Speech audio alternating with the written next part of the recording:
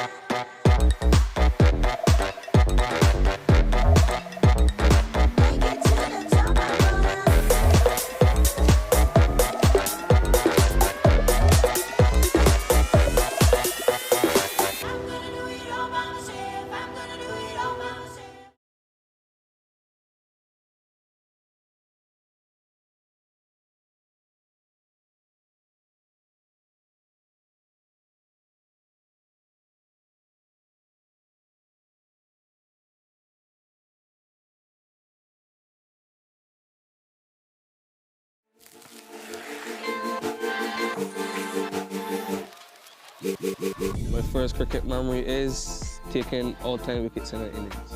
Playing in the garden with my dad. Andrew Flintoff bowling at Edgbaston 2005 Ashes. Following my dad when he was second team captain at my local cricket club all around the county in Hertfordshire where I'm from. Playing in the back garden, I think it was at Christmas actually, dragging my dad and my granddad out to play with a cricket set my mum got from the post office. My two older brothers were playing in a cricket match, a hardball game, and I was going as a scorer with my dad, and the opposition were a man short, so they're 10 players, so I had to play for the opposition.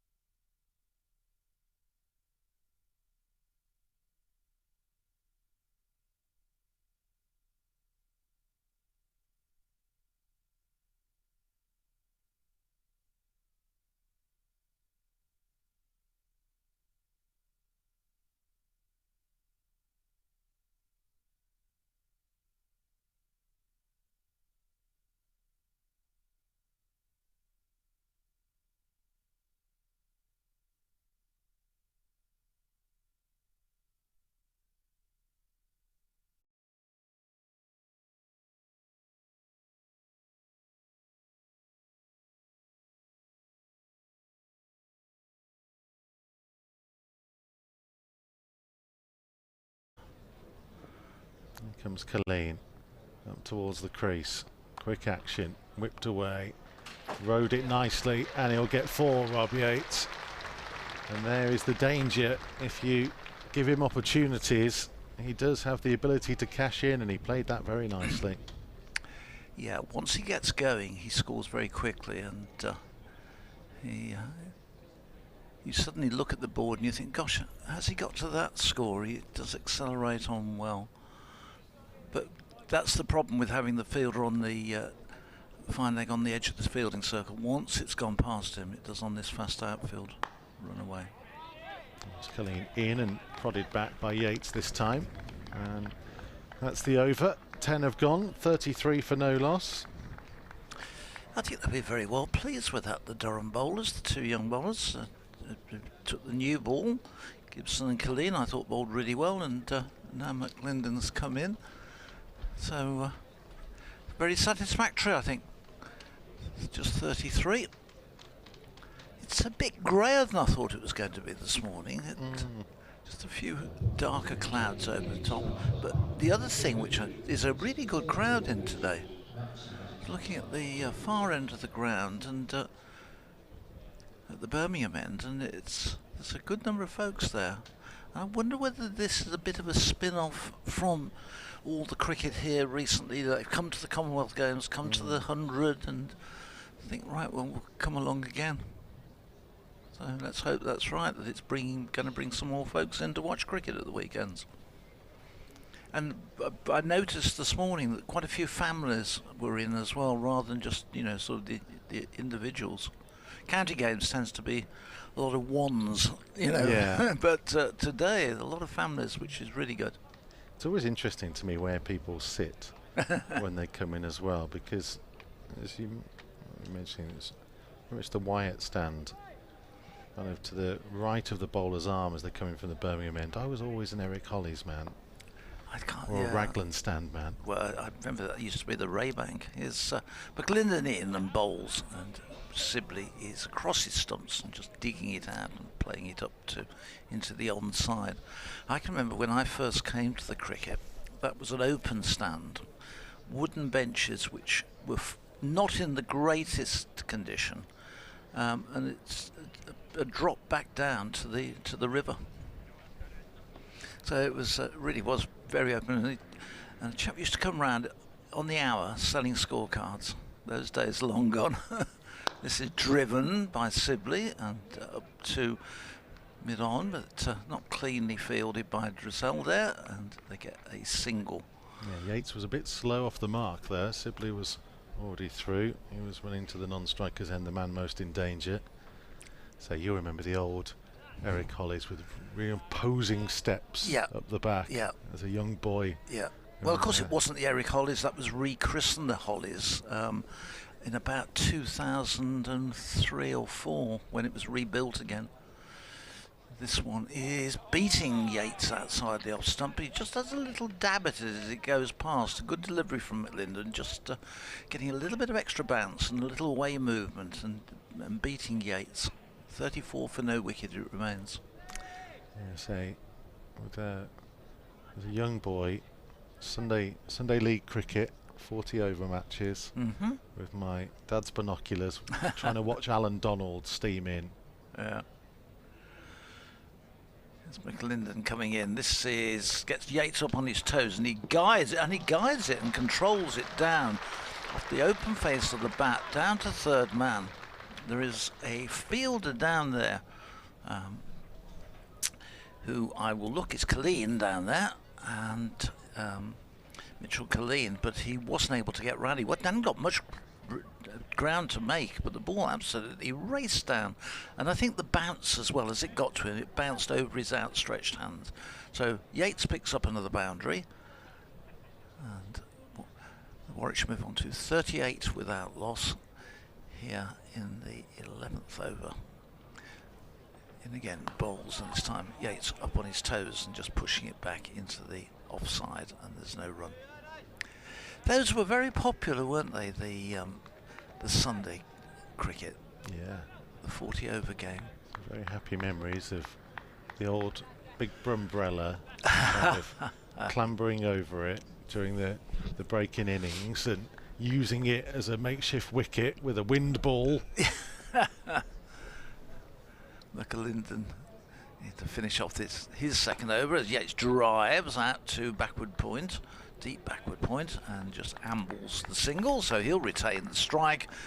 He goes on to 21. Warwickshire moved to 39 without loss after 11 overs. It was a bit like today where they always seem to be played on a wicket closer towards the Raglan stand side of the ground, so you had that great big area that's beyond the rope between the field and what is of course now the Eric Ollies, and that's where if you were sharp you could sneak on and get a game of cricket going yourself at the same time as the actual game was going on until the stewards closed in.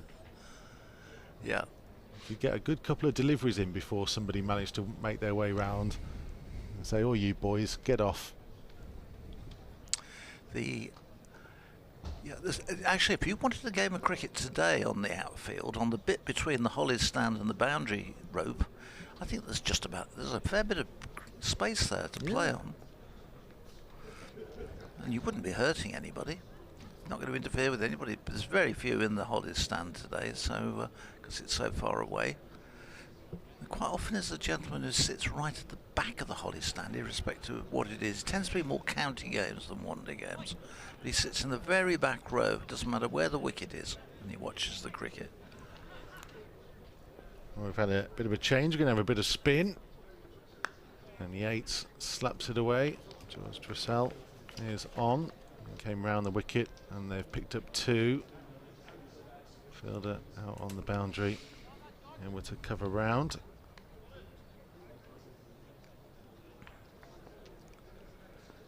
Continue from the pavilion end round the wicket, right arm. Again, he waited for the spin. It was a little bit uppish in the air from Yates, but awful to get through for the single. Warwickshire got another game here in this competition, the Royal London Cup, on Tuesday against Somerset, I think it is, yes. You're going to meet Somerset quite a bit.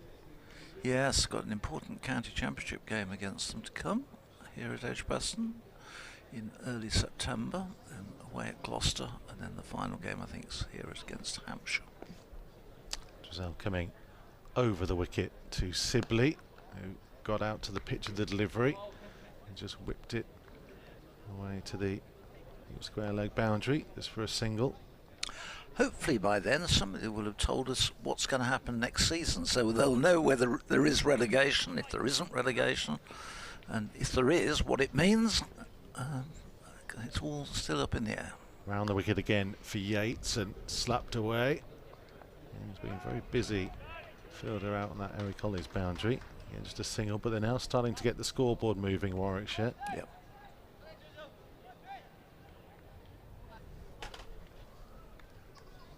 .44 for no loss. 2 deliveries to come. Just held back over the wicket to Sibley, who gets out to the pitch of it. Didn't quite make it though.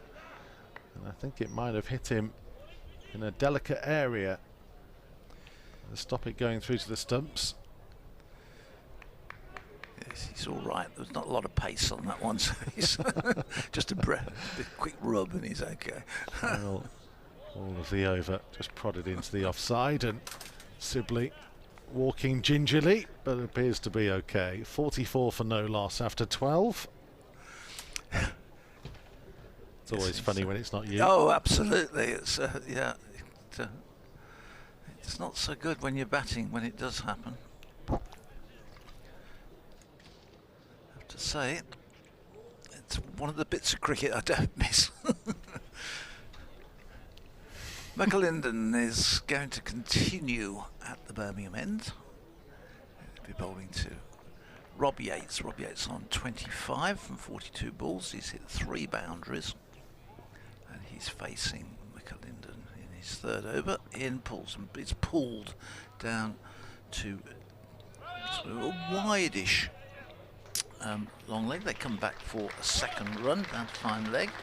And let's get 2 there. It's Gibson Oliver Gibson does the fielding down there under the white floppy sun hat. There's two of them on the field with those white hats, so if you've got one, you can always know who the chap is, but then you have to just check that it is the one you're saying. Yates waits, clearing it again, and this is driven through extra cover, but out to the rider out on the cover boundary who does the fielding. There's just a single there to Yates. 47. Bit of a shame he's not playing today, because Krunal Pandya managed to find a sun hat the same navy blue as his kit. He did. Yeah. He missed. He didn't bowl in the match against Nottinghamshire last Friday. Let me just break off as this one is dug out by Sibley. Sorry, it wasn't Friday. It was Wednesday. It wasn't. Yeah. So many games of cricket at the moment. Well, he went for quite a few runs in the game at Leicestershire on Sunday. Yeah.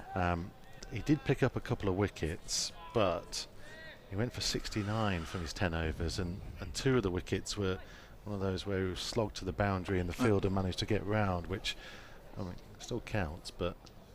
Yeah. Then it bowls, Sibley digs that one out, works it away through mid-wicket and picks up a single, so with approaching the 50 stage, 49 for no wicket. So 48, that board moves so quick that you want to add a run onto it, but it's already there. Yeah, Sibley moves on to 20 with that shot.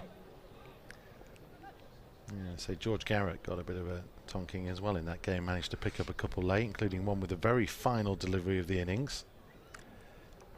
Bowls. Yates pulls this hard, high for 6. It was a low, flat pull, and it never really got any height to it, but it just kept going on and cleared the boundary ropes by 5 yards in the end.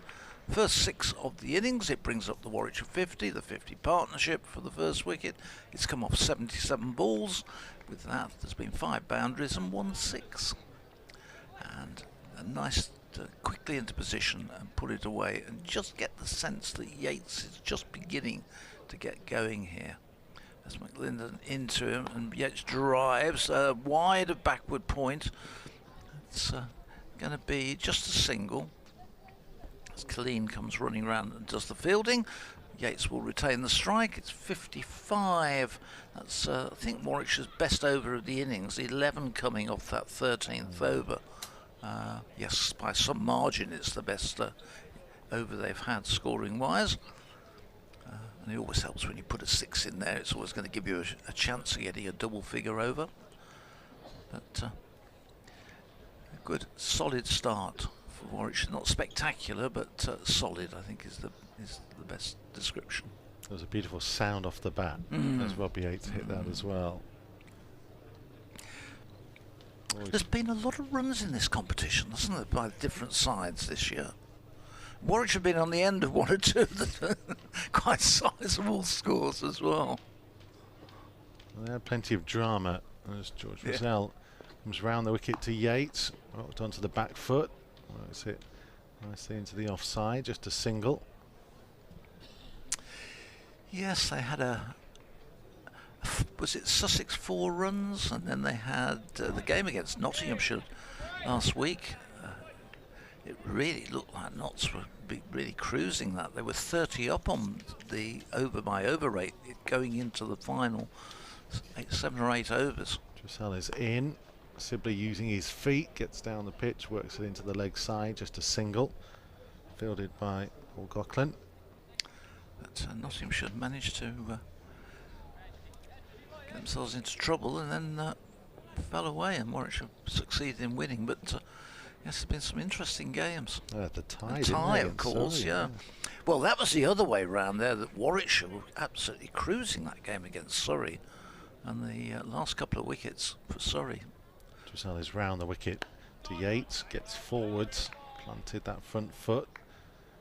Yes, it was almost a given. They'd virtually given up any hope as a Warwickshire supporter looking at that one. They thought, well, they've blown it. And then it was fortunate there that Norwell got that wicket. Rizal in, Attempted drive, just about beat the fielder. They've gone for a sharp one and just about made it. And I think Sibley must have held his hands up to apologise to Yates for that call. Phil, you're totally full of confidence. The running, the coordination between these two. I've had one or two spells where they've one's run and the other's not responded, and that one could have got themselves into problems. They've batted together an awful lot, these two, you would have thought. Yeah. Not like it's a new partnership or a youngster coming in and a bit of over-exuberance of youth trying to scamper through. Very relatively experienced in Yates' case, but he's played a lot of cricket. Yeah, absolutely. Yeah. He is. Might be young. Sibley's on strike. Dressel back over the wicket. Reverse sweep and swept nicely, and there's no fielder down at third man, so I'll go comfortably for 4. And Sibley trying to move his score on a little bit, maybe try and catch Yates back up. Yeah, very deliberate shot there. He was sort of almost committed to the shot as the ball was being released. He'd made up his mind he was going to try and, once he'd beaten the fielder on the edge of the circle, which for Sibley is at sort of deep backward point, but he turned him into like a leg. Dressel's in, and this time Sibley off the back foot. No run into the leg side.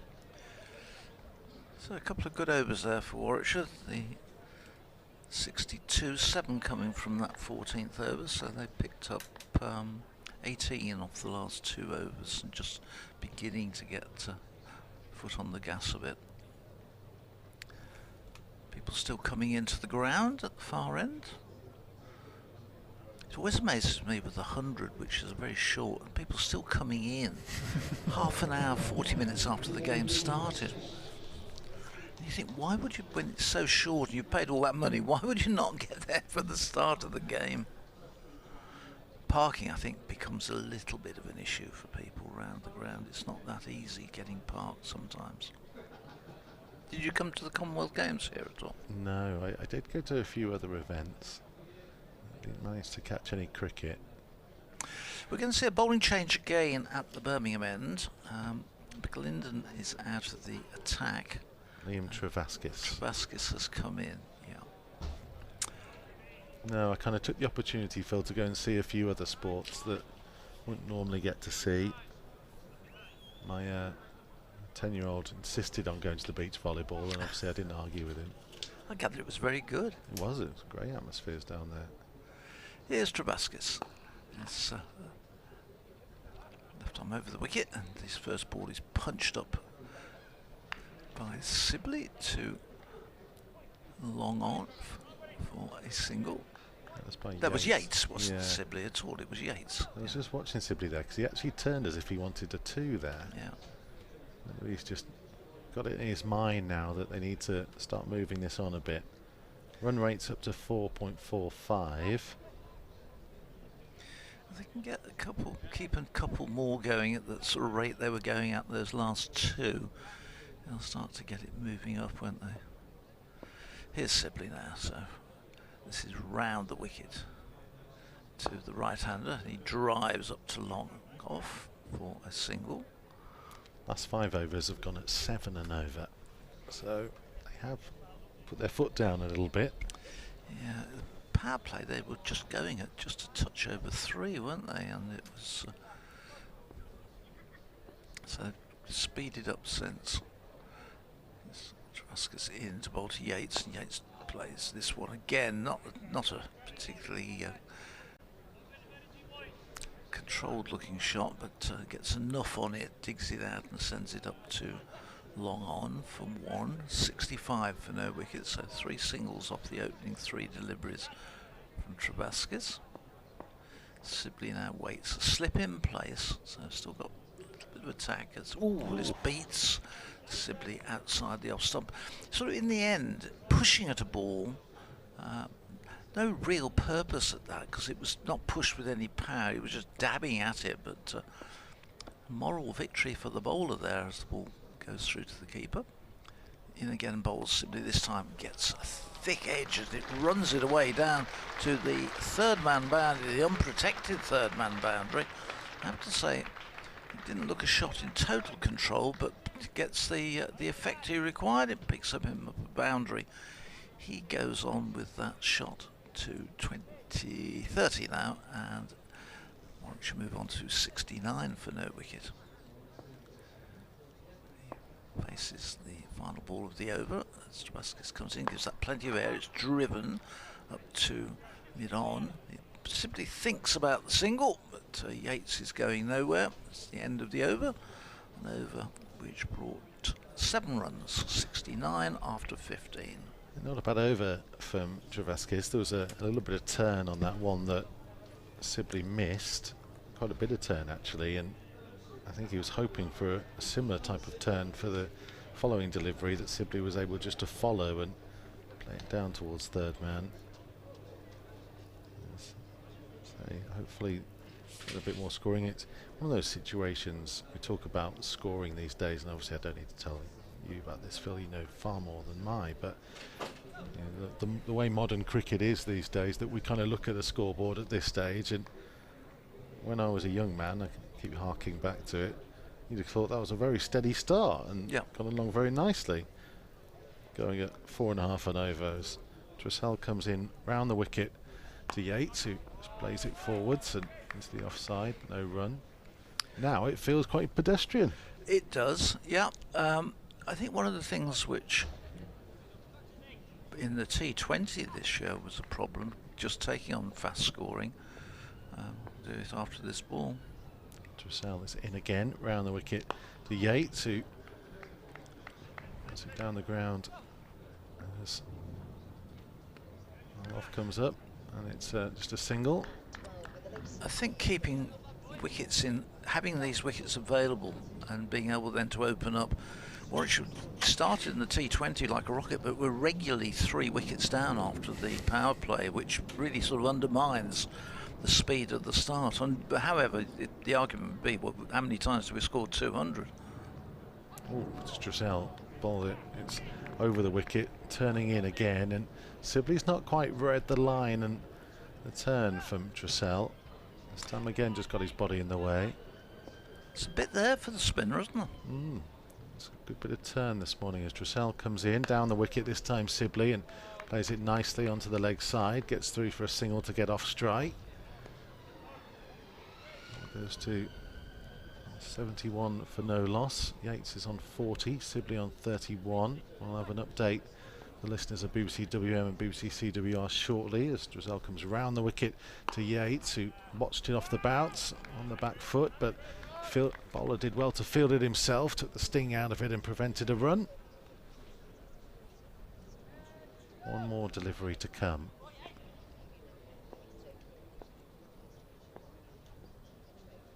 Dressel is in once more, and he went for the sweep, missed it, and a bit of a half-hearted appeal, nothing really in it, going down leg side. 71 for no loss after 6, only 2 from the over. Yeah, bowled that well. Dressel, he was not got any, not pushing it through, but he's getting a little bit of movement and just deceiving both batsmen in that over with his little loop. It's good to see some of these younger cricketers being exposed in this competition, though, seeing players that you wouldn't see normally. So I do think it's actually over the last 2 years I've thoroughly enjoyed this 50 over competition.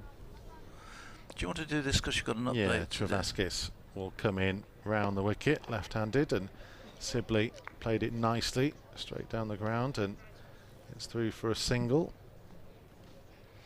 Bowling from the Birmingham end, which beyond it has all the cranes in the distance as development goes on in Birmingham city centre.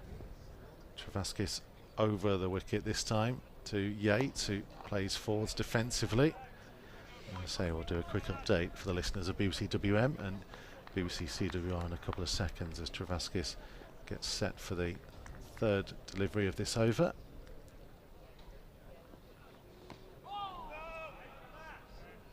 I'm Mikey Burrows at Edgbaston, where Warwickshire are going along quite nicely in this Royal London One Day Cup match against Durham this morning. Durham won the toss and elected to have a bowl. Rob Yates has moved on to 40 without loss, but he's survived 2 dropped catches attempts, 1 on 10 and 1 on 11. He's now on to 40. Dom Sibley is going along nicely as well. The England opener has made 32 from 42 deliveries. Durham pretty much out of this competition. Warwickshire need a win and then we'll hope for results elsewhere to give them a chance of progressing. But so far, after nearly 17 overs gone, Warwickshire is 73 for no loss. Vasquez continues and Sibley plays a nice straight shot again for another single as they keep the scoreboard ticking. And he keeps signalling Sibley. He's not happy with something. Not quite. Looks like he wants to do a bit of window cleaning there, the way he's going. He's waving his hand around. Vasquez in. Yates plays it off his hips, and again they've run well against the spinners. 3 overs being bowled by Trezell. He's gone for 14. Score after 17 is 75 for no loss. Well, there's a couple of good overs they've got in there, Durham, because the 2 spinners, just 7 runs coming, 6 runs coming from the last 2 overs, and just put a break on the scoring rate. Dom Sibley wanted a towel by the look of it. Oh, he's going in. He's got a bag of goodies here, Mikey. But he's got like what I used to call an old pump bag years ago, and he's bringing out something. I think it might be a new helmet. Do you know that? I think that's what he's got. So I saw him arrive this morning, shared the lift with him. He had all sorts of bags. Oh, you shared the lift with him? I did, yeah. Oh, bad. It was one of those we were deep in conversation and he forgot to press the button, so... Oh, yeah, I see. The lift coming up. I thought you meant he came to work with him. I was going to say, where was that from? Trezell is in from the pavilion end. So I'd love to share a lift with him. I imagine he's got a lovely car. Better car than I have. No, we got in the lift together, deep in conversation. I say it was one of those, after you, no, after you. And then as Trezell comes in round the wicket to Yates, who plays it nicely into the offside, relatively straight. Mid-off, and he scampered through for a single. We allowed him to go through. I said, obviously, your players take priority. England international, you can go first. Don't give me that, Phil. And he, I mean, the man had way more bags. I couldn't exactly sneak through in front of him. And he said, no, you need to go in the lift first because I'll be getting out the first floor. We started talking, and then all of a sudden the doors opened as Trezell comes in, and Sibley using his feet, but no run here. Says, oh, we're on the 4th floor, the media floor. I forgot to press the button. I had to squeeze past him. I said, go well. He said, and you. And that was it. And that was it. And that was my up close and personal conversation with Dom Sibley. Well, you set him up for the day, obviously. It might be explain why he's gone so slowly early on. Still recovering. Ruined his routine, superstitious. Trezell is in to Yates round the wicket off the back foot. Is that why you were hanging around when I came up the stairs this morning? You were hanging around the lift waiting for, is it groupie like, for Dom to arrive? To see if any more players had gone wrong. I wonder what it was. That's just how I like to spend my time, Phil. Let's not get too personal. No, I'll leave it at that. Trezell is in over the wicket. Sibley played it towards Gully and wanted to try and get through for a single, but Yates wisely said no. End of the 18th, 78 for no loss, and again the scoring is slowed down a touch. I keep looking for Martin to go. He's enjoying his break somewhere, isn't he? He keeps appearing and then disappearing. I'm sure he's just been updating listeners on Radio Newcastle. So 3, just got a little break on it, these spinners, doing a good job for the skipper. Maybe it's Scott Borthwick's skipper, isn't he, for Durham? Yeah. It's always good when the spinners win as well, because you tend to rattle through the overs a little bit quicker, don't you? Yeah. So it's going to be Liam Vasquez to continue at the Birmingham end. He's in to bowl to Yates. Yates drives up to long on for a single. That's all it will be. Results the fielding, and 1 run. 79 for no wicket. Yates moves on to 45. Sibley has a look round. He's on 34. He's hit 4 boundaries in that 34. And he plays this one into the onside. Thinks about the run, but it was straight to mid-wicket, and there was no run. Still got 6 fielders, remember, inside the fielding circle at this stage. Short extra cover being one of them, and then 5 around the edges. This one is tapped away to cover point, and almost like tip and run there from Sibley. Just played the shot. Yates responded, and went into empty space on the offside, and wicket keeper McIntosh had to come running round to pick up. Not before they completed the single. This one is swept nicely by Yates and will beat all the fielders. Goes between sort of backward square leg and the fielder out on the on the mid-wicket boundary, who was running round but couldn't prevent the boundary. So Yates gets his 4th boundary of the innings to go along with his 6, and takes him to 49 on the cusp of another half century. He's had a very successful competition, Rob Yates. And 84 for no wicket. Warwickshire move on to here in the 19th over. So it's not race along, it's not been electric pace, but they're accumulating. This next one sees Yates play this one just behind square on the onside. They amble through for the single, and Yates completes his half century of 65 balls with 4 fours and 6. So well done to him. And Warwickshire move on with that single. It's 85 for no wicket. Lovely knock. Really lovely knock. Trebascus is into the right-handed Sibley. Ooh, he was beaten, and ball gets a little bit of turn, a bit of extra bounce, but it beats the wicket-keeper as well and runs down to the boundary for 4 byers. So a little bit of fortune there for Warwickshire. Good delivery again from Trebascus, getting a bit of bite and and bounce, and beat Sibley, who but standing up. McIntosh was beaten as well, but I think mainly by the bounce, and it ran away behind him down to the fence. So at the end of the 19th over, Warwickshire move on to 89 for no wicket. Yeah, very good over that for Warwickshire, and a very good innings so far from Rob Yates. Dropped twice in this, on 10 and then again on 11. Say dropped, the first one always feels harsh to say dropped. As Dressel continues from the pavilion end around the wicket. On the back foot there, Yates, and in his hands moment for Dressel, because he knew that that one just seemed to skid on a little bit more than some of the other deliveries he's had. Yates has looked relatively comfortable, didn't do so there. Dressel in once more, this time a little bit more flight to it, tried to cut it into the offside, and gully and point, and 2 fielders converge. They do get through for the single. I think Durham have spotted that Yates likes that cut through the sort of backward point area, because they've basically got virtually 2 fielders on the edge of the fielding circle, both for that ball where he cuts it behind square. Dressel will come back over the wicket for Sibley, who's on 35. Up to the crease, reverse sweep again. He's beaten the fielder again. And there is no one down at 3rd man. Fielder is in the circle.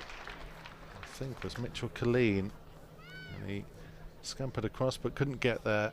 And 4 more for Sibley. He's played that shot a couple of times so far today. And connected both occasions with it really well, hasn't he? It's come, been able to get plenty of bat onto it. Once it does beat the fielder, it's on this outfield, which is absolutely lightning quick, and races away down to the fence. Dressel in once more, uses his feet again, Sibley, and brings it down to deep mid-wicket. Just the single this time. And he's on 40 now. from 51. Yates on 51 from 67 as Dressel comes round the wicket to Yates, and again trying to skid it on into him, knowing that Yates likes to go backwards, and that initial movement. And you could, even from our high vantage point, you had a great view of the stumps. That's what Dressel, I think, is targeting here. Round the wicket again. A little bit more flight on this one. Yates made a nice connection. As well fielded in the end by Scott Borthwick. And that's the end of the 20th. 95 for no loss. So 6 off that over. And it's not a spectacular first 20, but it's steady, and the main thing from Warwickshire's point of view, they still have all 10 wickets in hand. Perhaps if you looked at it initially, this Warwickshire batting lineup, possibly you would say looks a little thin in the depth of batting, certainly the experienced depth of batting. And losing Michael Burgess has been a big loss to this side as well. So Sibley will be facing Trubisky's 4th over as he comes into bowl, and Sibley is beaten again by a little bit of turn as he leant forward, and McIntosh whips the bails off, but Sibley, in all fairness, had gone absolutely nowhere there. I think it was more out of just he got the ball past the bat and flicked the bails off. Trubisky again, and this one Sibley tries the little reverse sweep, but this time isn't successful, doesn't make connection. It runs into his pad, and McIntosh does the tidying up. Sibley is doing up his laces now, just a little hold up, because one thing with Trubisky is he doesn't hang around, he gets through his overs like lightning. I was enjoying watching Krunal Pandya last week, who literally got the ball, turned, threw it down, turned, threw it down. It's done in about 60 seconds, 6 deliveries. In bowls, Sibley pushes this one away to extra cover and scampers home. It was Paul Coughlin coming in there. Is that Paul Coughlin? I think it is. Yeah, did the fielding, but they managed to get the single. One more to Sibley, or is it? It might be McLinden. McLinden, I think it was actually. Yeah, he's got the McLinden protection on his elbows. Here's Trubisky's in, driven by Yates to extra cover, and well fielded. Stops, prevents any run. Hit it nicely, but straight to the fielder. Trubisky's back to his mark already. He's on his way in again. This one is down the leg side. It's signalled wide. And I think that is the. It's this. No, we had the 4 byes. I was going to say first extras. It's certainly the first wide. Yeah. Of the innings. 97 for no wicket. This next one is played punched up to long on for a single by Yates. Just ambles through. 98. So Warwickshire honing in on the 100 partnership. There's 1 ball to go in this Trubisky's over. Slight fielding change as mid-off goes a little wider. Mid-off goes a little wider. An extra cover comes in for Sibley, just to block off one of his favourite shots. As he goes in the end, punches it straight to that extra cover. He's sent back by Rob Yates. He set off for the run, but Yates said no, and I think very sensibly said no, because I don't think he would have got home. In fact, as Yates was on his heels and hadn't moved, he would have been in real trouble. End of an over, 21st over, 98 for no wicket, just 3 off that over. You mentioned, Phil, the lack of depth to the Warwickshire batting today, with a lot of youth to come in really after, well, obviously very much youth to come in next in Hamza Sheikh, but once you get past Rhodes and Lamb, Ethan Brooks has played a decent amount of cricket. It's only second team cricket, but Kai Smith, George Maddy before you get to Norwell, Garrett and Hannon Dolby, so I wonder whether they are pacing it as much as they can. In comes Gibson from the pavilion end.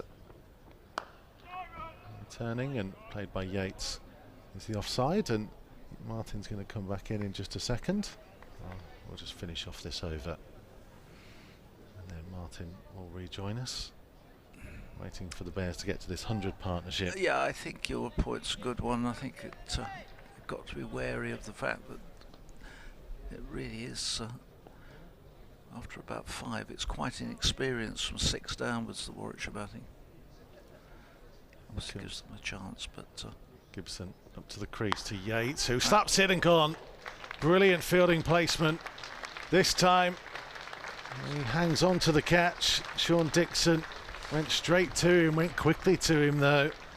Had to move sharply to hang on to it, and Robbie Yates, who was given reprieves on 10 and 11, eventually goes for 52, and Warwickshire fall just short of getting a 100 partnership for the opening wicket. 98 for 1. Yep, it was a short delivery. Rob Yates was onto it, but couldn't control that shot. It didn't really get the full bat on it either. It was a sort of clunk noise rather than a nice solid noise out the middle of the bat. But well bowled to Oliver Gibson. He gets his first wicket, gets the first wicket for Durham. But a good opening partnership for Warwickshire. Warwickshire a bit disappointed that, from their point of view, that Yates wasn't able to go on and turn that into a really big score. But it's given the foundation now for them to be able to push on. There's been a lot of chat on the live chat of the stream on whether Yates should be in contention for England. No, I don't think so. Not at the moment. Still relatively young, isn't he? We had this at this time last year. He was scoring a lot of runs opening. He was talked about possibly going on the England tour to the West Indies, but he didn't go on that. He got the 100 then at the end of the season in the Bob Willis match at Lords, and he had a terrific season. But opening this year has been a problem. Well, he hasn't opened. He's gone in at 3 for Warwickshire. But I think Rob is getting back into some shape. But certainly at this point in time, I don't think you could really justify that. That's my opinion anyway, for what it's worth. So well done to Oliver Gibson. Thanks to Mikey Burrows. He'll be back with us in half an hour or so. Martin Emerson is... I don't know where he's been for the last 20 minutes. He's been having a wander around, perhaps. Had a dodge upstairs to see Mr. Halford. See if there was any biscuits going. And no. Just pop upstairs to see Brian and all well. Back down here. Yeah. Good. The spinners have bowled well here, Martin, for them. This next one from Gibson. The first ball to the new batsman, the Warwickshire captain, Will Rhodes, is wide outside the off stump, and there is no run. 98 for 1. We are in the 22nd over. Half century for Robbie Yates. So Drizzell none for 23 from 5. Yeah. Gibson in bowls, and again Rhodes has nothing to do with this one. Leaves it outside the off stump. And Travaskis none for 21 from 4. I think the two of them have bowled pretty well. What were the stats for Yates' 50? Did you remember? Yes, and I've just got them up and I've just lost them. As you said that, I just lost them. The whole thing just break off as this one is again. It's left by Rhodes outside the off stump. He was for his innings, for his 52, he was 73 balls in 78 minutes, 4 fours and a 6. Well, he was dropped on a sharp chance on 10, diving effort from Dixon at Yep. Short mid-wicket. If it had stuck, it would have been a corker of a catch, but certainly the one that was flicked down to fine leg inside the discs to Drissel should have been held off Colleen. This next one, Gibson, is short outside the off stump, and Rhodes steers it away down to a wide third man sort of position and gets off the mark. He gets 2, which brings up the Warwickshire 100. It's the final ball of the over.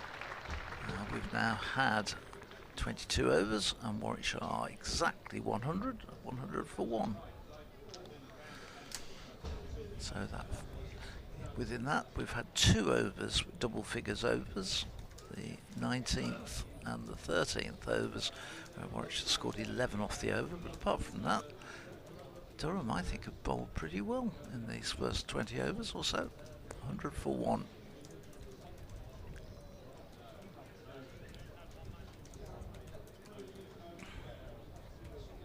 What sort of crowds you had up at Chestnut Street for the Not been bad. I mean, they had a family day the other day. Yeah. When was that? I'm trying to remember the days. It was sometime during the week. Wednesday, was it, against Sussex?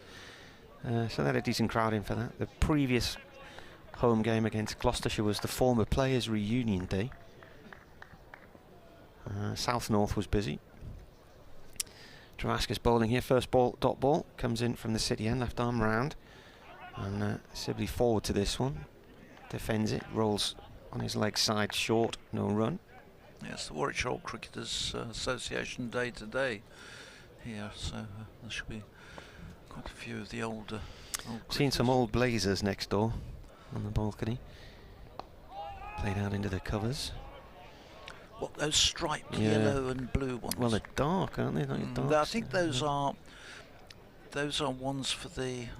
Oh, I can't remember the name of the club now. It's a.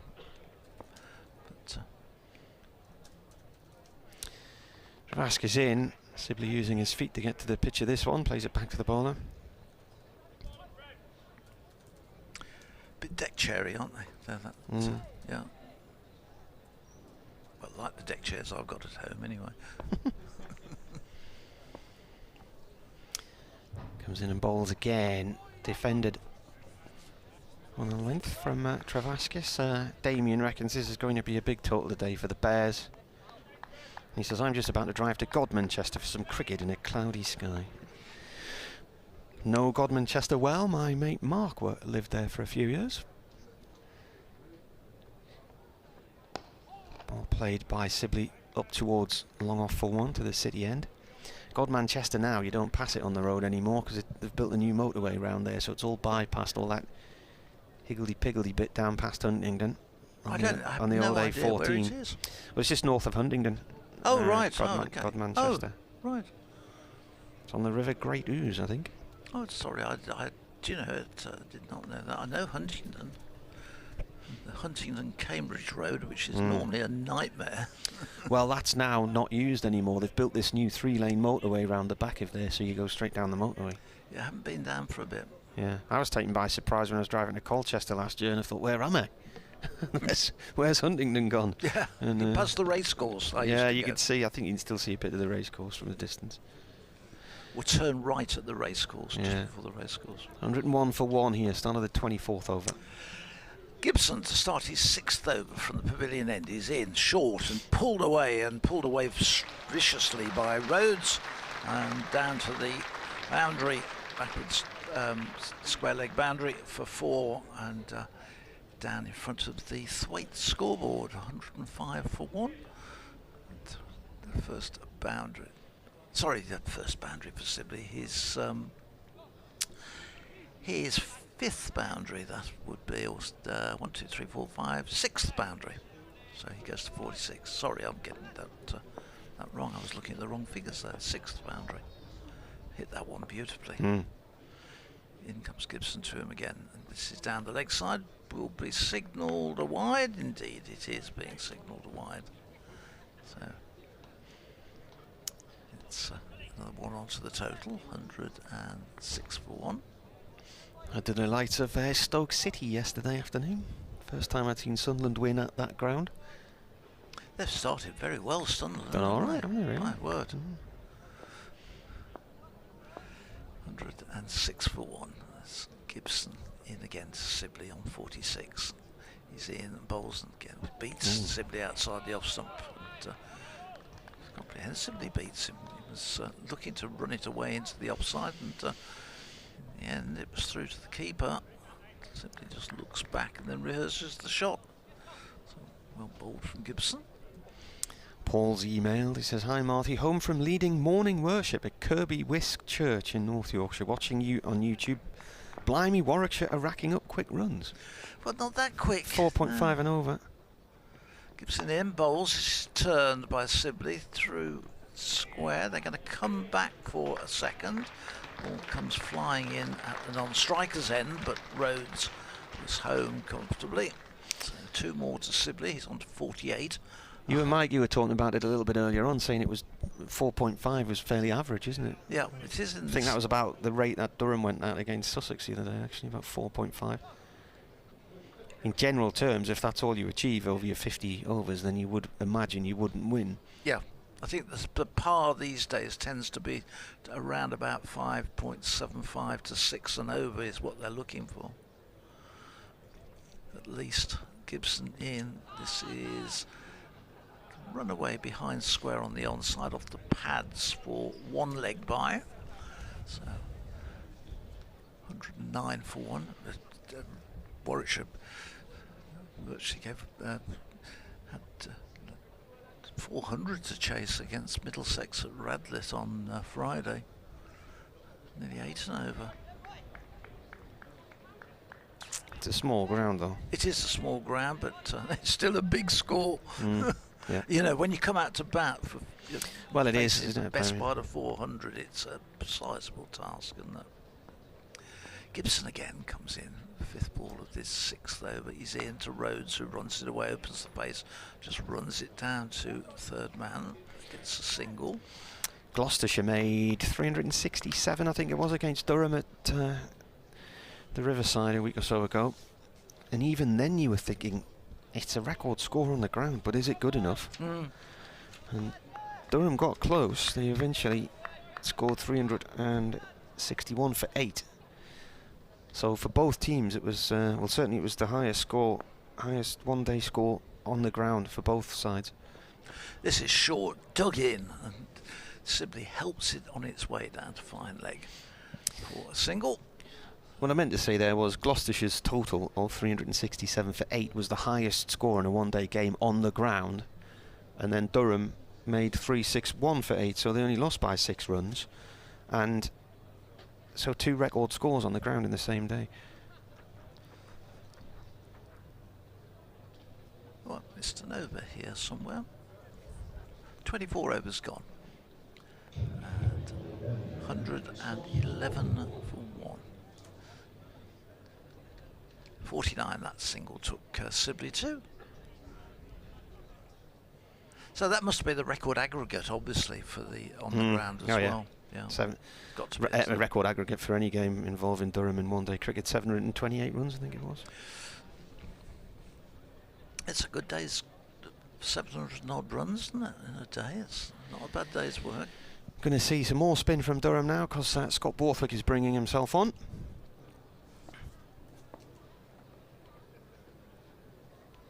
Bit of bit of leg spin. He's beaten the outside edge of the bat first up here. Bounces out the keeper Tom McIntosh's gloves though. Does he bowl a great deal? He doesn't bowl that much. He bowls, but yeah, you know. Because he made his England debut purely as a bowler, didn't he? Comes in again, bowls, is played by Sibley to Maddinson at backward point, no run there. Well, when it was I can never remember his name. Graham Swan, retired with his elbow injury, and Scott happened to be playing club cricket in Sydney when he announced his retirement, so he played in the Test at Sydney. Next ball's played out into the covers to Coghlan, no run. How many games did he play? He's played 1 Test. He's just a 1 Test player. Yeah, and I think a couple of T20s, I can recall. Saw him and Ben Stokes play in a T20 against the West Indies as Sibley gets to his 50 in 70 balls. 6 fours. So it's been there for 92 minutes. In fact, 93 minutes it is now. 1 minute ticks over.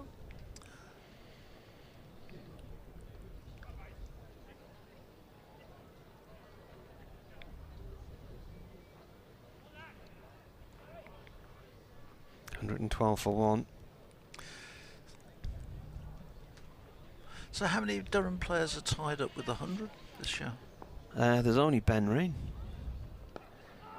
Just turned away towards mid-wicket. He was a late addition to the project. I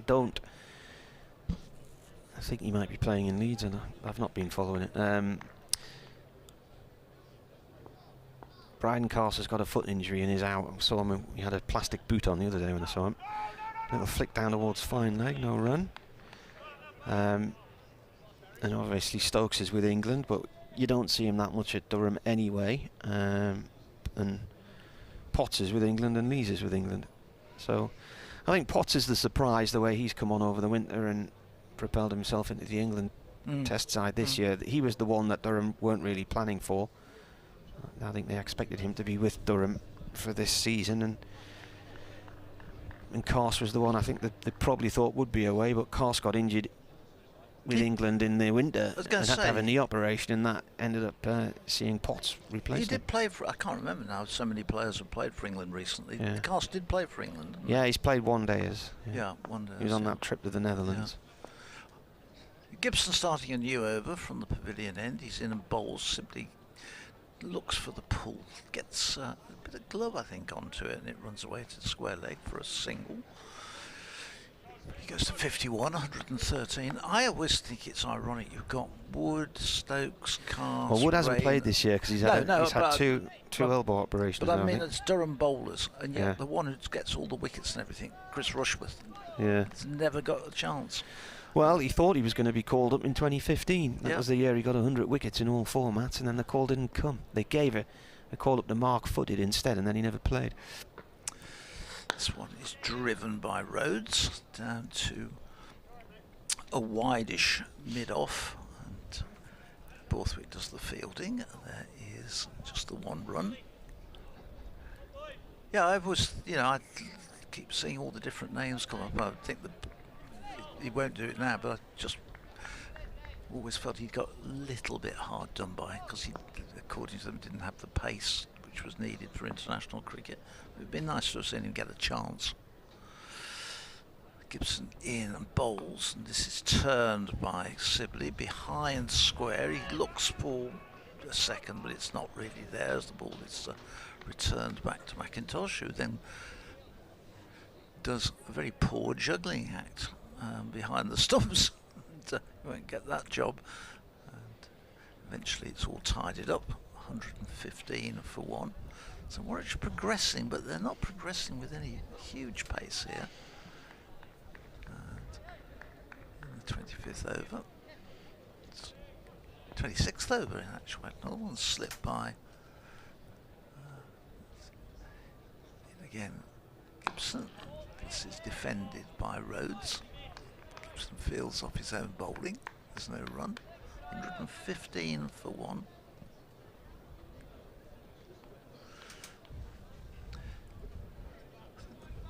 Plenty of blue sky about, but also quite a lot of cloud today, so just keeping it a little bit cooler.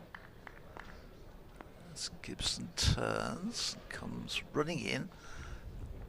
This is driven by Rhodes, but again down to Borthwick. That's a deepish mid-off. The ball bobbles 2 or 3 times before getting to him. And there's no run.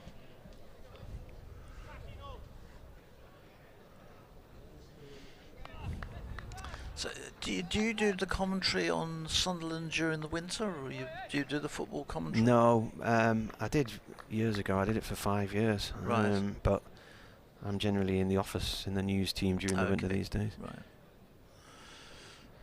Gibson again round the wicket in bowls.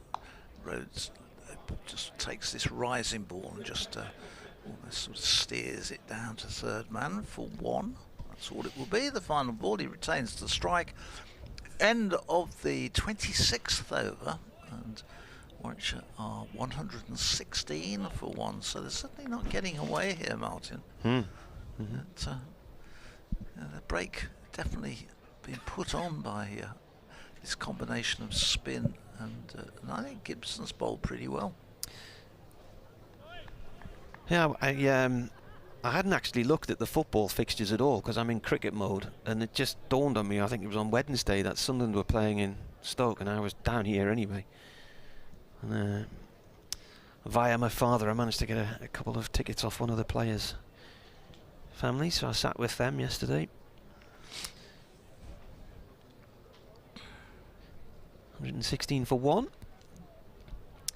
Rhodes is on 5. All roads lead to Will.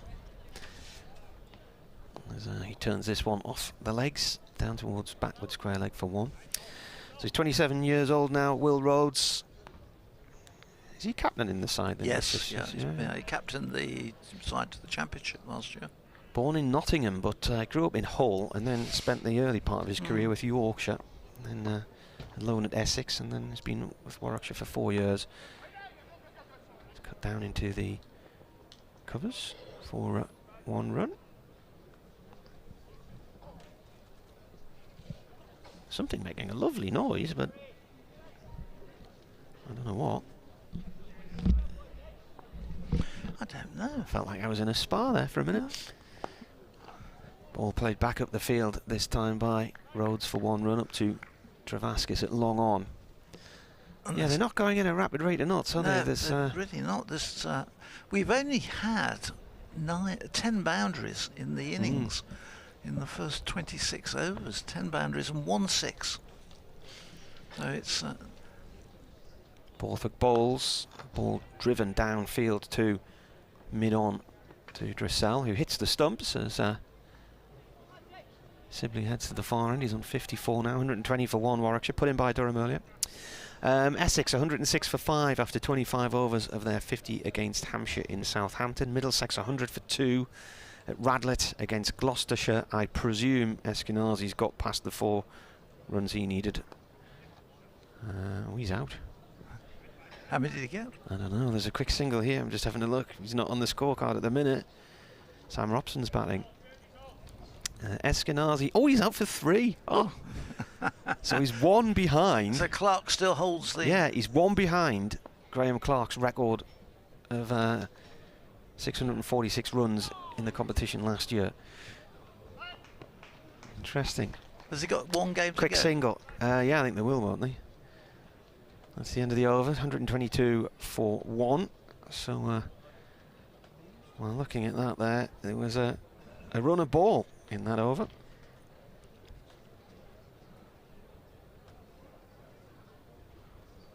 Three to Rhodes, 3-2 Sibley. So Sibley has 56. So if Eskenazi's out for a duck in the next game, then Clark's record of the most runs scored in a List A season in the Royal London in a season will be intact. 646 he got last year. He was the leading run maker in the country by a country mile.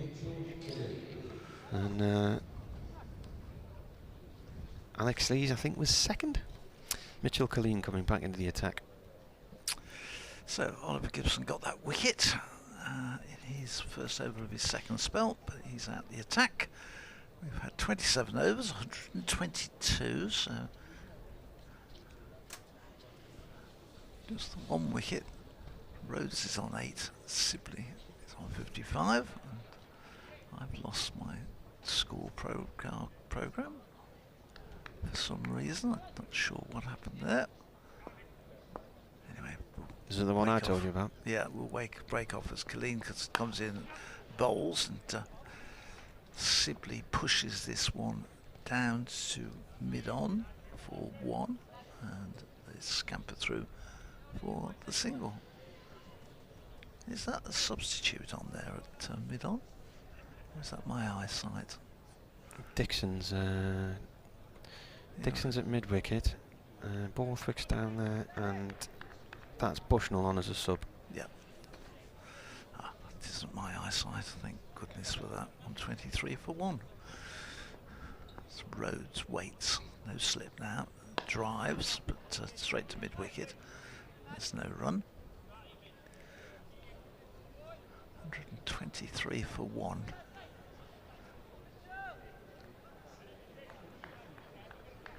At some stage you feel Warwickshire have really got to pick up the pace here a bit. Well, they've got plenty of wickets in hand, haven't they? That's the thing. Yeah, exactly. But not really sort of threatened to get after the bowling. He's in and bowls. This one, Rhodes tries to pull but doesn't really get the ball cleanly off the bat. Gets a single down to deep backward square leg for 1, but that's all it will be. 124. He goes to 9. I hadn't realised, because I haven't been in the office, that on Radio Newcastle at the moment there's commentary of the first women's championship match of Durham women against Sunderland women. This one is driven down to a deep mid-off by Sibley. Almost again played and run, and again Sibley running to the danger end. Beats the throw from Borthwick, which misses the stumps. But he was just speeding through, so 125. That's the football championship, is that? Yeah, so Durham women are 1-0 up after 11 minutes against Sunderland. This is at Maiden Castle in Durham. This next one is turned to deep mid-wicket for 1 by Rhodes. So going along in singles here, Warwickshire. So the boundaries have dried up really in this last few overs. 126. That was where Graham Fowler set up the Durham Uni Cricket Academy, and they train at Maiden Castle. It's a big sports complex there, football, rugby, cricket pitches. Is that the one at the back? There's a big place where Durham seconds play. That's gone off down towards wide third man for 4. Where are you thinking? Out the back of? If you go, I'm trying to think, come down the slope in Durham, down the hill onto the ring road, and go sort of with the town. Is it on the riverbank? That's the racecourse ground. Yeah, that's a university ground. Right, but okay, that's the one I'm thinking of. So Maiden Castle's just a little bit further along the river from there. There is a footbridge, I think, you can get across from that area where you've got the racecourse ground, Durham City Cricket Club, and that brings you into Maiden Castle. So, Newcastle United used to train there years ago. Just 130 for 1. With that boundary just broke things up. Dominic Sibley's gone to 61. Rhodes is on 10. Rhodes on strike as Borthwick bowls. Right arm over from the city end of the ground. The ball played back to him. And this afternoon, I think it's a 4:30 start. There's a commentary of Newcastle United against Man City.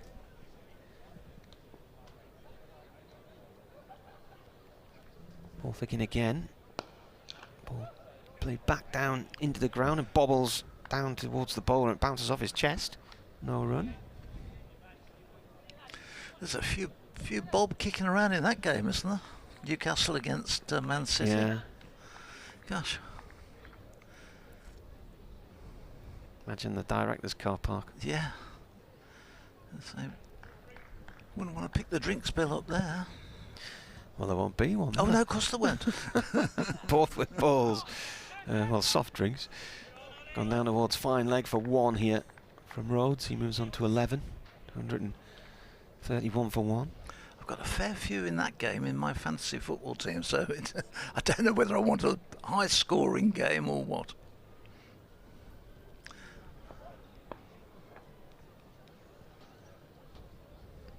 Borthwick to Sibley. Turns this off through mid-wicket for 1 run.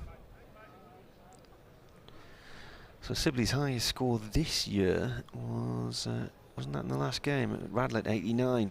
Yep. So 250 in his one-day career. His best score was 115 for Warwickshire against the West Indies A team in 2018. He missed the one game because of the England Lions game against South Africa. He's also in a Ben Stokes 11 in 2020, I noticed.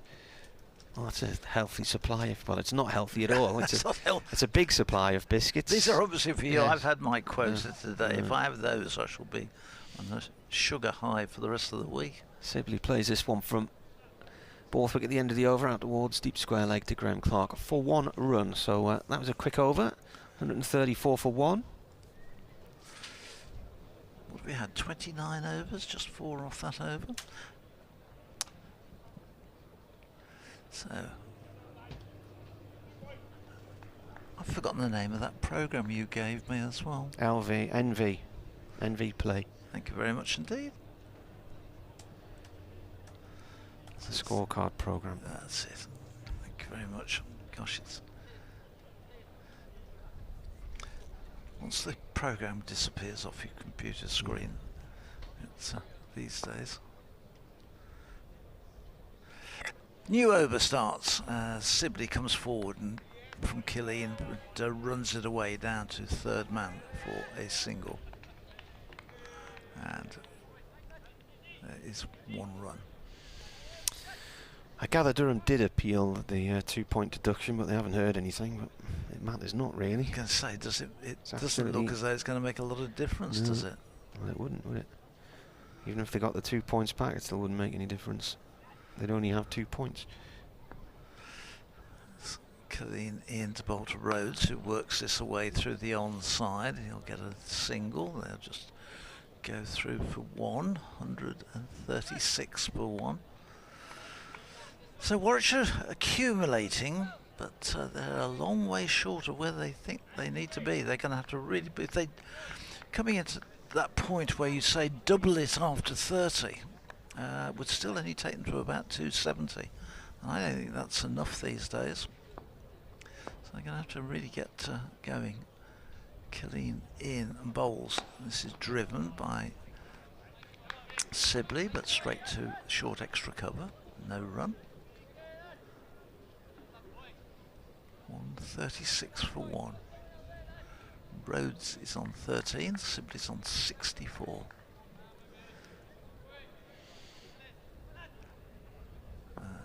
I'm just trying to think the other day, how long since I've been up to Chestlet Street, Martin? Well, you went to Harton, didn't you? Yeah. In South Shields. This one is run away down to cover point and there's no run. 2019 maybe? I think it was. I think it was the last time it came up just before lockdown, yeah. Did you go and what do you go and watch South Shields reserves against somebody? I went to South Shields against. I went to the Hebburn Cup when I saw Jarrow Roofing play and I saw Hebburn play and I went to Towlaw Town. Towlaw, yeah. Did a lot of the non-league teams up there over the years. Yeah. Yes. Killeen comes in and bowls, and this is punched down the ground, but only down for 1 as Gibson comes round and does the fielding with his white floppy hat on. 1 more to the total, but it's only singles Warwickshire are getting. That's 137, 65 to Sibley, 13 to Rhodes. And at that halfway point, that point where you say, well, double that score is what they should be, it's going to take Warwickshire to that 275 or so. This next one is driven up to Scott Borthwick, who's at a deepish mid-on. He can't field it cleanly. They get through for the single. It's the end of the over. We've had 30 overs. It's 138. I'm going to make way and bring Mikey back in. And I'll be back with you in half an hour or 40 minutes or so. Thank you, Phil. I'll switch seats so Mikey can go back in his chair and I can go back to where I was, next to this massive mountain of biscuits.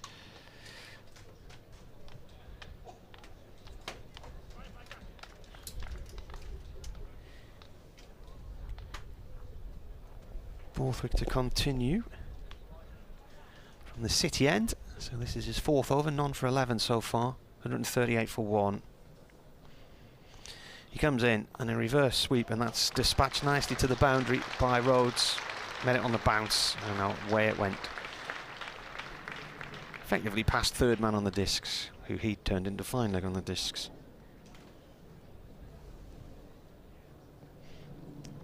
Going along very nicely, aren't they? Yeah, Durham put them in, and the opening partnership was 98 before Yates was eventually out. Caught on 52. And another attempted sweep. He's going to be... Oh, keeper couldn't reach it. I think that would have been out. I'm sure he's played that onto his foot and it's bounced up into the air, and the keeper came running round from behind the stumps, ran past the batsman, full length dive, but couldn't reach the ball as it bounced agonisingly in front of him. A bit of luck there for the Warwickshire captain.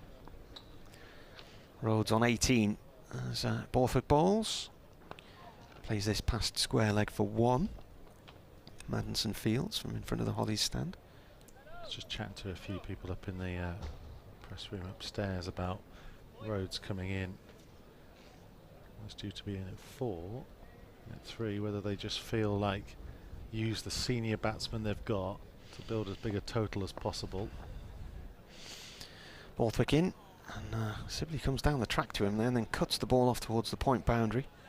Fielded by McAlinden.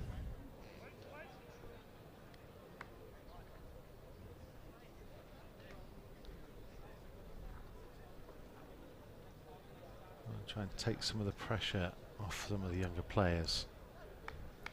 Is the general feeling, whether that pans out. Borthwick in again, and this is cracked away off the back foot by Rhodes, wide of mid-off and away up to the Wyatt stand for 4, far into the ground. Sprinkling of spectators in that stand. It is quite a big stand, and there's also a members' room and a bar at the back of it. There's a few in there as well, and that's the partnership of 50 runs in 57 balls from these two, Rhodes and Sibley. A lot more active, these two, aren't they? First spell than Yates and Sibley were. This is turned around the corner by Rhodes for 1, down towards long leg. And that is the end of the over from Borthwick. So 2 boundaries in it, 11 runs from the over. What do you think, Martin, would have been the thinking behind bowling first today? Have they generally been a bowl first if they get the chance team, or do they like to chase? They've done everything this competition. That's I have no idea is the answer. Hasn't really mattered whether they've bowled or batted first this year. They've only won the 1. Say Warwickshire have tended to be, if they've had the chance, bat first. So I don't think they'd have minded very much being put into bat today.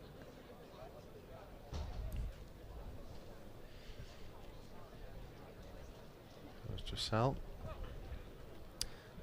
The pavilion end. 32nd over the day. He's had 5 already. All for 23.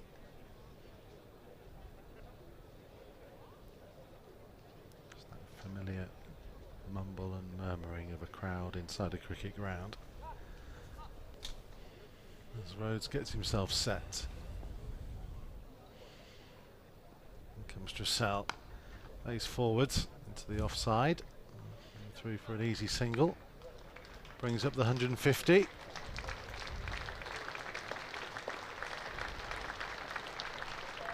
ripple of applause.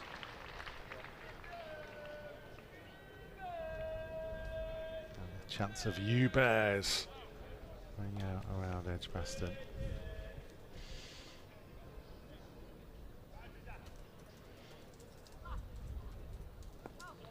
Sibley on strike. Held back over the wicket. Sibley again using his feet. He's done that quite a bit to the spinners today. Trying to get down to the pitch, and actually that's the mid-wicket boundary for 1.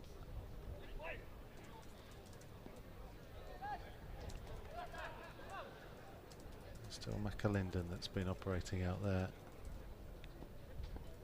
So round the wicket for the left-hander Rhodes. Able to rock back, and again we'll do it. Point to stop any run.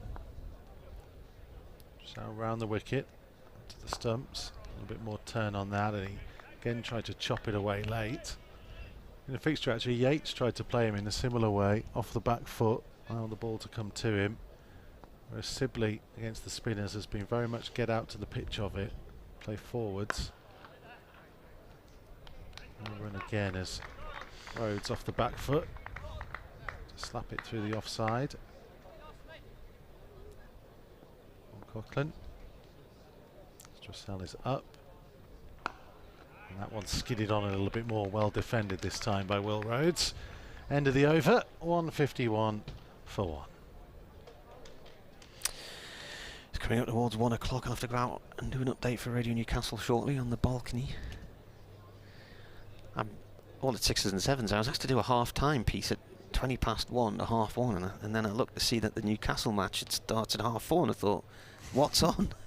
Transpires it's a women's football match that we're commentating on today, and it's now Durham 1, Sunderland 1 at Maiden Castle. A derby. Yeah, Stanley McAlinden back into the attack. It would be nice that after the England women won the European Championship that there is a, you know, an obvious increase in attendances at games, because the last World Cup they were talking about the impact it had on gates, and within no time and all those numbers had dropped again. There's McAlinden then from the Birmingham end, hovers in the air and delivers. Ooh. And simply played and missed all the way through to Thomas McIntosh. I remember just after the World Cup, it was the summer, so there was no men's football on, and I think Sunderland ladies played Chelsea at the start of the year, and they had about 5,000 there, but then within weeks it was down to a few hundred. There's McAlinden in once more. Sibley bouncing as he waits and plays at it from the outside. Down to third man. Fielding in by Ola Gibson. Martin will just step out and do an update and rejoin us in just a second.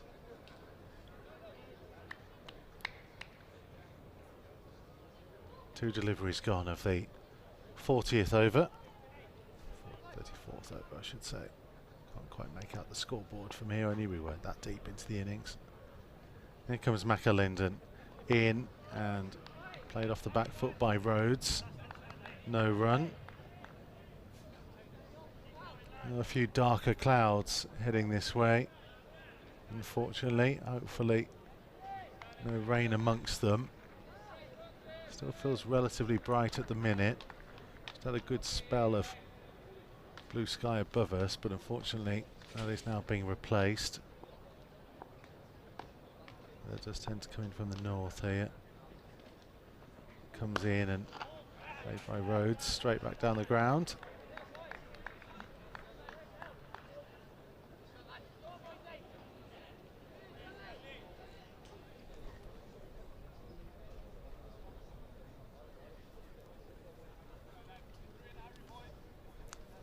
So 152 for 1. Warwickshire pretty happy. McAlinden is in up to the crease and well defended by Will Rhodes into the offside.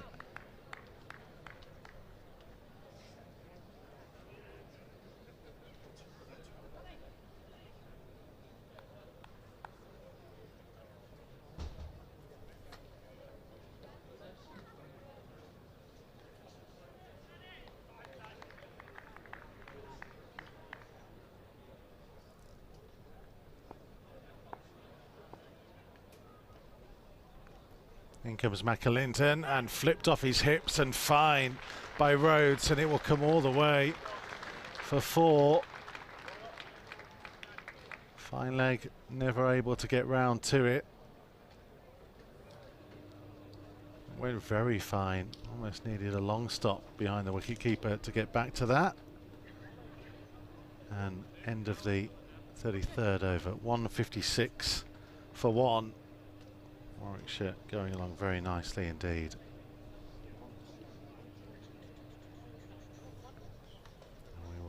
Just do a quick update.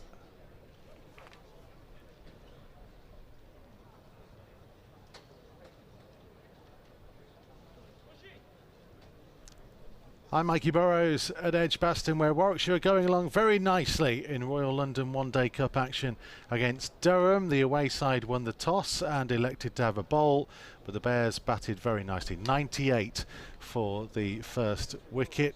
It was Rob Yates who eventually fell for 52 from 73 deliveries. He hit 4 fours and 1 6 in that knock. The England opener Dom Sibley has carried the innings. He is 68 not out from 88 deliveries faced, 7 fours within his innings so far. He's been joined by the captain Will Rhodes, who is currently 29 not out from 37.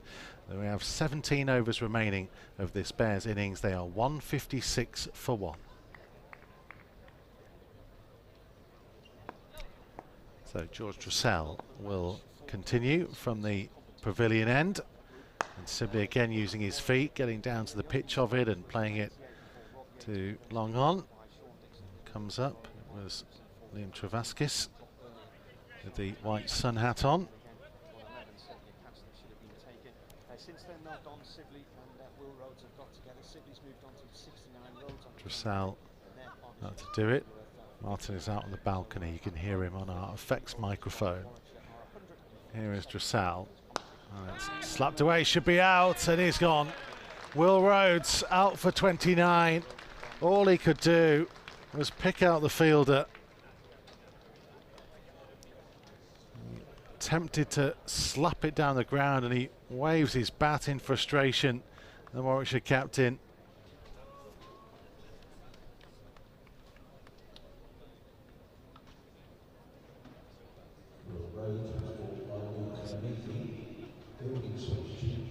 Subfielder was on. Took the catch.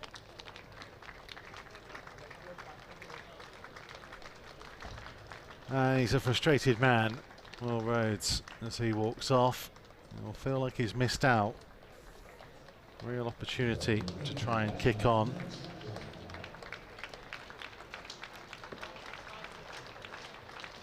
Matt Lamb will come in next, so Hamza Sheikh is definitely being held back here.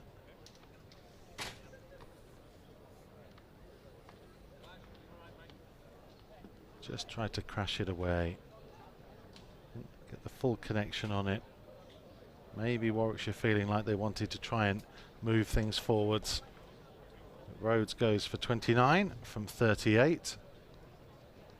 And annoyingly for Martin, it was timed just after you'd done your update. I got it in there. Oh. I was just handing back and said commentary on the BBC cricket website, and then I said, oh, actually, we've got a wicket. So, right at the end of the report. I say handily, we heard some of your report. I was just allowing you to go there. You're right by the effects microphone. Was I? Well, I was looking for it. And where is it? Oh, there.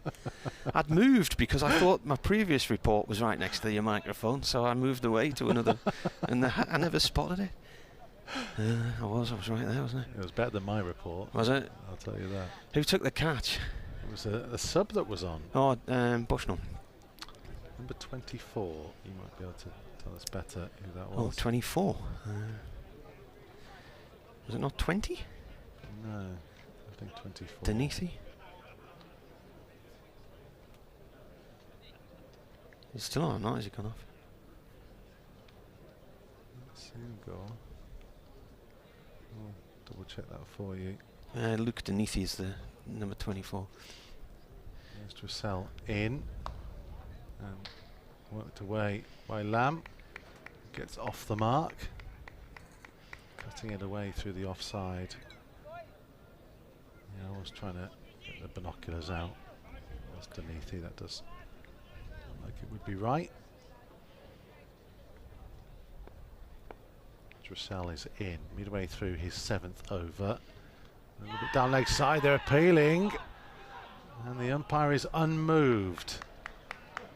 People up here shouting, that's not out, that's not out. How do they know? Sitting up here. So what did Rhodes make? 29, was it? 29 from 38. And it was 157 when the wicket went, wasn't it? Yep. he will be fuming, I think, quietly as Dressel comes in, and with footwork by Sibley again. Played it fine. Fine leg. Rather wide, came round and fielded in the end. Score moves to 160 for 2.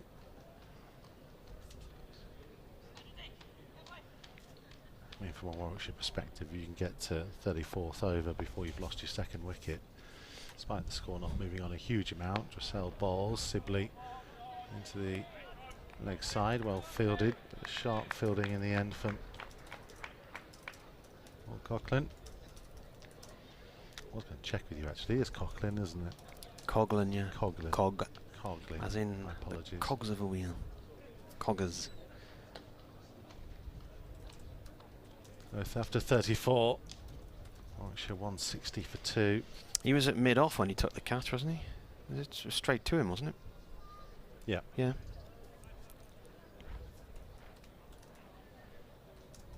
Testing my brain.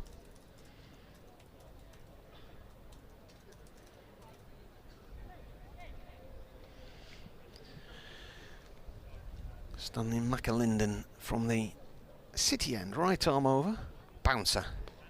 Looking at the square leg umpire, he says that one's fine. A former minor counties player who was born in the northeast, had a go at people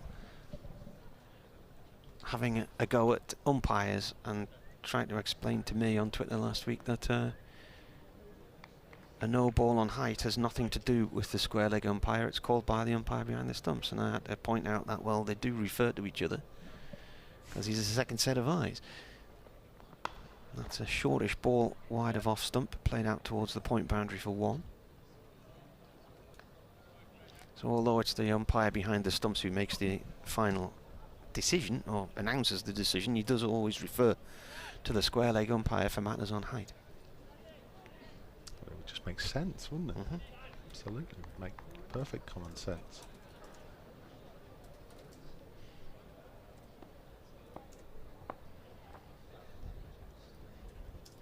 McAlinden bowls, and it's a thick edge, it's wide of the keeper and it's away for 4. Races down over the boundary rope below us.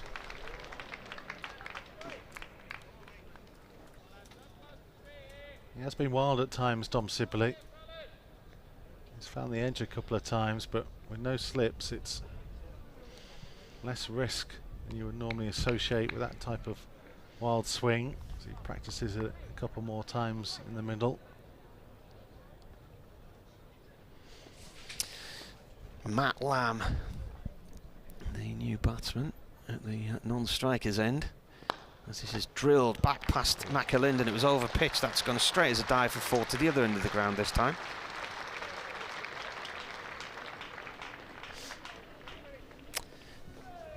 Score moves on to 169 for 2. Sibley's on 79 now.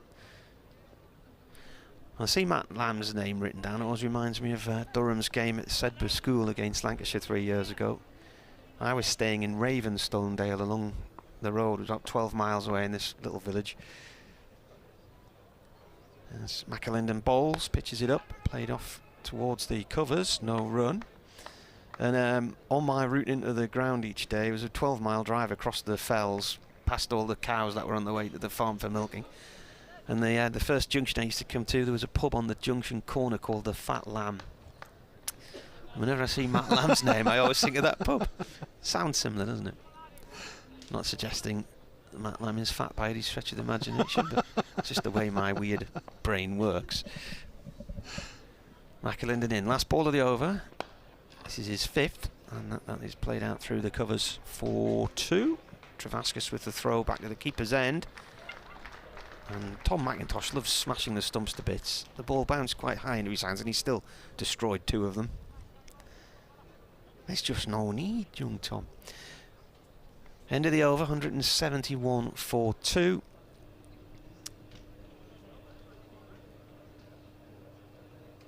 It's a bit grey, isn't it, above us now, but there's no threat of rain, I don't think. Yeah. There was a game here a few years ago in the county championship where we had this incredible hailstorm one afternoon and the whole outfield went white. And it wasn't early in the year, it was quite late into the summer. And I think by the time they added extra time at the end of the day and we came off air, it was about 7:45 at night by the time the day's play finished. Well, the last time you and I were together, we were having a conversation, because obviously we did several commentaries of the T20, where we had a Central Sparks women's game followed on afterwards. Yeah. And they had a bizarrely long delay where it rained for a little bit as Dressel comes in from the pavilion end. That's off the outside edge. So one bounce to the fielder. And we ended up not doing anything for about 45 minutes, even though the rain shower was as brisk as you could imagine. 30 seconds of light rain. They stopped play. The players stayed out. Everyone stood there as Dressel comes in again, defended. And nobody did anything. For the best part of an hour, it was, are we going to play again, or what are we going to do? It was getting colder and colder. It was just bizarre. They were just worried about stuff that was moving in that never actually arrived. Dressel forwards. Oh, spurted through. So I got through the gate. Will be given us leg by off Matt Lamb. Yeah, hit the pad and then shot past the keeper's right hand. So that was a T20 match, was it? Yeah. Because I think I drove straight back up to Sunderland after that game. Yeah, Central Sparks were well beaten in the end in that game. Yeah, that was the start of the T20, because Durham had a game at Leicester on the Thursday, Northants on the Friday, and here on the Sunday lunchtime. Dressel in, worked off the pad, off the front pad by Sibley for no run. You know, early days when... Well, I was listening to Richard Ray and Dave Bracegirdle yesterday, Notts at Leicester. Dressel in, footwork by Sibley, played into the leg side, they'll get through for a run. And they had an inordinately long delay yesterday of about 45 minutes after water started to pool up onto the field from one of the hose pipe attachments underground, where, which the ground staff had used to walk to the square and whatnot, and it had started a leak and it was pooling up onto the field. There's Dressel in, again through the gap. Lamb really struggling to pick him there. So away with it, end of the over. They went off while somebody came out and fixed this leak, and they said it was just a tiny little part of the ground and it was miles away from the square, but they were off for about 45 minutes and then ended up being a DLS, I think 47 overs a side or something like that, which Notts won. I'd started on the scores earlier and then got sidetracked, so apologies, I'll start again. In Chelmsford, England under 19s are playing Sri Lanka, and they're 165 for 2 after 30 overs in the first youth test. Derbyshire 79 for 7 in Chesterfield against Yorkshire. That's in the 32nd over. Travaskis is coming back into the attack here for Durham. Essex at Southampton are 157 for 7 in the 36th against Hampshire. They're the games today taking place.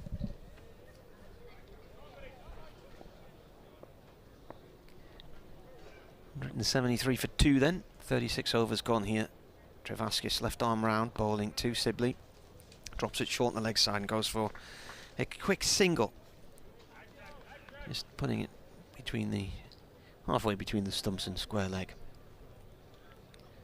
Fielder in there is Mitchell Killeen, and he's more or less fine leg on the discs, so he's about 25 yards away from the batsman. Travaskis from the city end bowls, playing a miss, and McIntosh has the bails off quickly again, but Lamb had his foot firmly planted in the crease. Lamb's had one of those funny one-day cups where he comes in down the order, so he's had a couple of not-outs, a couple of scores around 20-ish, and then when he actually looked good at Leicestershire, he got run out a week ago. Comes in again and bowls. There's a little bit of an edge on this one, but it goes into the ground fairly quickly and off towards what would be gully. Yeah, one of those series where it feels like you've played a lot, but you haven't really been able to get yourself settled and in, and feel like you're in a good spell of form. Ball driven now up to long off for 1. That brings Sibley back on a strike on 83. Lamb has 3. 175 for 2 here on the BBC. So you were at Leicestershire in a couple of days. Yeah, I'm missing that one. A colleague Rob will be covering that one for me. Leicestershire gone very nicely in this competition. Yeah. Good Well, team lost last yesterday, week. didn't they? So there's 3 sides on 10 points now, isn't there? Yeah. There's Sussex, Middlesex and Notts, I think it is, and then Leicestershire just outside of that, or are they? They're on Do 10 they have as 10? well, They have yeah. 10. Ball played short on the leg side again by Sibley for 1. So is it Notts on 8? Notts are on 8 then, aren't they? Yeah, Notts on 8, Gloucestershire on 8, Warwickshire on 7. End of the over, 176 for 2 after 37, so 13 to go. Say we were trying to work out upstairs the kind of permutations, who's playing who. I don't have to worry about that. That little part of my brain can be asleep today. Middlesex against Gloucestershire today, Leicestershire against Durham, and Notts against Surrey, which is being played in Nettleworth, I think. Where? Nettle, The Kibworth. In comes Dressel, attempted reverse sweep. Him off the That's top edge. Yeah, the John Fretwell Sporting they're at Complex. that's Welbeck, isn't it? Near Mansfield, I think. Well, maybe I've been there. I've been to watch Notts Warwickshire at Mansfield. Sussex Middlesex and Warwickshire Somerset, all to finish in 2 days' time. Dressel is in over the wicket, played nicely through the covers, and that'll be 4. That was much better placed from Matt Lamb. 81 for 2. So yeah, look for Gloucestershire maybe to get a win today, keep Middlesex 10 points. Gloucestershire would go to 10 points. Warwickshire would go to 9 as it's played away by Lamb. Cut away on the offside for a single. Then if Durham can beat Leicestershire, Sussex Middlesex, well, one of those is going to lose. They're the top 2 currently. Mr. Russell comes in. Well fielded inside the circle. Short mid on. Always think when you start getting into those permutations, you need more than one team to fall through. Then you start. Well, I've seen a tweet today. Russell is in. Reverse sweep attempt, didn't quite connect with it from Sibley, no run. From Mr. Bracegirdle of Her Majesty's Nottinghamshire saying, come on the D's today. I.e. Durham. In comes Dressel. Just prodded into the leg side, no run. It was crazy last year in this competition because Durham beat Surrey in the semi-final on the Tuesday and the final was in Nottingham on the Thursday. So I think the final this year is actually on a Saturday, isn't it? But it's in mid-September, but it is at Nottingham again. Well, people are expected to be able to plan ahead for a final that the team suddenly is in at 2 days' notice and find hotels and whatever. At the moment, I think it's scheduled. Semi-finals are on the 30th and the final on the 17th of September. So yeah, it's mid-September, isn't it? Yeah. It was on this weekend 6 years ago. Durham were here in the playoff final against Northants in the pouring rain. Start of a new over, played out by Lamb to deep extra cover for 1 run. 183 for 2 now. Yeah, they beat Yorkshire in the semi-final, but the day had been delayed by rain in the morning when Notts were playing Northants, and then by the time Durham's match took place and they beat Yorkshire in their semi-final, there was only about 15 minutes, 20 minutes maximum between semi-final and final. Oh, this is lobbed in the air. It's going to be safe though. It's gone way wide of any fielder.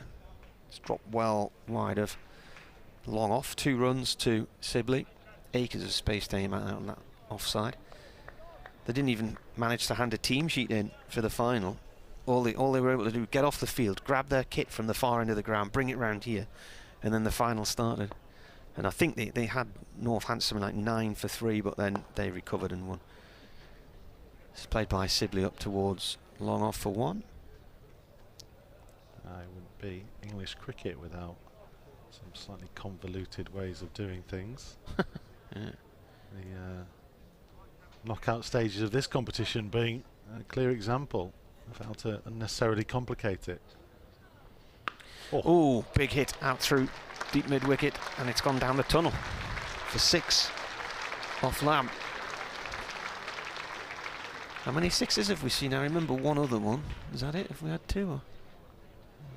There's one earlier on in the innings. There was one that was hit down to our right-hand side. That was a devastating hit, premeditated, really stepped back and slapped it away. Yeah, it's only the second 6. Travascus in again, and that's playing out towards the covers this time. 1 run. It's off McAlinden, the other one. Yeah, it was a nice shot, the McAlinden one. 1 ball lifting this over, then I'm going to have to go outside again, but I'll move to a different point of the balcony, so hopefully you don't hear my update.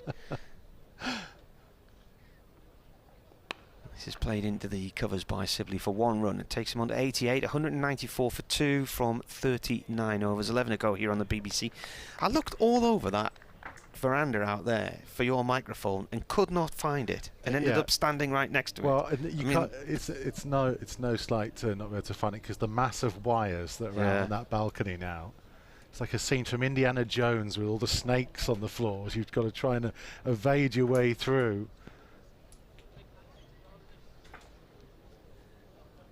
There's a lot of equipment that's been left around. There's a lot of cricket that goes on here these days.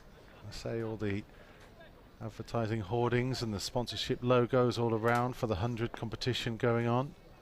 And as Dressel comes in, bowling his last, and a little scoop there from Sibley. He's played it fine as well, and it beats the fielder.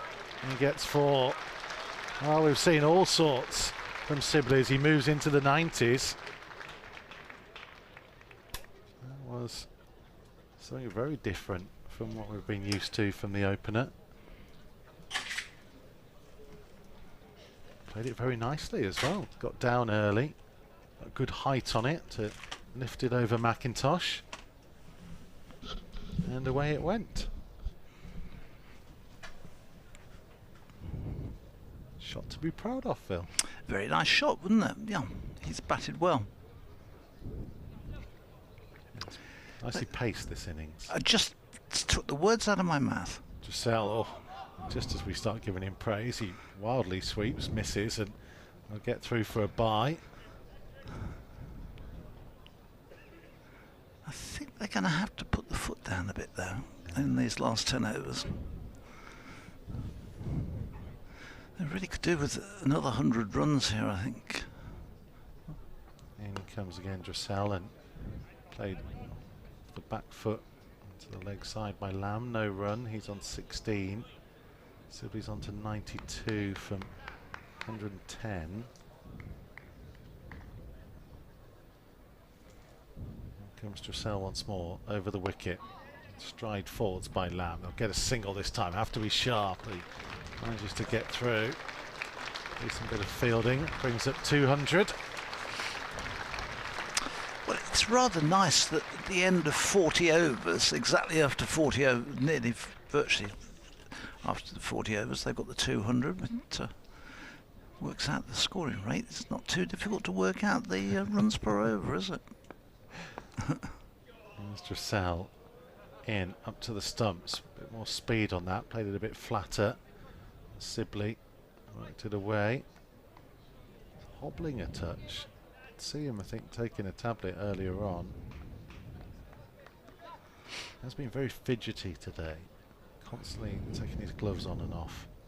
Dressel in. Worked late by Lamb. Just flicked away off the pads. Single. And end of the 40th, 202 for 2. Yeah, so last 5 overs have gone at just over 6 an over, but the overall run rate is at 5. 10 overs remaining. You have plenty of wickets left in hand, though not a huge amount of batting experience. Got a few teenagers to come. Yeah. I just wonder whether that's why that they've been sort of fairly cautious. They were 138 after 30, so they've scored 64 in the last 10 overs. Prior to that, they scored only 43 in the previous and 33 in the previous 10 overs. So the rate has been, it's gradually increasing, but it's never reached anything spectacular at all. I think it's why Will Rhodes, I'll let you. Yeah, Trabaska starts the new over, and Lamb plays this into the onside and scampers through for a quick single. Trabaska has to go running across towards mid-wicket and does an underarm back at the stumps, but perfectly safe. I think it's why Will Rhodes looked so frustrated with himself at the manner in which he got out. Just felt a bit of a lazy shot, and they were clearly teeing it up for the senior batsman to go out there to build the innings and then let the others have a thrash at the end and keep wickets in hand to do that. There's Tramascus again round the wicket bowls, reverse sweep by Lamb, but straight to effectively what are one of two backward points, but become one or two sort of short, fine legs, and it works very well because it cuts out the scoring shot. This is well wide outside the off stump, wide, and then gets wider as it turns away from the right-hander, and it's signalled wide. 204 for 2. There's Damascus again. He's in, gives that plenty of air, and Lamb. Sibley just turns it away, square on the onside for another single. Don't think the bowlers taking the pace off have been that easy to get after today. I don't know whether it's the wicket's just a little bit giving them a little bit more help than normal here at Edgbaston. Yeah, there has been a bit of turn, definitely. It's just haven't really got after them. It opens up his stance, Lamb, and again trying to force it. Ball not quite getting there, and it's almost like he feels frustrated that he's not able to get this ball away. He's trying, but he's not able to break the infield. Tramascus in again, and this time Lamb pushes this one forward again up to extra cover, and it's another dot ball. So nice tidy bowling from Tramascus. He's in his 8th over, just the 40 runs off him. He's in and bowls, and Lamb drives. He will get a single this time as he finds the gap, but that's all it will be. End of another over, 206 for 2, so just four runs off that over. Warwickshire in danger at the moment, I think, of falling short here. Yeah, we just thought, didn't we, just before that over, of when are they going to go? When are they going to start swinging? And there was no sign of it in that over. Well, Dressalla's bowled out, 1 for 42 from his 10. 32 dot balls in there. Be relatively happy. Just the 4 boundaries, none of the maximums. There's only been 2 sixes in the entire innings so far. Borthwick will come on at the pavilion end. He's bowled 4 overs so far, went for 5.5 an over in them. Got Gibson and Colleen with a couple still to go in the opening bowlers. McAlinden's only bowled 5. Travaskis has 2 more.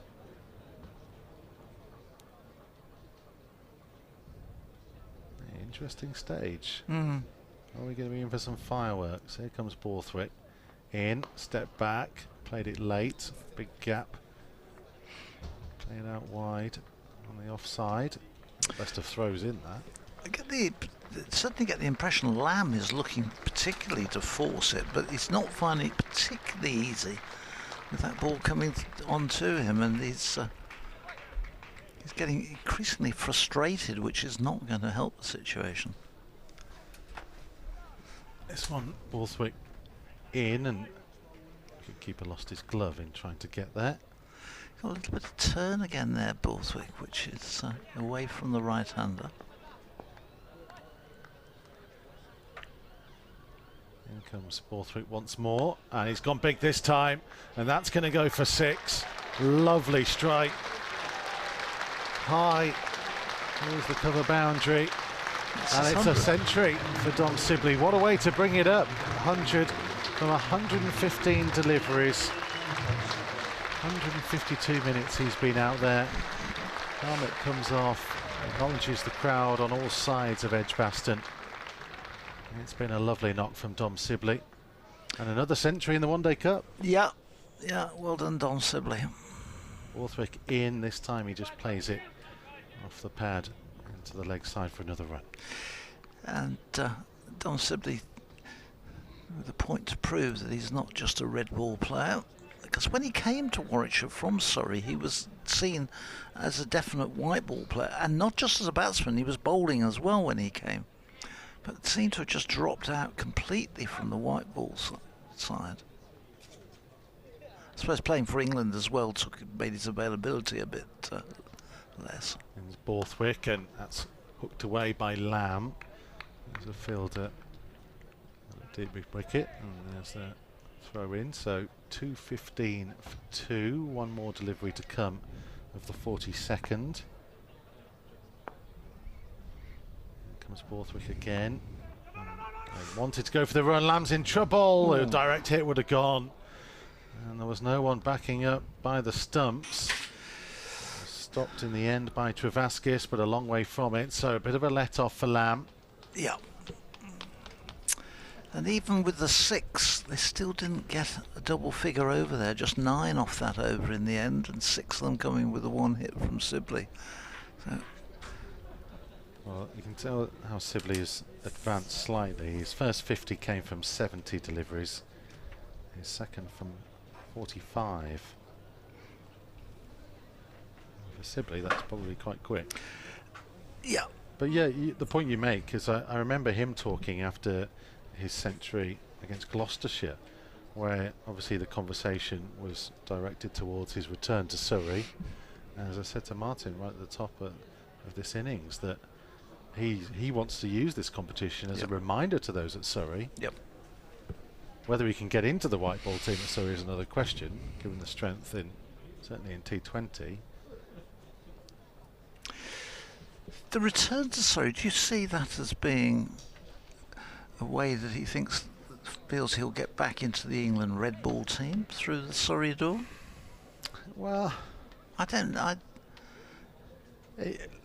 I'll let you answer. There's Travaskis in and bowls. Lamb drives but can't get it past mid-off. There is a feeling, isn't there? And there's always been a feeling that if you are at certain counties, you have a better opportunity. I do just wonder from Sibley's point of view. Travaskis again is in, bowls, and Lamb will get a single this time. Just finding the gap through the infield, but it'll only be 1. Where it is more of a personal choice of moving back down south. Yes, I think there's personal reasons to do that, yeah. And he's still got very strong ties with people he's grown up with who are still at Surrey, people like Rory Burns. There's Travaskis in, a reverse sweep from Sibley. This will bring him certainly 2, if not 4, and it crosses the rope. It was again another one of those very well timed reverse sweeps where Sibley got it away, this time very square through the onside, and also what would be to him the offside, but the way he played the shot, the onside, and running away through the, effectively for the right-hander, through the backward point boundary, but nicely timed. He takes Warwickshire on to 220 for 2. So Sibley, I think now we're going to start seeing play some shots. As this one is in the air, ooh, and it's just evaded Travaskis' hand as he goes across, possibly put off slightly by Lamb there at the non-striker's end, which prevented him getting fully to it. And Sibley perhaps gets away with one there. 221 for 2. Lamb facing, and he goes back, and again he cannot get that ball away. It's short, and Lamb throws everything at it. Almost you can feel him throwing his body at it, and it gets him off the bottom edge of the bat, and it goes again to extra cover. He's in and driving down the ground. That's a better looking shot. He will only get a single for it, but it's more solid shot from the right-hander. So he goes on to 24, Warwickshire on to 222 for 2. Gosh, all the 2s. And very pleasing. 43 overs gone.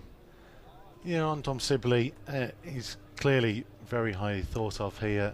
I mean, whether he's always viewed this as an extended loan or not, in terms of the amount of time he always intended to come here. He's obviously been highly successful. He's won a county championship. He's got himself into the England setup. Whether he was ever going to get that opportunity staying at Surrey or not. Came here and made a name for himself in batting long, didn't he?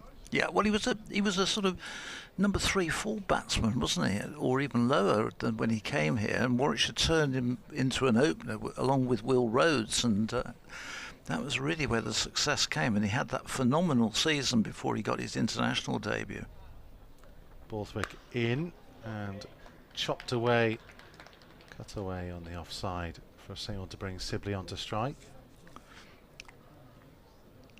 I remember that, I think it was a game down at Sussex where I think he batted for about 2 days, Dom Sibley. Yeah.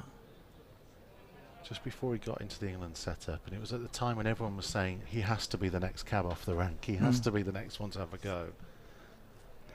The moment he got into the England team, his game was picked to pieces about just being able to score through the onside, no offside shots.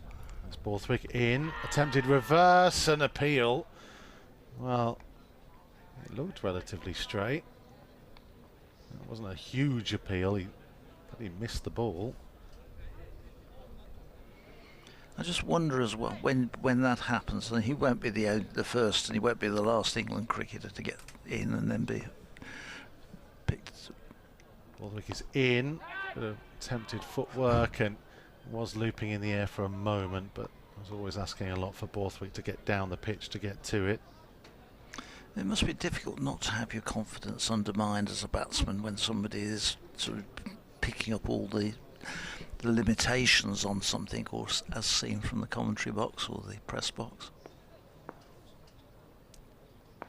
Borthwick is in once more, and that's a big hit. There is a fielder there, but he only have to go and chase the ball as it was flying over the rope and hits the advertising hoarding on the edge of the Eric Hollies. He would be, he was actually, the fielder was there, but he would probably have had to have been an extra 25-30 foot high to have got near that one. It was a terrific pick up and clean hit. Here's Borthwick up and in, and good footwork by Sibley again. He'll scamper through for a single. To listeners of 5 Live Sports Extra who have joined us here at Edgbaston. Warwickshire at 2:30 for 2 with 1 delivery to come of the 44th over. Dom Sibley has got a century, 113 for him. Second century of the competition. Made 89 on Friday at Middlesex as well, so he's gone very well this year. Some nice clean hitting from him as well, which is couple of sixes, 11 boundaries in this innings. In comes Borthwick, flat delivery, and again carved away into the offside with just a single by Matt Lamb. So the end of the 44th over, 2:31 for 2. Rob Yates was the first man out for 52 from 73 deliveries. He hit 4 4s and 1 6. Out came the captain, Will Rhodes. Promoted himself up the order. He made 29 before being caught trying to slap away the spinner Dressel. 3 boundaries for him.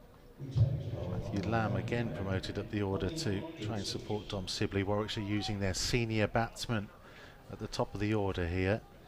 But with 6 overs to go, the question is at what point are they really going to let loose and try and move the score on and set a more defendable target. They'll feel relatively confident they can defend from here. Liam Norwell, Ollie Hannon Dalby, experienced bowlers, George Garrett a bit younger. This is an important last 6 overs from both sides. Durham, I think, have done a really good controlling job. Their young spinners have bowled well, they've bowled good line, they've got some turn, they've caused Warwickshire batsmen problems, and they've not been able to really accelerate. It's only in the last 2 or 3 overs that Warwickshire have started to go.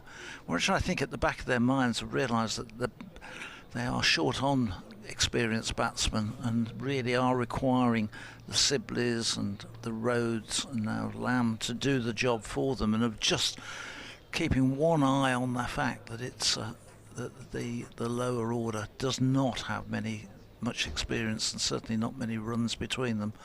But they have to go. 231 I don't feel is going to be anywhere near enough on this wicket.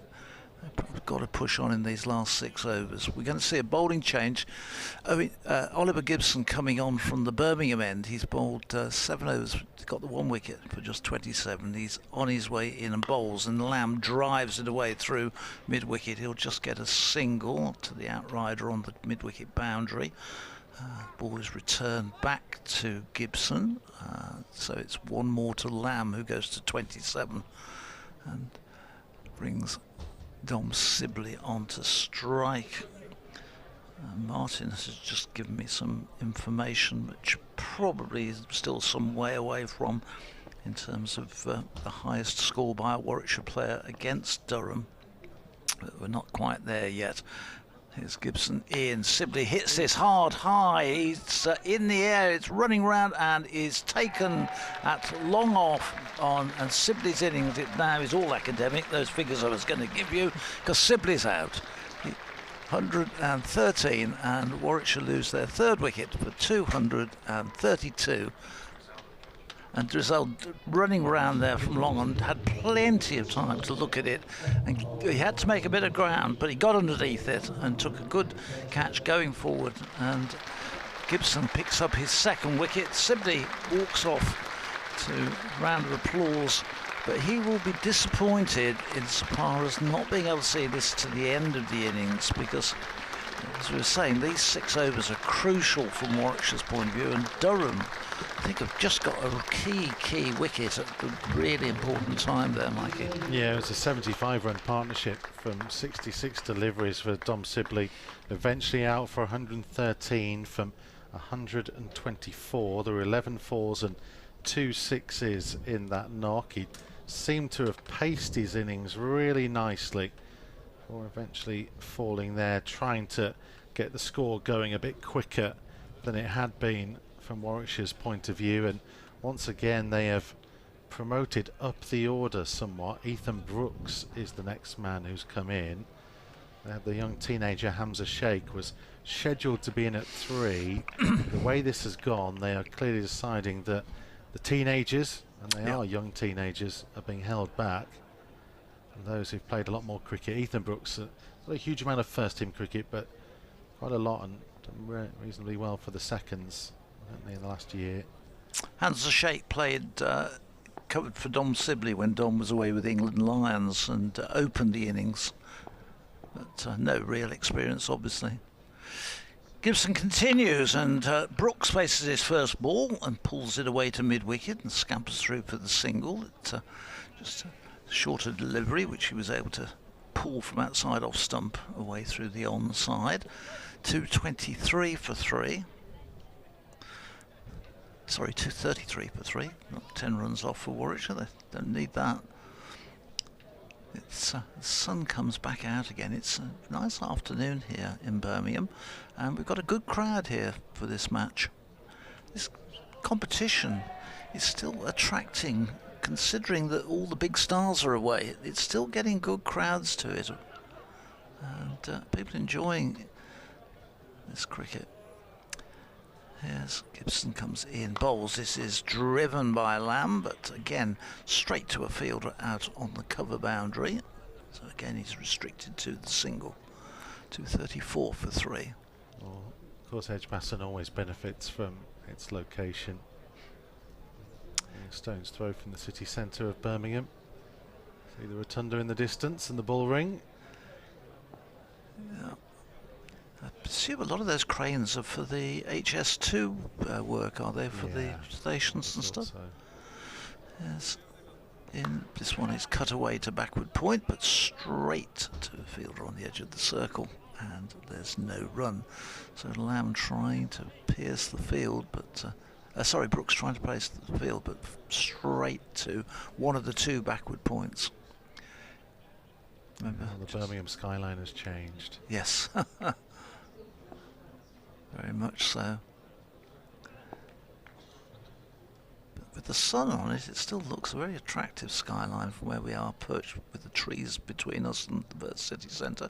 This is pulled again from outside, short outside the off stump, and Brooks, they're going to come back for two. Lamb is running to the non-striker's end, a shy at the stumps, which I think had it hit would have Nixon picking it up and throwing it at the stumps probably would have had Lamb on his way back to the pavilion, but didn't. Lamb gets home, and at the end of that over, it's Warwickshire are 236 for 3, and again, was not a big. They lost the wicket and picked up 5 runs, so we've had running out of overs here now. Just 5 overs to remain. Yeah, last 5 overs have gone at just under 7 and over. The overall run rate for the innings at 5.24.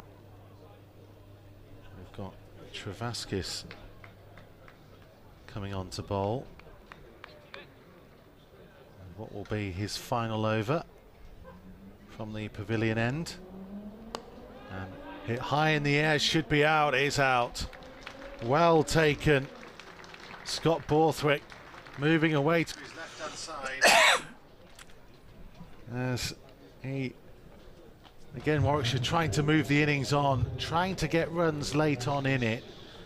Have to be a little bit more adventurous. And that was the attempt.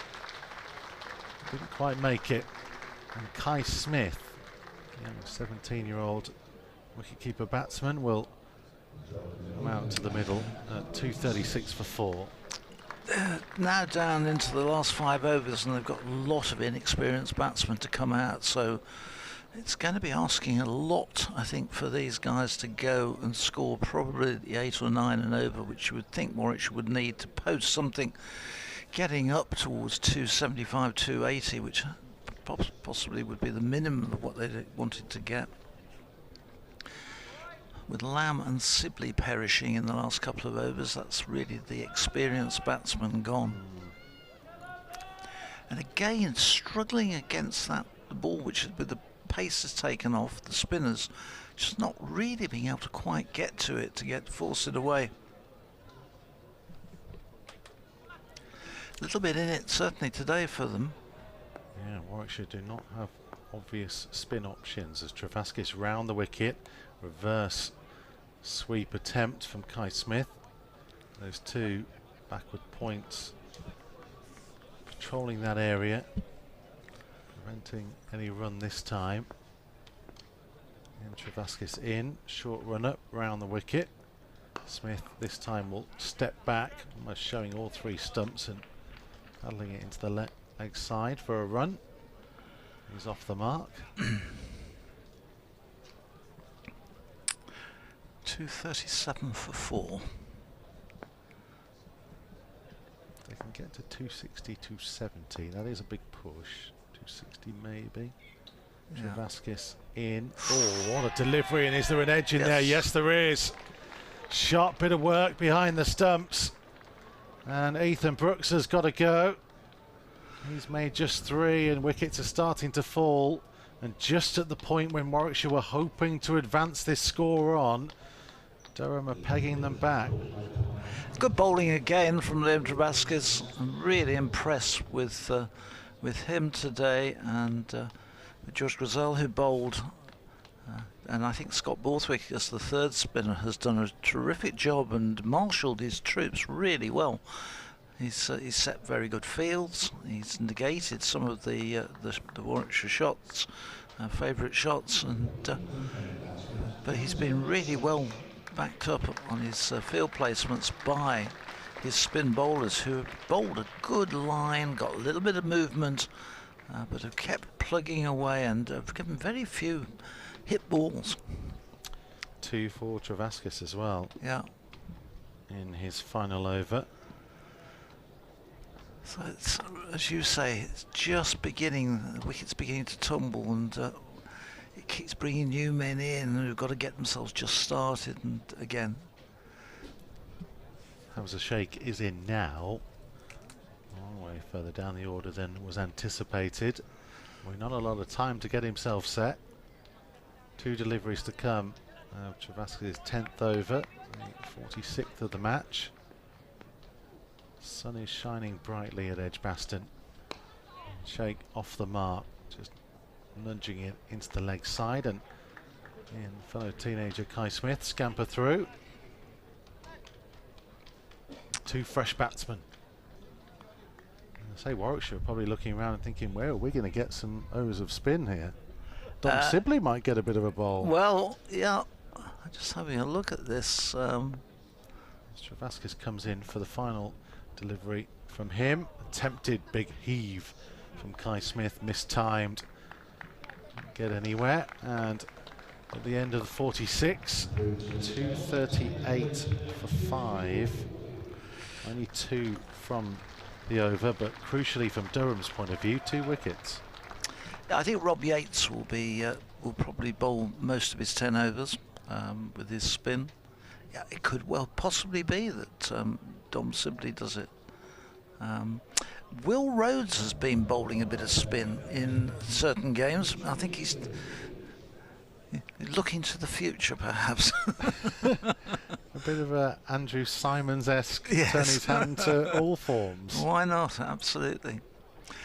Well, 238 for 5, big over, just 2 wickets, but more importantly, really, just 2 runs as well. So as you go into these last 10 overs, that's really pulled the rate down for Warwickshire. Terrific bowling there.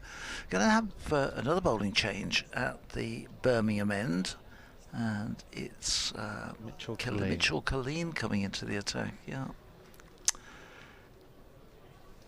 As Martin was saying, he can remember him when he was a baby. Now this is really quite does date some of the commentary team. I'll exclude you, Mikey, from that, but others. Here's Colleen in bowls, and this is run to backward point, and there's no run from Sheikh this time. He made his debut when Sibley was away with the England Lions, made 25 on debut, and had an innings on Friday in the match at Radlett. But again, he was a bit down the order and made 2 or 3. So not going to get a long time this time, but he cuts this one again to backward point. They scamper through on the misfield. We'll get a single. So Sheikh moves on to 2. Warwickshire on to 239 for 5. Yeah, he was bowled, clean bowled Hamza Sheikh on Friday. Holman faced 7 deliveries, made 3. It's Kai Smith to face his first delivery from Killeen. Is coming in bright sunshine from that Birmingham end. He's in and bowls, and Smith comes down the wicket looking to try and hit over the top, but in fact in the end he's stretching for a ball which he can only play up to extra cover, and again another dot ball goes in, and Durham really keeping the pressure on these Warwickshire batsmen. They're not allowing them to get away with loose deliveries, and Warwickshire not getting the boundaries they're looking for. Killeen comes in again and bowls, and this is driven. You're going to get a single on, again, 2 extra cover, but slight misfield, and they scamper through on the shot. 1 more to the total, takes Warwickshire on to 240 for 5. But runs at an absolute premium at the moment. Only been 9 in the last 2.5 overs. Yeah, Killeen in bowls, and this is cut away by Sheikh, and it may make the boundary. No, in the end, even that won't go through, as Gibson comes running around from third man and gets right round to deep backward point and picks up cleanly. Keeps the batsman Sheikh down to 2. I thought for a time it was going to make the boundary, but good fielding down there. Again, just making every run difficult for the Bears batsman. Killeen in, and big wipe at this one from Sheikh, which brought a little bit wide, but not signalled anything. It's the end of another over, 2:42 for 5, just 4 runs off that 47th over. Warwickshire running out of overs here rapidly, just 3 overs to go and 2:42. I don't think that's going to be enough. No, they do have wickets in hand, but those wickets, of course, have got another 16-year-old on debut in George Maddie, who you would imagine would be in next unless they promoted one of Liam Norwell or George Garrett, perhaps. Olihan Dalby, very much a tail-ender, lower-order batsman, so I wouldn't expect him to come out, but he could do and come out and swing hard and hope to get something. As Gibson returns from the pavilion end. He's bowled 8 so far, 1 maiden in that, 2 for 32. 4 and over. There's Kai Smith, the diminutive figure. Wicketkeeper batsman on strike, taking a look around. Where are the fielding placements? Where's the options and opportunities to score as Gibson comes in up towards the crease? A little bit of bounce on it. He rocked back and played it nicely. There is a fielder down. Almost mid-on. Long mid-on. Not mid-on, what am I talking about? Long on. It's that time of day. I'm thinking about lunch. That's what it is. All the biscuits have been on your side. I know, you can have all those if you like. All those biscuits. Very kind of you to bring me about 3 weeks worth of sugar content. There's Gibson up to the crease and a little bit slower this time. Well played by Hamza Sheikh, just waited for it. Made it into the leg side for 1. So get those in the bag, Phil. Every week I go and pay good money to a slimming company to tell me how much weight I've lost or not lost, and those biscuits are going to ruin about the next 3 weeks. There's Gibson steaming in up to the crease. Again, it was a bit of extra bounce on it. Smith is not the tallest, but he's trying to hit the surface relatively hard. All the way through to the wicket keeper. 244 for 5. Yes, get to 260. 260 feels like a long way away at the moment. It does feel like a long way away, that is true. In comes Gibson up towards the crease again, and it's again a little bit slower. Whether he's just able to run the fingers over this, and Smith didn't read that and was through the shot trying to pull it away before it had even reached him. It's good bowling from Gibson. He's thinking about what he's doing, and he's actually doing exactly what Scott Borthwick, his captain, wants him to do. He's restricting just 2 runs so far off this over. And here comes Gibson. Again, it's short this time. Smith is able to connect, and it's between 2 fielders. And away for 4 on the mid-wicket boundary. It's what he's been trying to do for the last couple of deliveries, Kai Smith. This time, a really pleasing connection. Yeah, that wasn't such a good ball from Gibson. Having talked him up there, he then bowled a really short ball, which sat up nicely for Smith to pull away, and he did, as you say, he got lovely connection on that through the onside. It's felt like a long time since the last boundary as well. There's Gibson up to the crease once more. Again, it's short, and he had to wait for it, and I think that is going to be a no ball.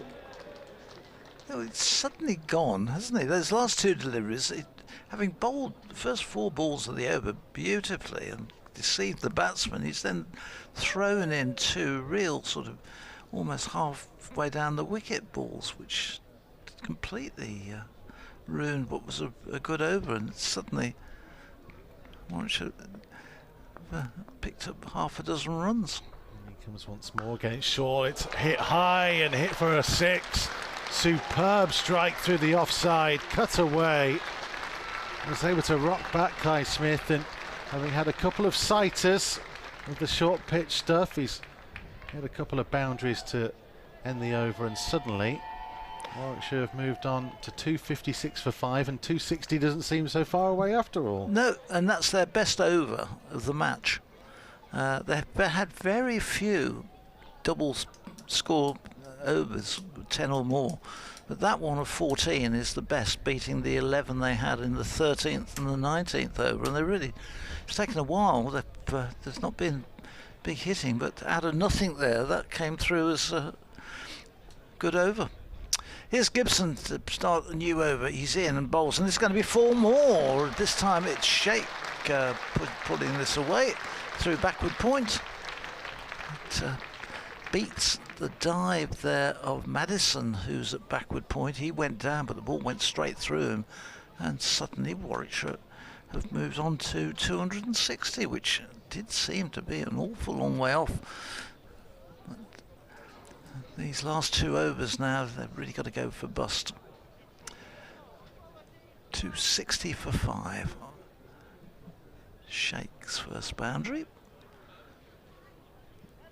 He goes on to 9, and Killeen in to him. He moves across his stumps and tries to swing this away through mid-wicket. In the end, the ball goes harmlessly through to McIntosh behind the stumps. Tom McIntosh. Killeen did quite well there, because I think he spotted that Sheikh was on the move and just put it a bit wider than he ordinarily would. He didn't mask it very well, did he, the Sheikh? He was sort of moving as he ran in. And he comes again and bowls, and this one is hit hard through extra cover. A couple of bounces, and that's away for 4 more. That's a much better looking shot. And Sheikh gets his second boundary, and Warwickshire move on to 264 for 5. And having said all that, these two are proving that we know absolutely nothing at all about this, Mikey. We're scoring faster than at any time during the game. Yeah, suddenly the last 5 overs have gone at 8 and over. Yeah. And the partnership's 27 off 18. Perhaps they should have been in at the top of the order and got this one. 264 for 5. Sheikh waits and coming into him, and he goes for a big pull. It drops down in front of him. It literally doesn't get out of the popping crease, but Smith calls him through for a single, because the only fielder close to it is the bowler on his run through. Wicketkeeper is standing back. He has to get up to it, and there's every other fielder, quite right, is on the edge of the fielding circle or out on the boundary. There's no mid place. That you've got batsman and wicketkeeper, bowler and wicketkeeper, then every fielder, the 4 fielders are all on the boundary edge, and then the others are on the inner circle. This next one is wide outside the off stump, but not wide enough to be called a wide. Good bowling from Killeen. He's beaten Smith there. Stays on 265 for 5. Did step back a little bit, Kai Smith, trying to give himself some room, and it's probably what plays a part in the umpire's mind. I think it was too wide, was it? Something close enough to be borderline. He comes again and bowls, and Smith is sort of clubbing this one out, but into the ground, and it goes out to extra cover, and they do get a single, but that's all. 266, so another double figure over, 10 off the over. But we come into the last over, and I don't know what they'd got in mind, but I would think it was going to be more than this sort of total's going to be. But still, these two, full credit to them. They've done everything which could have been asked of them at the stage they came in. 33 for no loss after 10, 95 for no loss off 20, 138 for 1 from 30, and 202 for 2 from 40. So gives you an idea that it hasn't been exceptionally quick scoring at Edgbaston this morning. Warwickshire without Krunal Pandya and without Michael Burgess, a couple of extra teenagers coming into the lineup, protected them. But here they are facing down Gibson for the final over. And was there an edge on that? There was, and Kai Smith has gone. It was entertaining battle between Gibson and Smith in the last over. Smith got the better of it then, but Gibson returns to take his wicket. Again, it was relatively short. This time a bit quicker though, and it seemed to really get to Smith sharply. Well taken behind the stumps Warwickshire 266 for 6. Third wicket for Oliver Gibson. It's, again, it's a good reward. And, Guy Smith getting some warm applause as he comes up. He scored 14 of 15 balls, on 4-1-6, but he's done the job. So Liam Norwell. Liam Norwell is coming out up the order, and Liam Norwell can hit the ball. He's only got 5 balls to face, so they'll be going for broke, I'm sure. Right from the word go here, but if he could pick up a couple of boundaries for Warwickshire and just edge them up towards the 280 mark, I think they'd be satisfied with that, with 5 balls to go. But Gibson's figures now 3 for 46. Gibson's best bowling is 3 for 54. Martin tells me that Gibson's best is 3 for 54, so he's 3 for 46 at the moment as he comes running into Norwell. Ooh, that's short. That's going to be a no ball.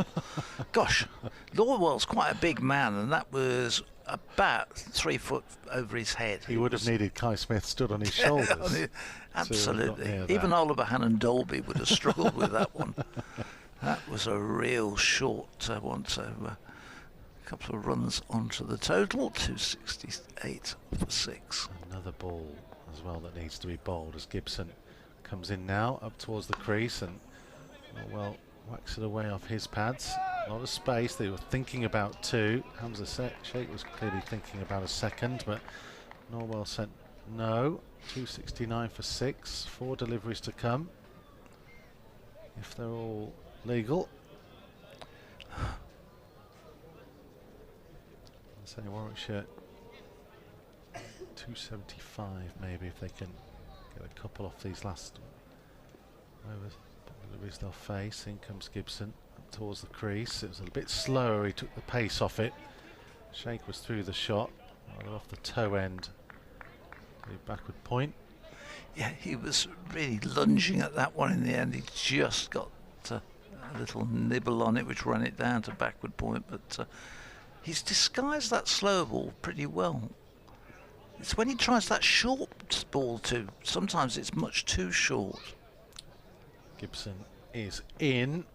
Straighter, flatter, and Norwell again crosses it away with the leg side, but plenty of protection on that boundary. It was Liam Travaskis in his white sun hat. Came in front of the Eric Hollis stand. Throw back in, kept it down to a single. 271 for 6, 2 deliveries to come of the Warwickshire innings. Run rate at 5.45. As Gibson comes in once more, up towards the crease. Again, it was straight and well played away. Played relatively straight by Sheikh, and they will come back for 2. Norwell had to be quick, and had it been a direct hit, I think he might have been in a bit of trouble. Yes, for sure. Just missed the stumps by a fraction, but Norwell would have been well short of his ground. It was an ambitious 2, but they had to take it at this stage.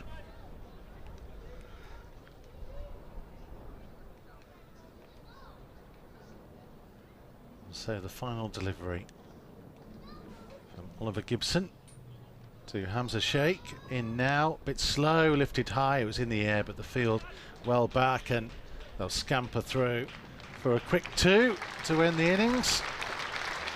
And Warwickshire finish off 275 for 6 from their 50 overs. A nice little cameo from Hamza Sheikh at the end. The teenager finishes with 19. Top score, of course, the man who set it all going, Dom Sibley at the top of the order. 113 for him from 124 deliveries. Robbie Yates made 52. He was the first man out from 73. There were 4 fours and a 6 from him. Captain Will Rhodes made 29. Matt Lamb made 28. Ethan Brooks came and went for just 3. Kai Smith made 14, and Liam Norwell with 2 at the end. So Durham will need 276 to win this one as the ground staff make their way out. And having won the toss, Durham, and elected to have a bowl. And Warwickshire were going along quite nicely, but relatively slow paced. You wonder whether they'll feel they're a little bit short and whether Durham will be the happier of the two. I would have thought so, just about. I would have thought Warwickshire would have been looking for certainly something like at least another 25 runs from it. But they are, in all honesty, their batting line-up today for this has very short on experience. It did require somebody to get a big score. Dom Sibley did that. He got good support early on from Yates and then from Rhodes. Matt Lamb chipped in, but really once they'd gone, full credit to the young teenagers, and they really are young teenagers who we've got playing in the side. They've done very well, I think, to get them up to 275, but personally I'm not sure that's enough. It'll be fascinating to see if they can challenge this Durham. They haven't had a great time in the Royal London One Day Cup. They will be hoping perhaps to get a little bit of confidence late on in the competition ahead of the return of the County Championship to come. We will take a short break, have a bit of lunch, and then we will see whether Durham can chase down this total.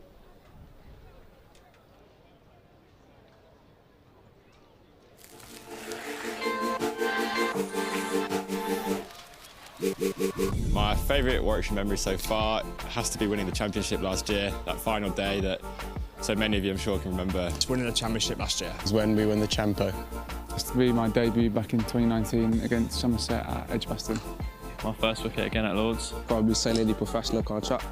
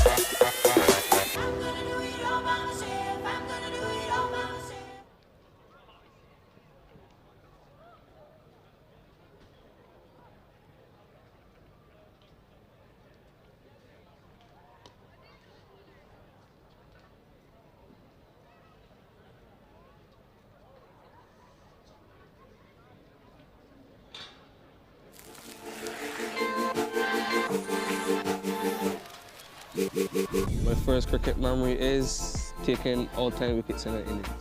playing in the garden with my dad. Andrew Flint, South Bowling at Edgbaston, 2005 Ashes. Following my dad when he was second team captain at my local cricket club all around the county in Hertfordshire where I'm from. Playing in the back garden, I think it was at Christmas actually, dragging my dad and my granddad out to play with a cricket set my mum got from the post office. My two older brothers were playing in a cricket match, a hardball game, and I was going as a scorer with my dad, and the opposition were a man short, so they had 10 players, so I had to play for the opposition.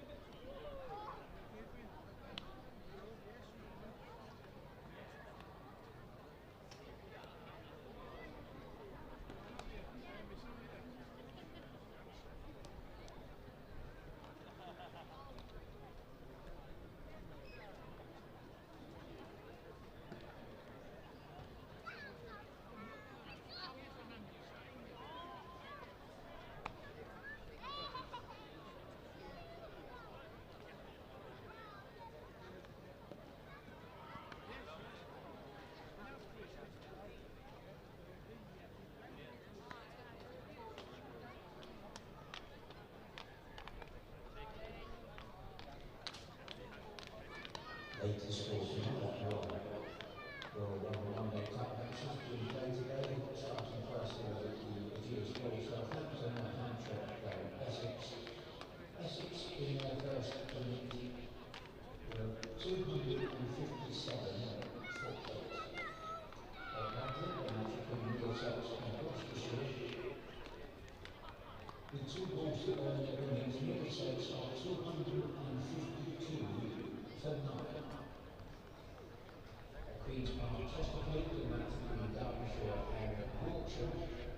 Derbyshire in there in entry dismissed for 109. And in the first over, Yorkshire are 8 without loss.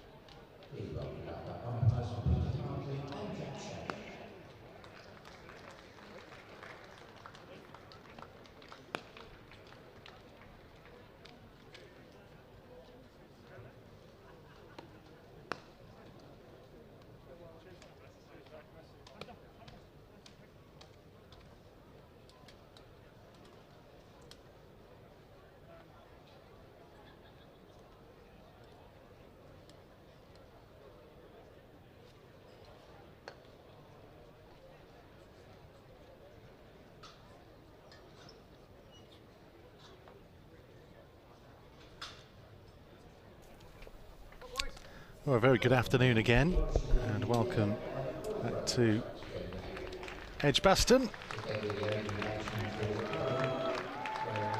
where Warwickshire are heading out onto the field to try and defend 275.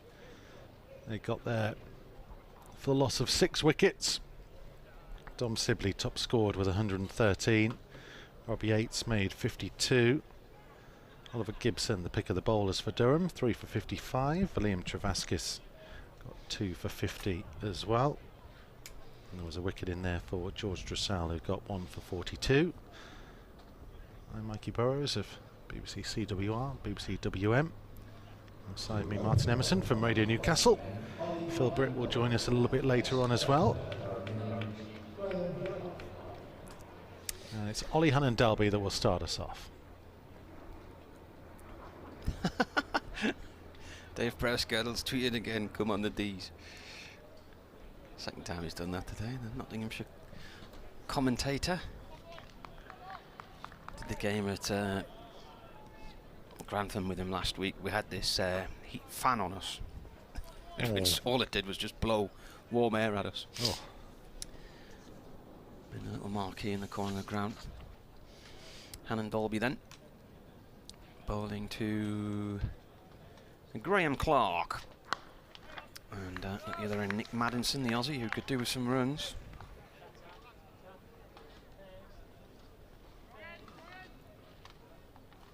Think they'll fancy this? Think they'll fancy this one? Well, they should, but it's just very difficult to judge Durham this year. They've lost so many in this competition. There's been some high-scoring games they've got near to and lost. There's been others where they've been very average. So you just can't tell. So that's why I think 267 is probably not a bad score. And then Dalby in again, and nearly an edge behind there from Clark. He played and missed at that one.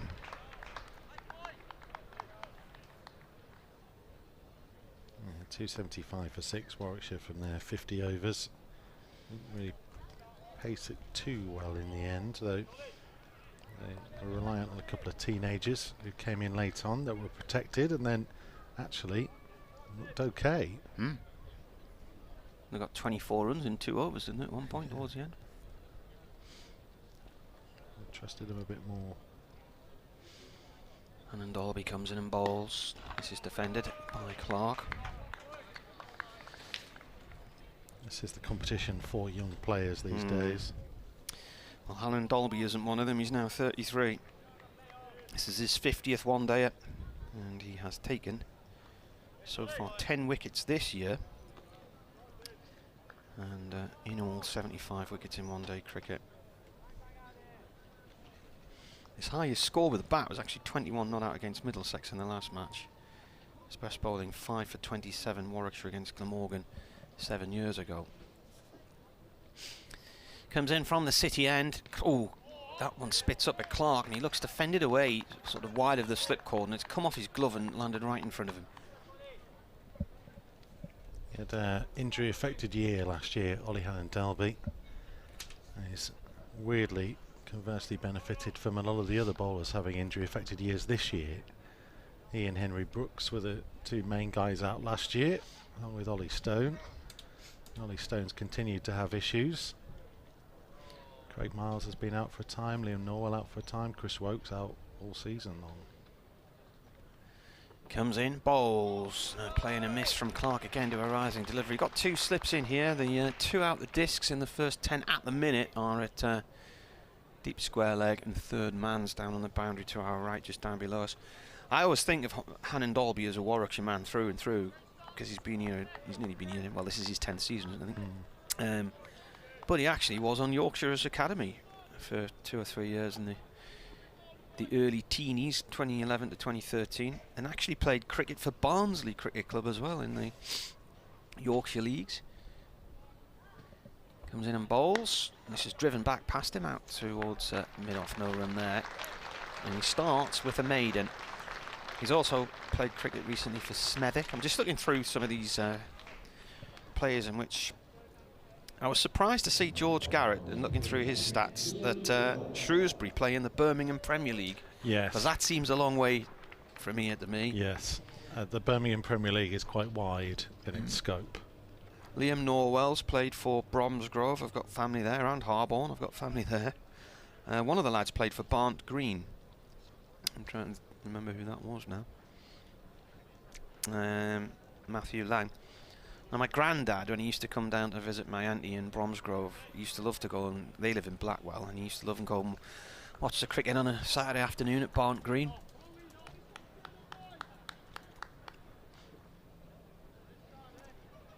On the Lickey Hills. It'll be Liam Norwell from the pavilion end, coming round the wicket, and that was played late nicely by Maddinson. Is it Norwell who's going back to Gloucestershire? Or is it... Who's the other lad? Is it Miles? Is it Miles? One of them. There was two came from Gloucestershire together, wasn't there? And then It did. I think I read recently one of them's going back.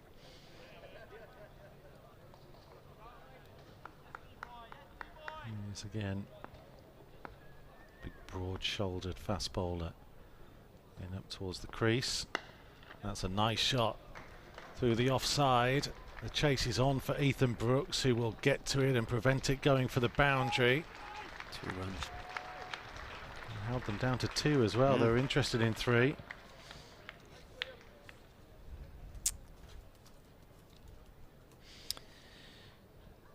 Paul Wilson emailed earlier on before lunch, and he said, what are the strangest or funniest moments you've commentated on or seen while you've been commentating on cricket matches? Well, funnily enough,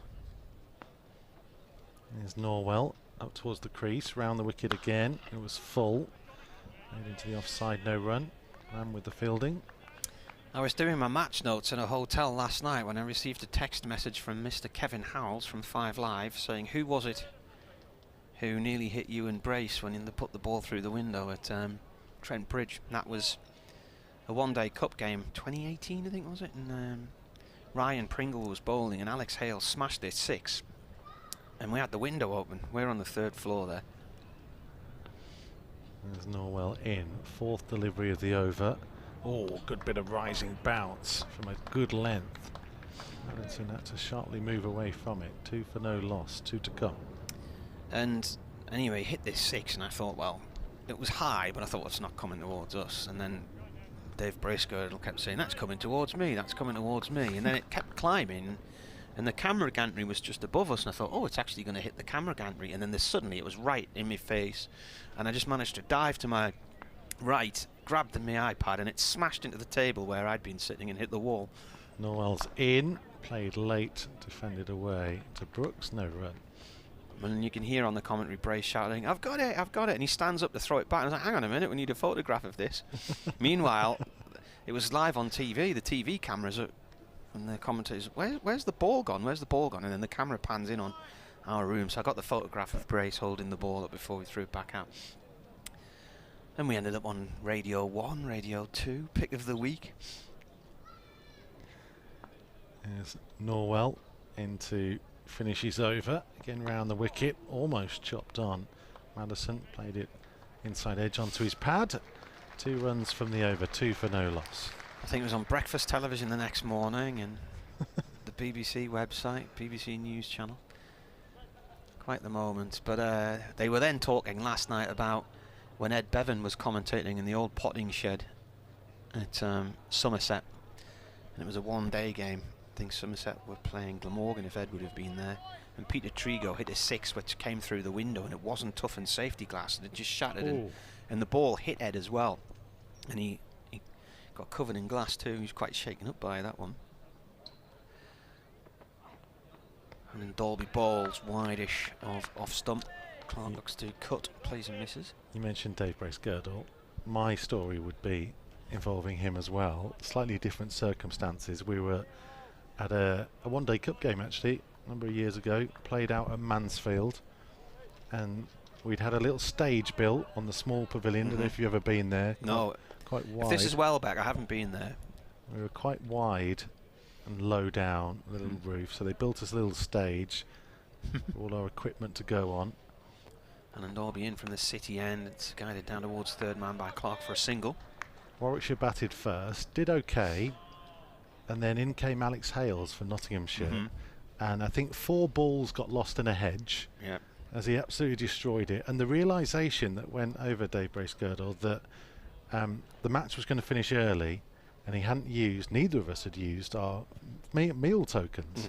And there was a kind of a little grass bank, and behind it was all these different places, and someone had had a pizza delivered just in front, and just mid-commentary, without breaking stride, Dave stopped the guy, ordered his pizza and continued on commentating. And then a couple of overs later, these 2 pizzas arrived on the desk. Brilliant. In comes Hannon Dalby, played by Maddinson towards backward point. There was a girl last year when I was commentating with Scott Reed at South Northumberland when Durham were playing Lancashire, and we were discussing ice creams on air because there were loads of kids on the boundary eating, and I said, oh, they look nice, don't they? And the lady popped in and said, would you like us to go and buy you an ice cream? And she came back with a couple of 99s. I tried the same trick at Leicestershire last week, but nobody went for it. Well, we went for the wood-fired pizzas at Grantham last week. They were very nice. Hannon Dalby in. Oh, playing a miss from Maddinson, the left-hander there. Through to the keeper it goes. I felt sorry for the people on that. I mean, there was a pizza van in the car park at Taunton last Wednesday as well, and it was red hot there. It was 31 degrees, and they had this big flaming oven in the back of this van. And then at Grantham last Sunday, it was 34 degrees, and the people on the pizza van were wilting in the heat.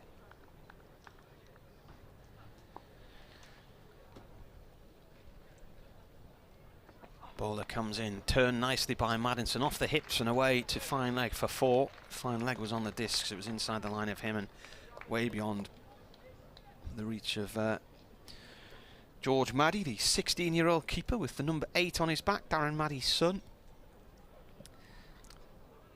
I remember covering a game in the summer of 2000. Durham were playing Kent at Tunbridge Wells, and I went down there, and it was pre-commentary days, just to do a hourly update, and there was about 8 written journalists there. And what happens is, because Tunbridge Wells is right down the bottom end of Kent, a lot of people were staying in Tunbridge Wells for the 4 days, so it was a bit like a mini busman's holiday for some of them.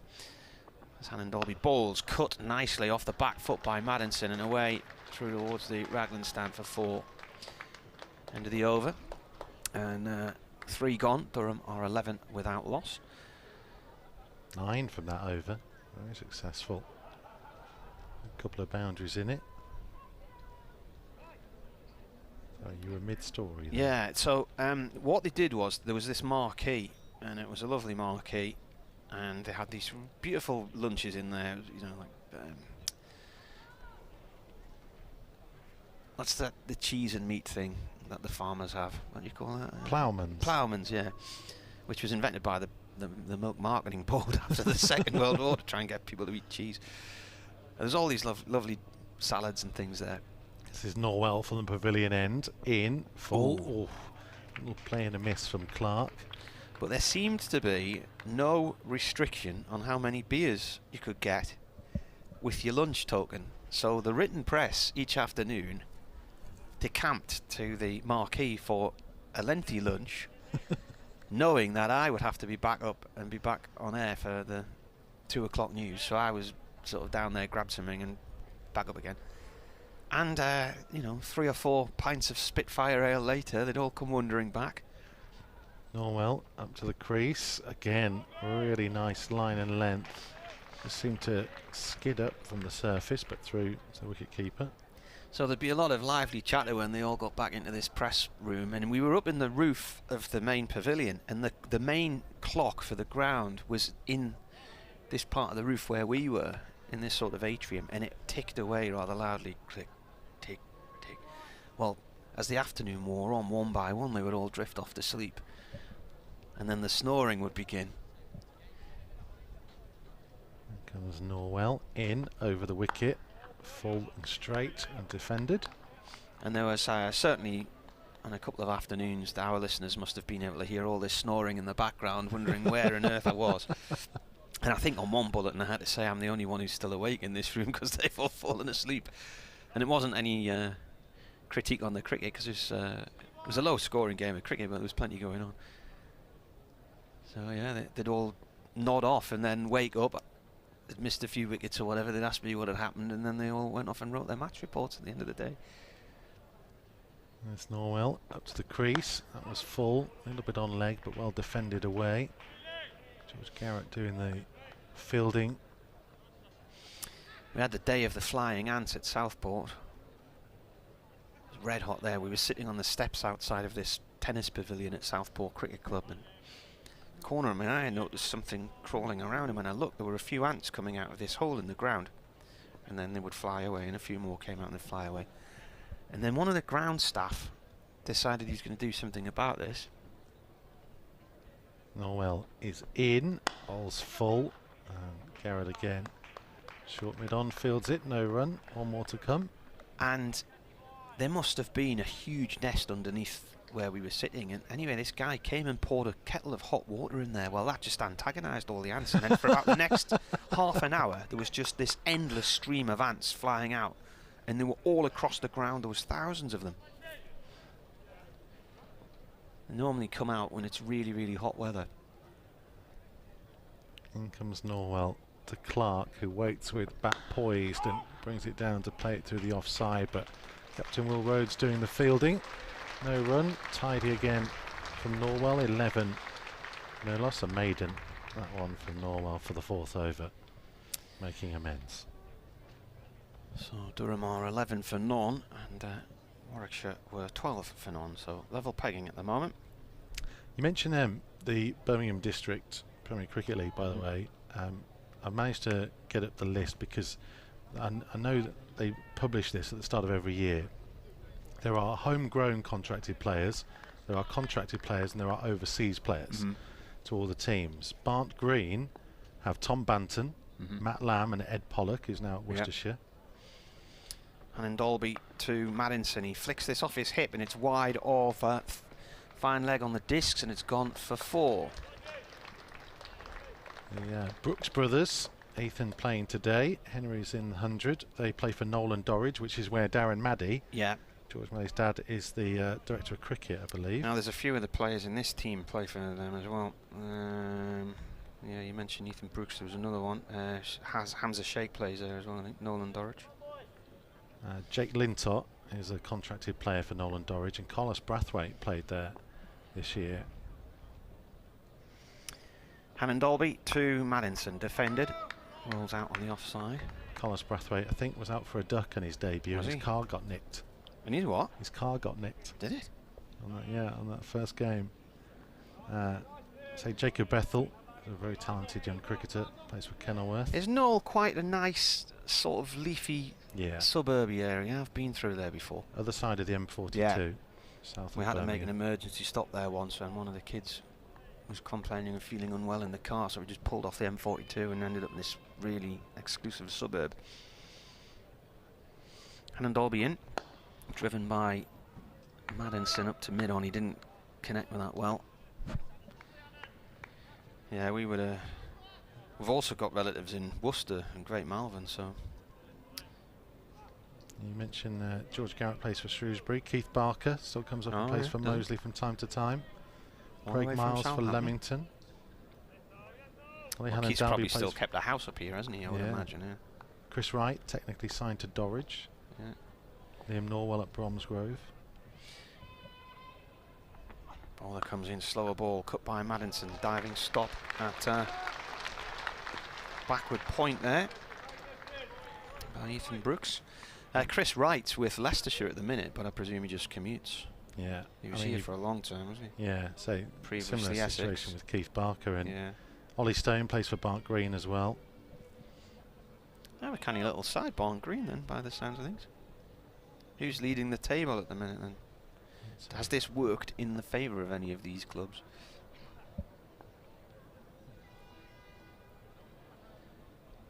Two balls of the over to go. Madinson flicks this one out through the leg side. And there will be 2 runs. Bark Green are second. Are they? Who's the top team? Smethwick. Smethwick. Now one of the lads plays for Smethwick. They've got Moeen Alley in their team. Oliver Hannon Dolby plays for Smethwick. Or he has done. Might not be this year, but he was playing for them. Well, we were over that way on Friday night. We had a beer in Harbour and then went down to a Mexican place in Bearwood. And Dolby in. Well, this is up in the air. It's a false shot from Madison, and he's gone cheaply again. Out for 16 this time. He's come off the shoulder of the bat. Durham are 17 for 1. Yeah, just trying to cut it away. He'd been the main scorer so far. But it looped up high in the air. He had to wait for it for quite a while to come down. Was it Brooks who took it? The breakthrough is there, and they will be absolutely delighted, Warwickshire, to get a wicket so early.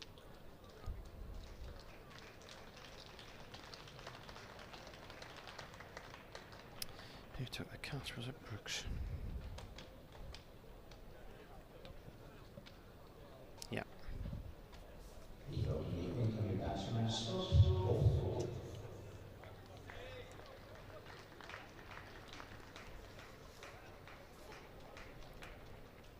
So Scott Borthwick heading out. It was the end of the over as well when the wicket fell.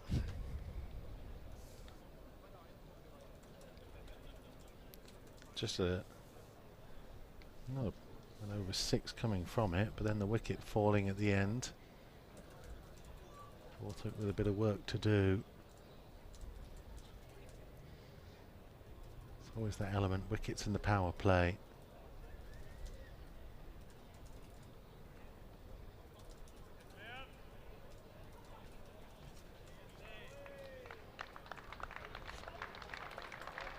Well, will continue.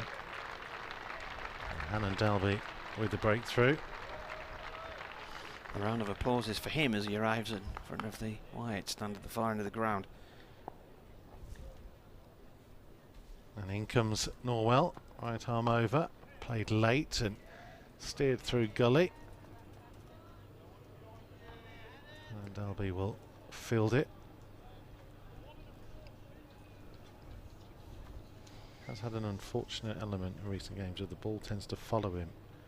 And he's trying to get a breather, having bowled.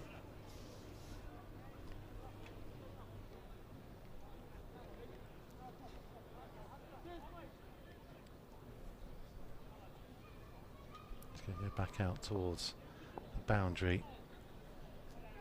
As they'll bring in mid-wicket. As Norwell's going to go round the wicket. Oh, what a delivery. What a delivery.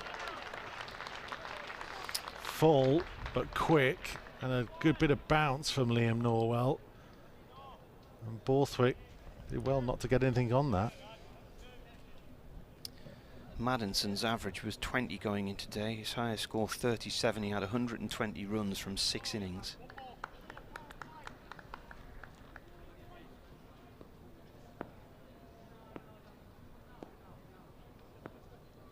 In comes Norwell, round the wicket once more. Oh, again, it's another beauty.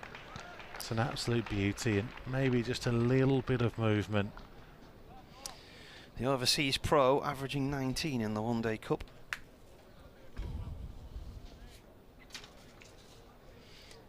Not the best numbers.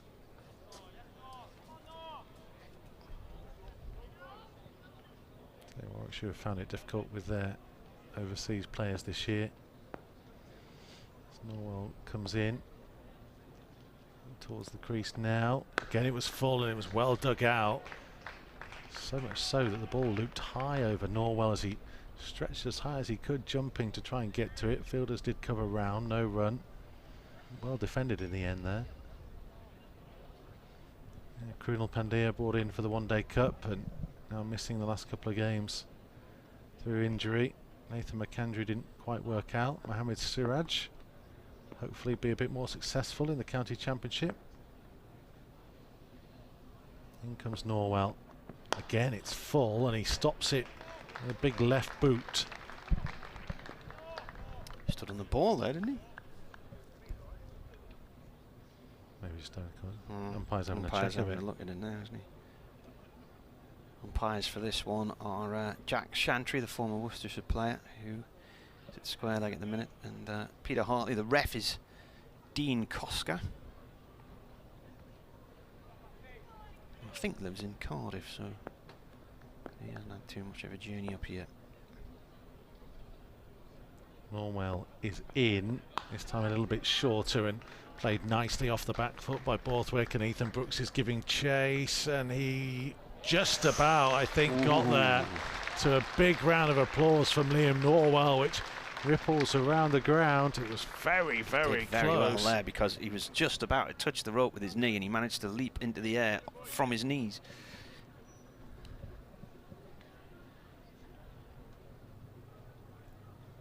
Valuable work.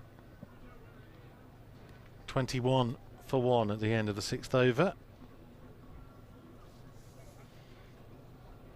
Bears were 18 for no loss at the same stage. Long time before things start becoming an issue. Just get yourself in, plenty of time.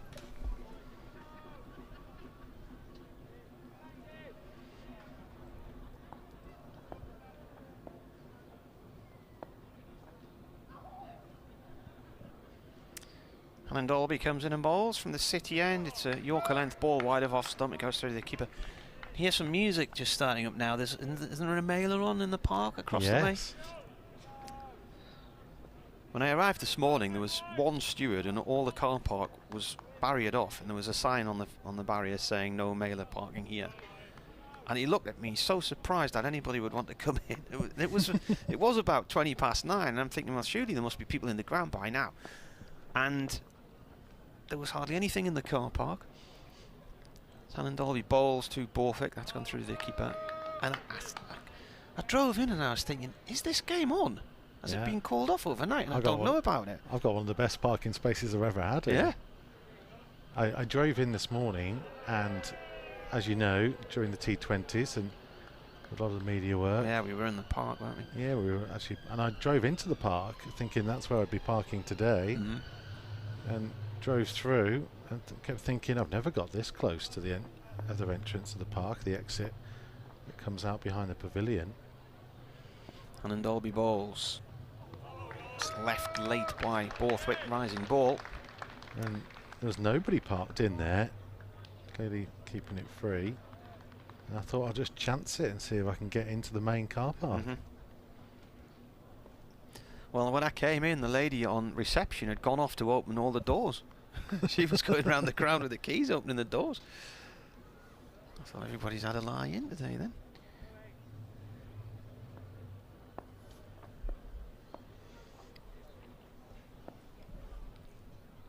(21 for 1). And Dolby to Borthwick. Borthwick on the back foot plays the ball out into towards the covers. No run there. It's a beautiful day now. It's lovely and sunny, isn't it? Gorgeous. Fluffy white clouds, as the Orb once sang. A few vapour trails up there as well. Was absolutely chucking it down in the northeast yesterday afternoon, apparently.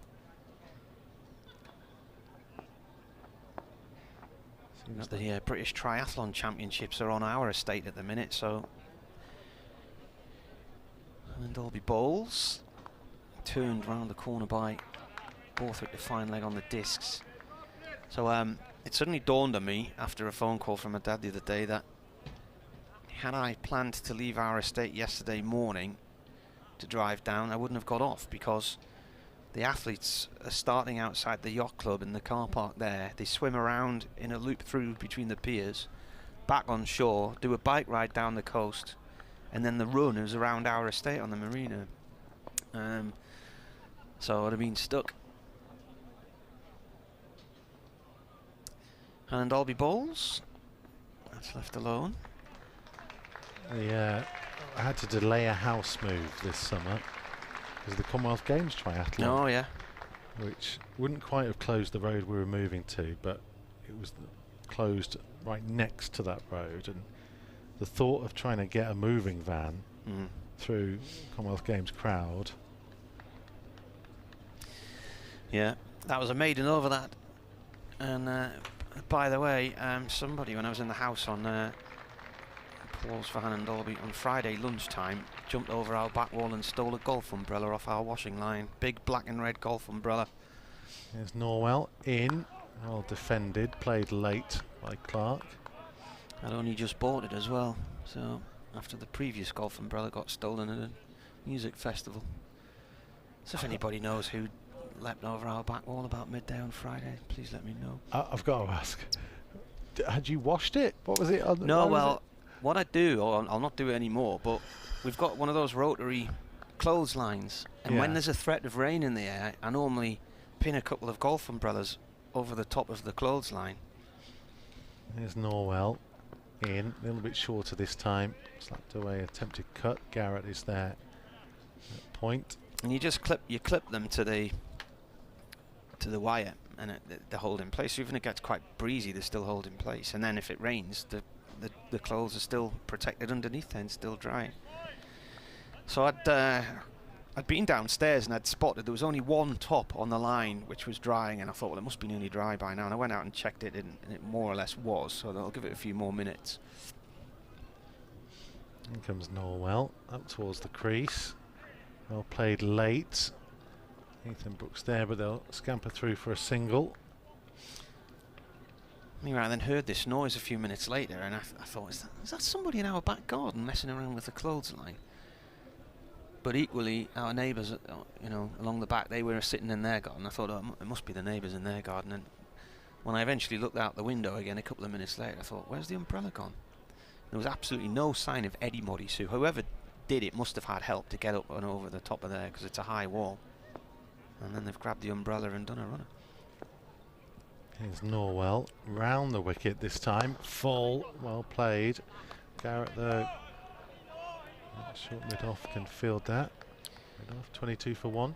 So the next part of this story is I thought, well, I bet they've grabbed it on their way to the beach and they'll be using it as a sunshade on the beach. So I wandered round to the beach. When I got down there was no sign of it, but that was they were busy setting up all the finish area and the transition area for the triathlon, and there were lots of junior cyclists already there riding the route on their bikes and stuff in preparation for the next day. So there's Norwell up to the crease again relatively full at Borthwick, but he defended it well. One more to come. So it's the British Triathlon Series which is finishing, well, which is on this weekend, and then at some point the World Triathlon Series is going to come to Sunderland. I can't remember if it's this September or if it's September next year. And it's developing a name for itself in cycling as well. They have the Tour Series, the last 2 or 3 years have been there, and the Tour of Britain's coming for the first time this year as well. Norwell up to the crease. Well, rock on the back foot by Borthwick, and they'll get at least one and come back for a comfortable 2 as Garrett outside the circle makes the stop. End of the over, 24 for 1. I feel like we need more information about this golf umbrella. Is it a BBC golf umbrella? It was I've been a bit unlucky with golfing umbrellas recently. So we got one stolen from a music festival last year. It had been raining and it was soggy, so it was just sitting outside the tent, and somebody's obviously walked past and thought, I'll have that. And then prior to that, I had a really good umbrella, and we were on a boating holiday on the Grand Union Canal in Northamptonshire, and one morning I looked out the boat window and there was the umbrella sailing past on the canal, and just as I tried to grab it, it sank, and that was the end of that. So I thought, well, I better buy a couple of more umbrellas. Hannah Dolby bowling his 5th over, 1 for 15 so far to Clark, who plays this up to short mid-wicket, no run. So if you do it properly, you can get these big golf umbrellas, but they have vents in them. Yeah. So you can use them even in windy conditions because the wind passes through. I was going to say about the wind, like, was it a windy day? Could it have blown away? No, I went and checked on the riverside and down the path. Somebody's come over the wall and taken it. Maybe you could offer a reward for information. Leading to the safe return. And then Derby short ball cut by Clark. Couldn't get it away through the covers though. It's cut off in the field there. I mean, if this is an elaborate thing of trying to, obviously you talked about getting a free ice cream Kai Smith when you were on recently. If Yeah. there's anyone out there who makes golf umbrellas, No, well, we can't do that. It's a BBC, you're not allowed well, to no, do I'm that. thinking about maybe some kind of, leasing agreement with the BBC to have your face on it. Imagine your own brand of umbrellas. That'd be very Alan Partridge-esque, wouldn't it? I love you, Alan. 24 for 1. Turned nicely by Clark. Out through deep mid-wicket for 4. Met that right on the bounce and middled it. That was lovely. That was a lovely shot. Swept it superbly well. Just rocked forwards. Real sweet connection. There is a fielder out there, but he had absolutely no chance.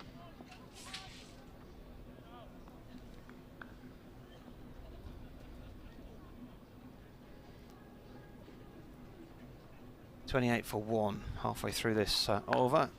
Defended by Clark. It runs on the offside. Very short. Just a couple of wickets across. Yeah, see, listen, don't rule it out, because covering cricket is an expensive business. You go all around the country, stay in obviously hotels to cover the matches from time to time. If Radio Newcastle can make some funds back by selling Martin Emerson branded merchandise, I can't imagine anybody. I'd buy it for novelty value. Even if my own nana was still alive, I doubt she'd put a hand in her pocket for that. This is a leading edge from Clark towards point. It's stopped. It's no run.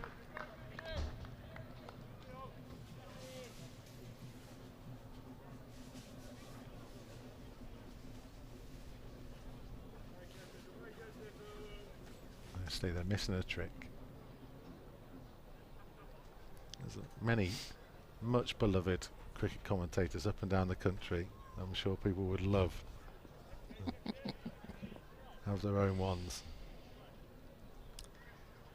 I mean, maybe not umbrellas. That sounds the wrong message for cricket, doesn't it? And then Derby in again. That's cut hard by Clark. And he's absolutely hammered that one, but it's cut off a backward point. A really sharp piece of fielding there. Ethan Brooks. Yeah, he's on the money today, isn't he? Ball does seem to be following him around. He's another of these that wear the almost the tuba grip bandages to protect the elbows. Yeah. It's almost like he's anticipating that he's going to throw himself around quite a bit. 28 for 1 after 9. Borthwick's on 5, Clark's on 7.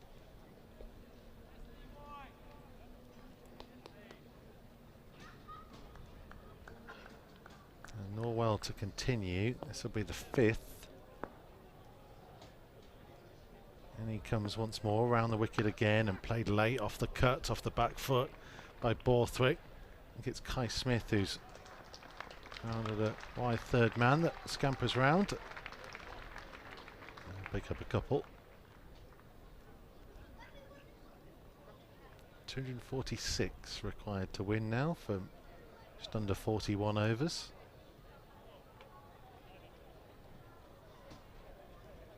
DLS par score just popped up there, 48 or so. As Norwell comes in. Oh, what a good delivery. Played forward. It's just a forward defensive, really. Just evaded the shoulder of the bat. Scorching through to Maddie behind the stumps. That's got a little bit darker. Hopefully there isn't any rain. If there is, I don't think they'd be off for long. I don't think there's any forecast, is there? Not one, certainly wasn't when I looked this morning. Maybe cloud cover was suggested, but Norwell starting off on his run towards the crease, again round the wicket. Played nicely off the back foot once more by Borthwick. And the chase is on. Sibley will get there. Sibley clearly didn't look too much of the forecast. Plenty of cloud with sun cream all over his face. 32 for the loss of just one wicket.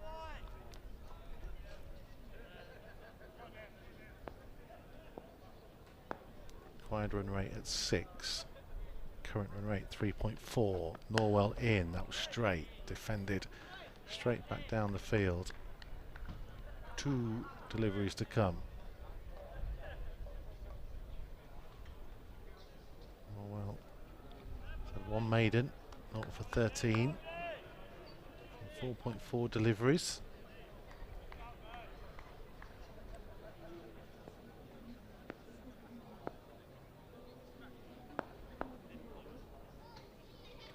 Comes Norwell once more to the crease. That was a little bit more on leg, and Borthwick able to play it into the leg side. Will Rhodes will field just outside the circle and keep them down to 1.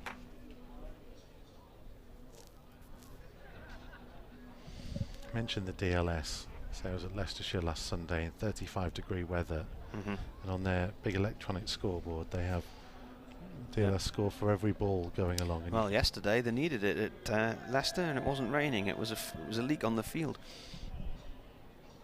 Here comes Norwell towards the crease, over the wicket this time to Clark, and finishes off the 10th over 33 for 1.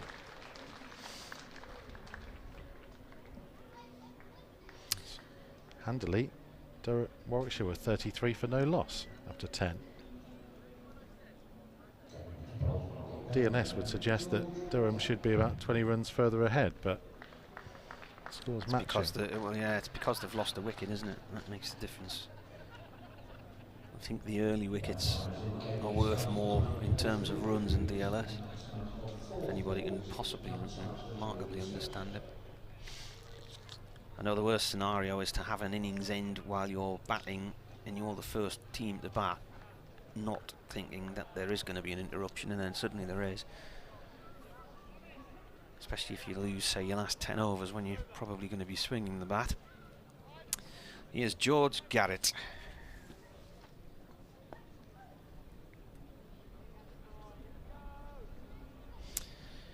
Sounds like a Pennine Hill farmer, doesn't he? The Garretts up Barnoldswick. 22 years old, this is his 9th game. He's got 11 wickets, best bowling 3 for 50 last year against Leicestershire. He's taken 6 wickets this year. He's a right armer, he's coming in from the city end, and the first ball is driven by Borthwick out through the covers, and Sheikh can't get there. It's gone 4-4. Just slightly too full a delivery there. So Garrett was grew up in Harpenden and still plays cricket for them in the Hearts Premier League, and for Shrewsbury in the Birmingham Premier League, which is a canny trek from here.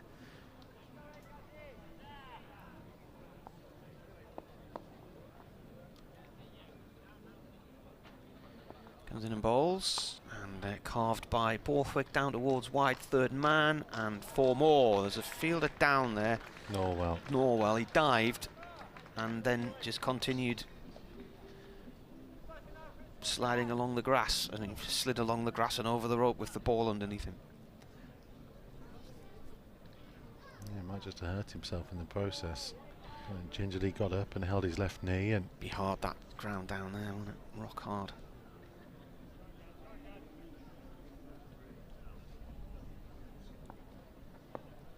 He's actually starting fielding from a good couple of paces behind the rope. Borthwick's on 18. As Garrett comes round the track. Oh, that was wide-ish. Umpire's arms stay down by his side. Must have just been within the blue lines. Yeah, Borthwick's just gone about this quite nicely, isn't he? Quite tidily. Kept the scoreboard ticking. That's all you can do in this kind of stage. Just keep accumulating. That's gone a little bit gloomy, hasn't it? Garrett in again, round the wicket. Borthwick cuts. It's gone off to point and stopped by Brooks. When Phil was talking about the changing skyline in Birmingham earlier, I was walking down Broad Street. Was it last year? And there was this big skyscraper being built. Now there's others going up. They always build the lift shaft first, and then gradually they jack up the rest of the building around it. And there's some real high tower cranes down the bottom end of the city as well. Ball played towards backward point, no run there. So there's a lot going on. Oh, and when you're approaching from, you come around past Tamworth and then you hit the high speed 2. There's loads of work going on there. Yeah, right up focal through. point will be what's known as Millennium Point. Yeah, so that's right on the bottom corner of town, isn't it? Isn't that where is there a stage there? Is there a square with a stage? There is, yeah. There's a big wide area. Yeah. They've done a lot of shows and things there. 41 for 1, defended by Borthwick, end of the over, so Garrett's first over goes for 2 fours in his first 2 deliveries, then the rest are dot balls. Yeah, I have a relative who's working on the high-speed project, and each team's responsible for a certain amount of section of the track that's being built, so I think his bit is probably not too far from where Phil lives, down that neck of the woods. Oh, posh area. Well, yeah, I mean, obviously Millionaires Row and all that, but it's where it crosses from Warwickshire down into the Northamptonshire countryside, down that way. Very posh area. It's a You're not in Gloucestershire, are you? Are you? How? I thought you were Warwickshire. Eh? Oh. How many acres of your garden did you sell for the HS2 project, Phil? Have you just moved? Have you just moved? Oh, 20 years ago, all right. I thought you lived near my cousin down, she's sort of down Warmington way near Banbury. I thought you were down that way. But it's over the hill. Here comes Rob Yates with a little bit of spin, a bit floaty. That lamb well positioned. A bit of a short mid-off. Never realised he was in Gloucestershire. There's Yates again, in and a little scoop, damped it up into the air. No fielder there in a sort of fly slip position, so there's a single. So Phil did predict that Rob Yates would be the main spin option. So lacking a bit in it with Danny Briggs and Jake Lintop being away. Grinal Pandya brought in for this competition. A hand injury. So Yates is going to come round the wicket at Borthwick. 42 for 1.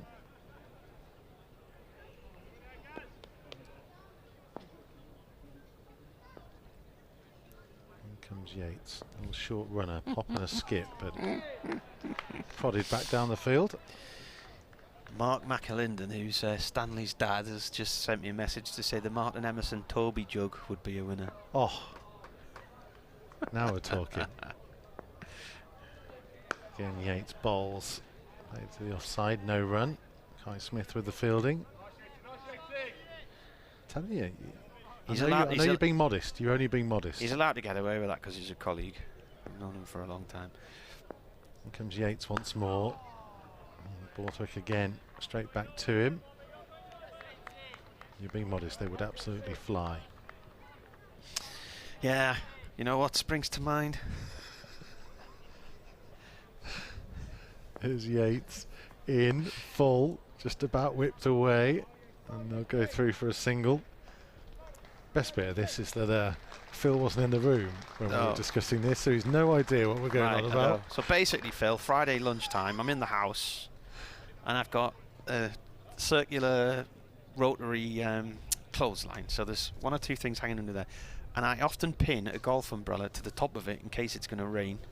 So if it does rain, the clothes are still drying underneath the golf umbrella. I thought I heard a noise in the garden, and eventually when I went to investigate, somebody's leapt over our garden wall and stolen my umbrella off the line. So they've unpegged it. It was pegged by about 10 pegs. They've unpegged it and done a runner with it. So he says, well, what was your suggestion? I said if there's anyone listening who's owns an umbrella making company, as George Garrett comes in, I'll let mine take over. Garrett round the wickets to Borthwick, who steers the ball down to third man for 1. A branded BBC New Radio Newcastle Martin Emerson umbrella, and perhaps open it out to other things, would absolutely it'd solve his problem because he'd always have a stash of them, and they'd make some money to cover the costs of sending him around the country. Yeah. That's a good theory from Phil. It would stop people from stealing it. Yeah, good point. But as Mike is suggesting, a whole range of things. The thing that I'm envisaging or imaging is that's a lovely shot from Clark. He's whipped that off his legs and just fired it down to long leg for 4. You know, when Alan Partridge comes back and they have the pulping party, when he goes to the recycling centre to watch all the unsold copies of his book being pulped. The Martin Emerson tie and badge set. Yes.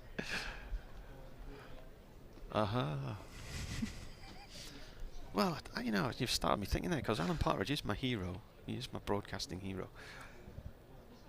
48 for 1. Clark plays this to short mid wicket, no run there. But you never thought you were going to be talking like this and your afternoon in Birmingham on a Sunday. Hey, there's absolutely some of the most bizarre conversations we have when we're on air. Disappear down all kinds of rabbit holes.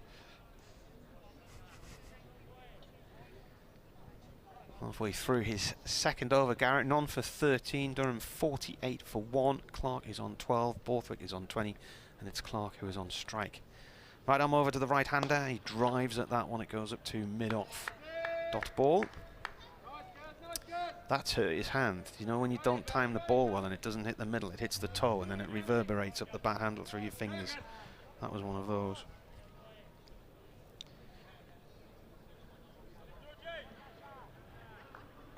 These two are starting to look set. Starting to look comfortable. Last shot from Clark for a boundary was absolutely beautiful. Bowler in again, and that's another perler from Clark. That was too full and too much on leg stump there. I think you may have been trying to go for a Yorker length ball, but Clark's just smashed that away for 4 through mid-wicket. Don't bowl there. That was beautiful again. I say his timing has been impeccable. And a couple of really sweet shots into the leg side.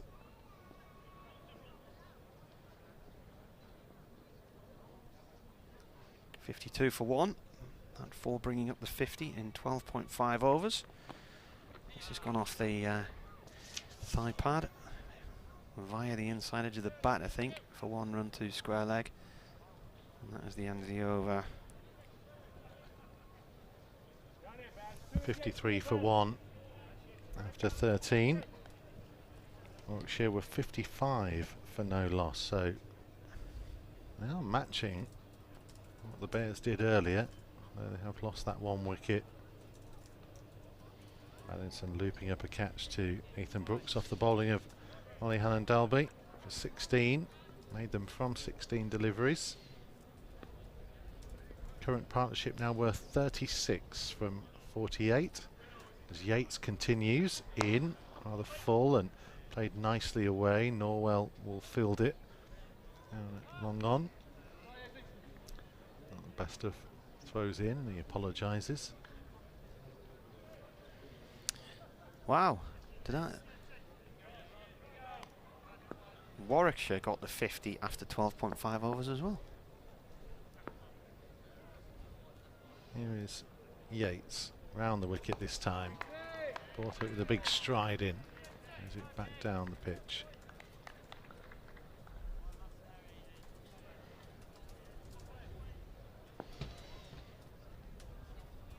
Yates once more round the wicket.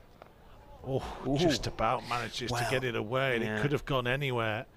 He's played it down into the ground as well, hasn't he? It's just beaten the diving grasp of first slip. Going to come back on, Phil, at the end of this over, yeah?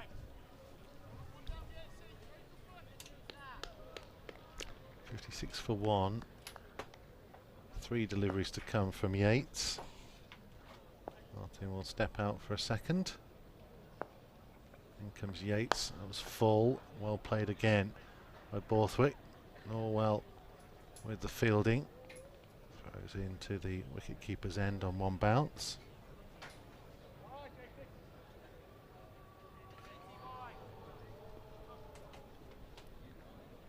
Yates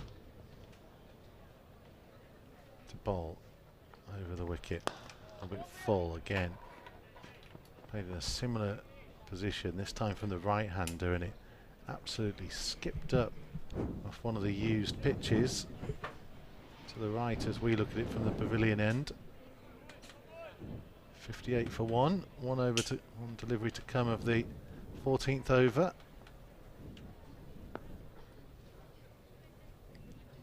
Here comes Rob Yates again, full straight defended. Good afternoon to you, Phil. Well, steady from Rob Yates, not looking particularly threatening, but just the 7 runs from his couple of overs. The Warwickshire haven't looked particularly threatening, I don't think, so far with the ball, have they? George Garrett coming out of the attack, he's 2 overs for 18 runs. The captain's bringing himself on. Will Rhodes. Warwickshire looking, really do need some wickets here, because Clark and Borthwick get nicely settled in. It's Rhodes from that Birmingham end is on his way into Clark, who drives away into the offside out to the cover boundary. Brooks does the fielding. It's just a single. As the sun briefly appears. Big festival going on over the other side of the road from the ground here in the park at Cannon Hill Park, the Festival of Eid today, and it's absolutely heaving over there. Yes, the bands are playing, there's music. It's I think if you're trying to get out of Edgbaston, try and find the different way out. This next one brings the left-handed Borthwick forward, running it away into the offside. There's no run. Yates does the fielding at extra cover. Bowled well last week when I saw him at Leicestershire, Will Rhodes, for very little reward actually. Yep. Don't think Will Rhodes bowls enough when he's as captain. I think he's, particularly this season in Championship cricket, he hasn't bowled a great deal. He's in the bowls, and this is cut away to backward point, but there's no runs. Sibley does the fielding there. Well, getting a consistent bowling unit's been a bit of an issue, isn't it, this year? Yep. Well, it's been so heavily reliant on Hannon Dolby, who's really held the whole attack together. He's bowled beautifully in red ball cricket. Doesn't play a T20, but he's done a good job in this competition. There's Rhodes in. Borthwick jumps across his stumps before playing the ball down into the onside. There's no run. Yeah, well, just hoping that his fitness holds through into the month of September for those 3 big championship games. Nobody quite sure still what's going to be the format for next year yet, which it's astonishing really, isn't it? This one is cracked away out into the offside. Shake does the fielding out on the cover boundary, a single to Borthwick. It brings Durham onto 60 for 1 in the 15th over. So we're going along pretty much on par. Warwickshire have dropped a little bit behind, but not much. Warwickshire at the end of the 15th over was 69. That's the last ball of this over from Rhodes. The 15th over is run away into the offside to backward point. There is no run, and it's 60 for 1 at the end of that over from Rhodes. That's a little tight over. Yeah, Borthwick has 24, Clark has 20. Both batsmen well set. Durham will be hoping that these two stick around for quite a while now and build this innings up, similar to the job Dom Sibley did really from Warwickshire's innings. Mentioned the County Championship, I've said this a couple of times, Phil. I really liked the conference style. Obviously, being a Warwickshire fan, that led to a fair amount of success. Yates comes in, round the wicket to Borthwick, full, and plays straight back to the bowler. And I just liked the idea of mixing things up, and we start off the year, just have a random draw, and then let everyone sort themselves out on the field, because it was up in the air for a moment. from Borthwick. A little diving stop from Yates.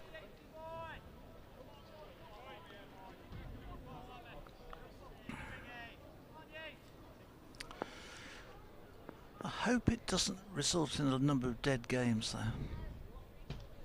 There's Yates once more in. Oh, that's delicious. Absolutely delicious. Got him playing backwards, missed it, and he was so close to knocking over the stumps. How it missed everything, I'm not quite sure. Here comes Yates again, round the wicket. A little bit more bounce this time, and Borthwick able to play it off the back foot. Nathan Brooks comes in, just a single. Yeah, I mean, that's always the way, though, isn't it? You're always going to get dead games in any kind of setup, really. You do. The only thing is, with the current structure, you're either going for promotion or relegation or winning the Division 1. Not too many teams not involved with the mix somewhere. And Yates in, continuing round the wicket, even to the right-hander Clark, who whips off his pads for one. I remember the days when everybody played each other, and played each other twice in actual fact. And you could say by May that some of the sides knew they were going to go nowhere. They weren't going to get relegated. They were just going through the motions for a lot of the time. Cricket was nothing at stake, and it was, to be honest, it was dull. Whereas I think the structure they've got, where you've got the promotion relegation, has kept. Most games have had quite a bite to them, and we've seen that in Division 1 with Warwickshire, whether they've been towards the top or the bottom. There's a lot at stake in nearly every game. No ball there from Yates. He does that occasionally. This time absolutely smacked back down the field, one bounce and fielded by Norwell. Long on. Got away with that one, I think, Robbie Yates. So, again, Durham are finding the same problem, I think, with the slow bowlers. Warwickshire did. The ball not quite there, not coming on quite. Yates continuing round the wicket again to the right-hander, full, and allowed just to play it into the gap down to Sibley for another one. And Durham tick round to 66 for 1 at the end of 16. I say I like the idea of, you've got 6 teams going for the title, 6 teams going for a divisional title, and 6 other teams who won't have had a great year, who at least have a chance of winning games perhaps against other teams that are struggling. I know I'm not convincing you on this. You're not, I'm afraid, no. To me, if it's not bust, why do you need to fix it? I was a great advocate. 16 games was perfect. And it's gone to 14. Now they're talking about 12. New over. Rhodes in. They're going to run through for a quick single. Simply picks up shies at the stumps at the non-striker's end. But batsmen had completed their single. Clark going to the danger end. Dropped one into the offside, into the point area and run. It was almost sort of played the shot, and they was called through for the single. Just a little bit dangerous, but survives. 67 for 1. There's Rhodes in again to the left-handed Borthwick, who can't hit this cleanly into the offside, looking for a shot away through extra cover, but again hitting the ball into the ground and going up straight to the fielder. There's no run. Of course, we're always going to come back to the issue of if you're going to block off a big chunk of the summer to play the 100. Yeah. Take away the ability to play county championship. Rhodes in. This is chopped away out into the offside. And there's 1 run this time for Borthwick. And you think the summer that we've had and the impact on pitches that it will have had to get some bowlers doing the real hard overs, more difficult surfaces that they might experience around the world sometimes. There's Rhodes in and bowls, and this is Clark pushing it back, and Rhodes fields as he follows through.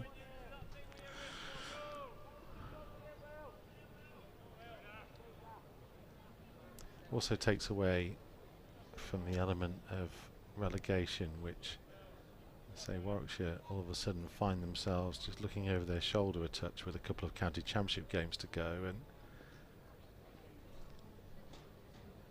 maybe changes the way they think about things. Rhodes in, and this is cut away by Clark out to Brooks, coming in off the cover boundary, get another single. I suppose they'll say that playing with a bit of pressure is not necessarily a bad thing. Well, most of the sports which are competitive have promotion and relegation. There's no divine right to stay in a division, and to be honest, if you're not good enough, should you be in that division? And the problem is with it, if you don't have that, then the teams will go to the ones which are likely to win every time. And I still think you'll get the better teams getting more and more of the good players. This last ball is just played back to Rhodes, end of the over, 69 for 1. But what's it actually going to achieve? What difference is it really going to make, that structure, to what we've got today? It's a fair point. I don't have an answer for you. I say I enjoyed it last year. It was something different.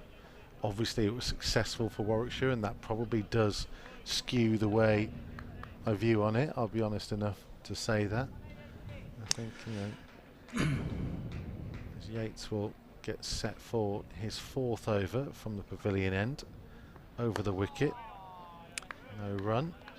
Did you feel that it was a real genuine county championship? Warwickshire beat Nottinghamshire home and away, carried forward 2 massive bonuses into the next stage. Yates bowls, flicked off the pad. They'll get through for at least 1, thinking about 2, but Kai Smith was in quickly from the boundary.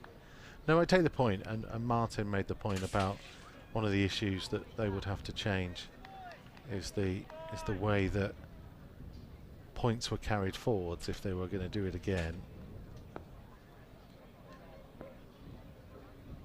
So, but if you are going to have these 2 very clearly defined different parts, as Yates bowls, and brilliant take, and Borthwick's gone for 27, just hit it straight back to the bowler, and Borthwick will feel very disappointed because he'd got himself set, he'd gone along nicely, and then a nothing shot really against the part-time spin bowler, and Yates took it very well, and Warwickshire have a second. Durham a 70 for 2. Yeah, it was hit low and hard, but well caught by Yates, down low, bent, one knee bent on the floor, and took and grabbed it into his chest. And a wicket really out of nothing there, because Durham had looked very comfortable. No sign of them being under real pressure. Yates has been tight.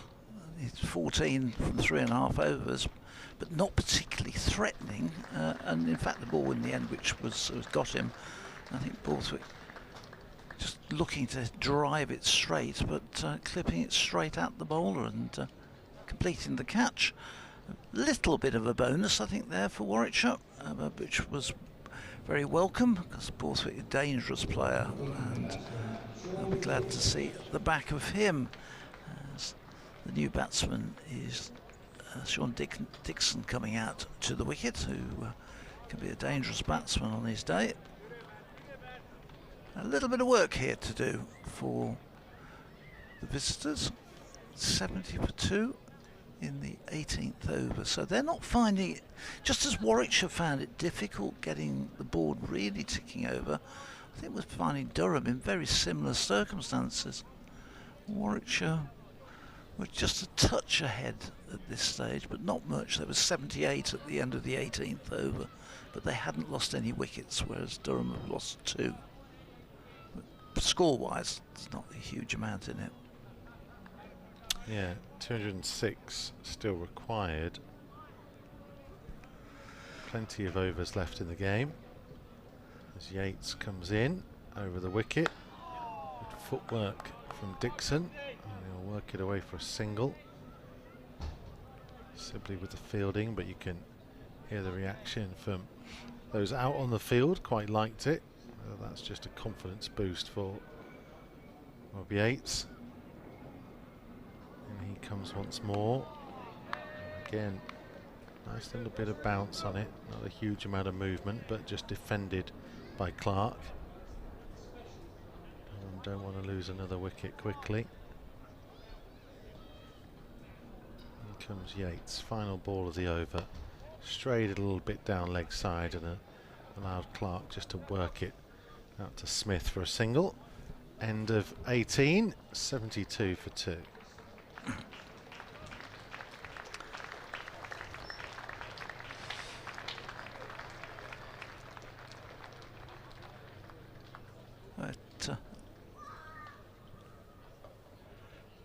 Warwickshire buoyed by that.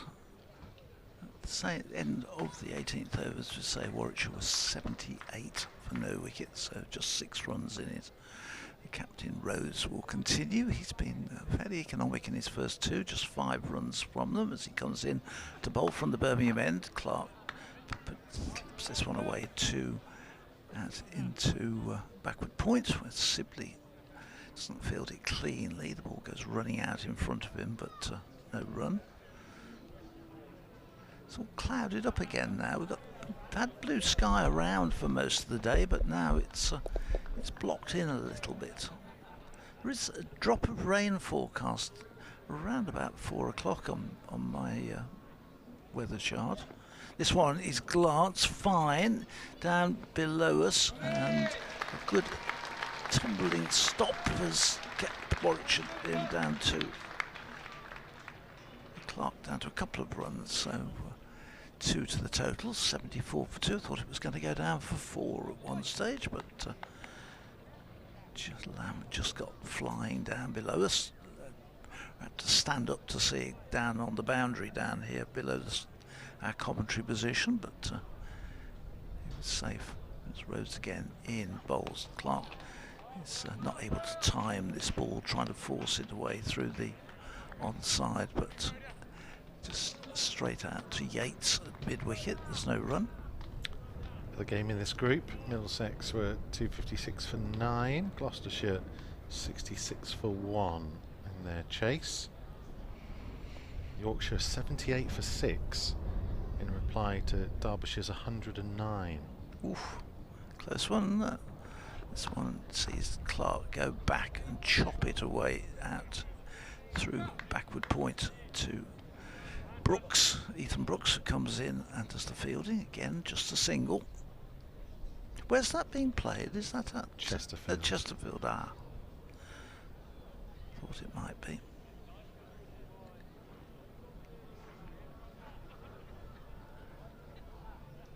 It's good to see cricket being played. I remember that 4-day game not so long ago at Chesterfield when they didn't bowl a ball.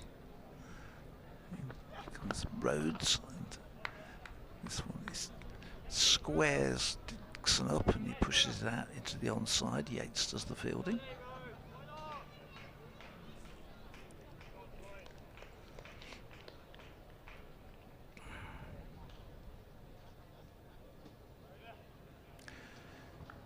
Warwickshire's next game here is on Tuesday against Somerset here at Edgbaston in this Royal London Cup.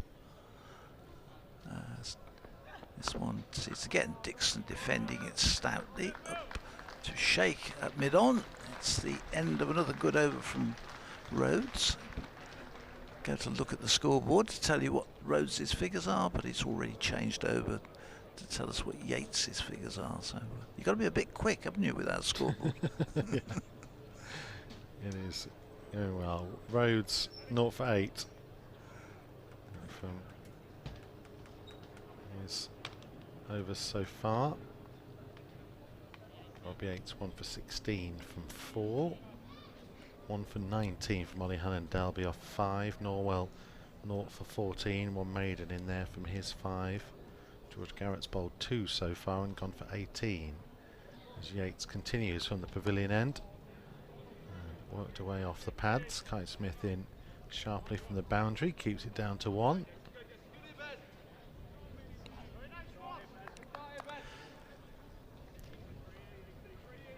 Last 5 overs, Durham innings have been going at 3.3. Worked off the pads again. They need to be going at about 6.5 DLS pass score at this stage, suggesting it should be 93. Yeah. That's due to the 2 wickets, really, isn't it, in terms of the difference? Made into the offside, but well fielded by Matt Lamb.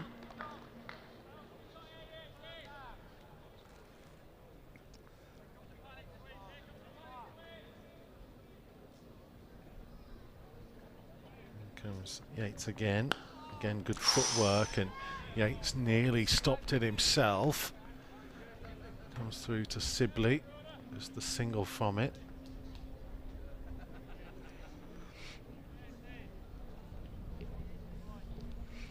Yates probably getting a lot more bowling in this competition than he'd originally anticipated. There is Yates again. That one's a bit flatter. Again, played off the hips really. Swivelling, and in comes Kai Smith from the boundary. One more to come. I gather Pandya's gone home. He's finished. So we won't see him again playing for Warwickshire in this competition. Got a groin problem as well, I gather. That's he's got to get sorted. There's Yates in, and again played nicely. Long on, Sibley throws in, 79 for 2 from 20. Same stage, Warwickshire were 95 for no loss. Yeah, they just had their a big 11 run over on the 19th over, so they just a bit of acceleration going on at this point. They'd sort of got a bit of a move on overs 19 and 20. So the gap just beginning to grow a little bit. It's not out of control yet. His Rhodes is about to start his 4th over from that Birmingham end. He's in and bowls, and a rising ball is glanced away by Dixon down to 3rd man. Matt Lamb comes in off the fence and does the fielding and restricts to a single. Takes Durham on to 80 for 2.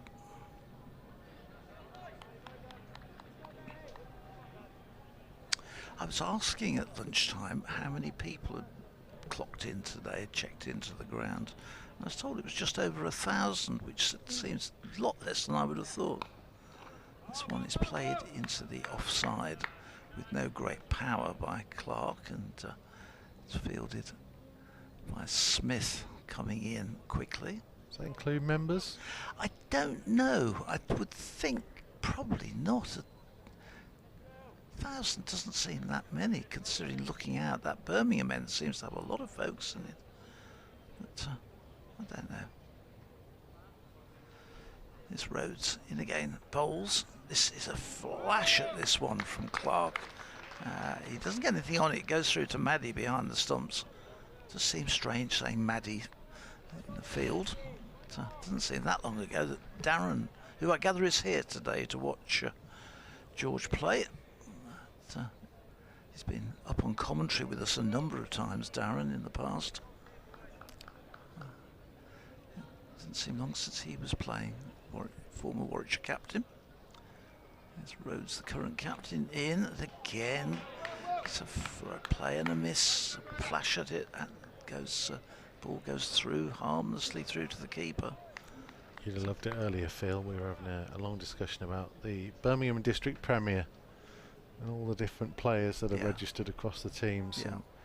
Obviously Darren Maddie very much involved at Nolan Dorridge these days. Yeah, yeah. He went there once he finished playing here. I think he was already at K&D when, sorry, Nolan Dorridge, as we say.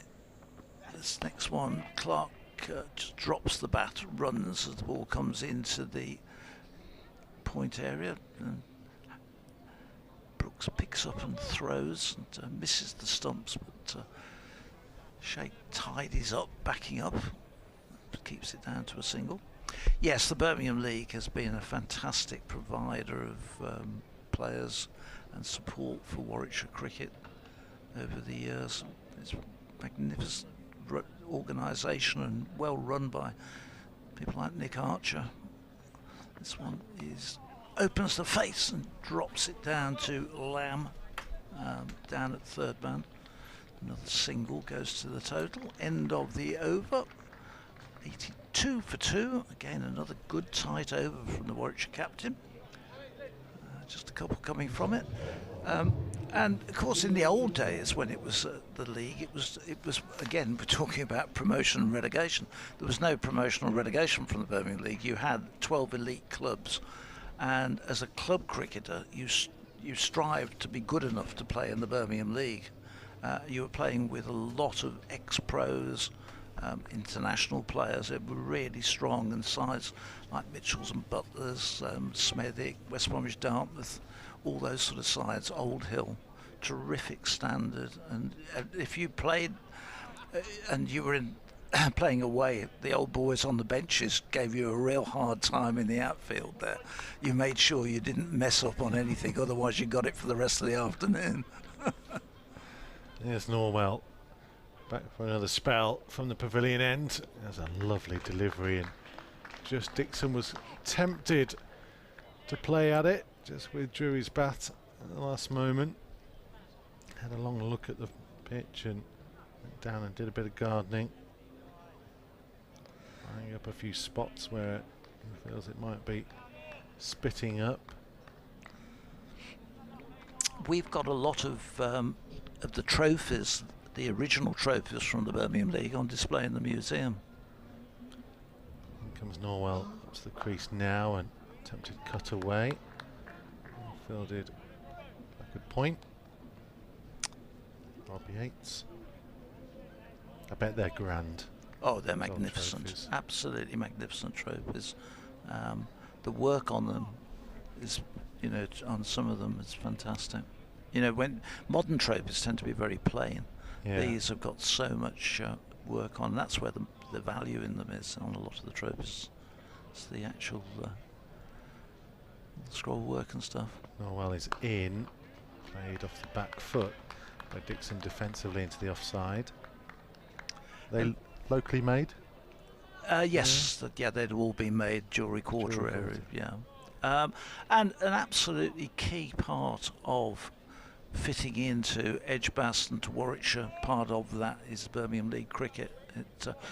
You know, people who've been administrators at Edgbaston, players have run the Birmingham League and helped it in its structure and its format, and the two are very much interwoven and still are. There is Norwell in, and defensively a little shy at the stumps did Rob Yates. Actually hit them. The umpire will need to come in from square leg to sort that out. 82 for 2, 2 deliveries to go of the 22nd over. 194 required to win.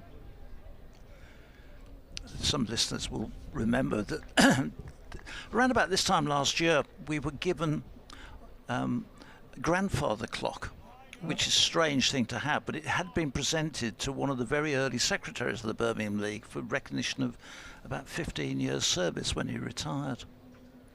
There's Norwell in, hauled relatively straight and cut away through gully. The interesting thing with that was that the chap who it went to had played, he and his brother had played in the very first county championship match Warwickshire ever played as a first-class county back in 1894. And we were given this, but it didn't work, or it doesn't work, and I still haven't been able to find anybody today who can get this grandfather clock to work. So I'm going to make the plea again. If you can know how to make a grandfather clock work, please get in touch with me. There's Norwell in. Oh, that one really did rear up off a length. Graham Clark, we'll have a little look at that. Takes the glove off. It was a good over, 83 for 2 at the end of the 22nd, just the one came from it. Warwickshire had just brought up the 100 after 22, so a bit behind. Yeah, so we've got it. It's a beautiful clock, and we've got all the bits for it, but I don't know where all the bits go. And we thought we'd found somebody who could come and do it for us, but I was then told he's 97 and he can only come out for an hour in the afternoon, and you've got to fetch him. And I thought, don't know how he's going to lift those weights for it. Here's Rhodes in and bowls, and This is run into the offside by Dixon. They will get through comfortably through for the single. Smith overruns the ball. Got to get on the repair shop. Yeah.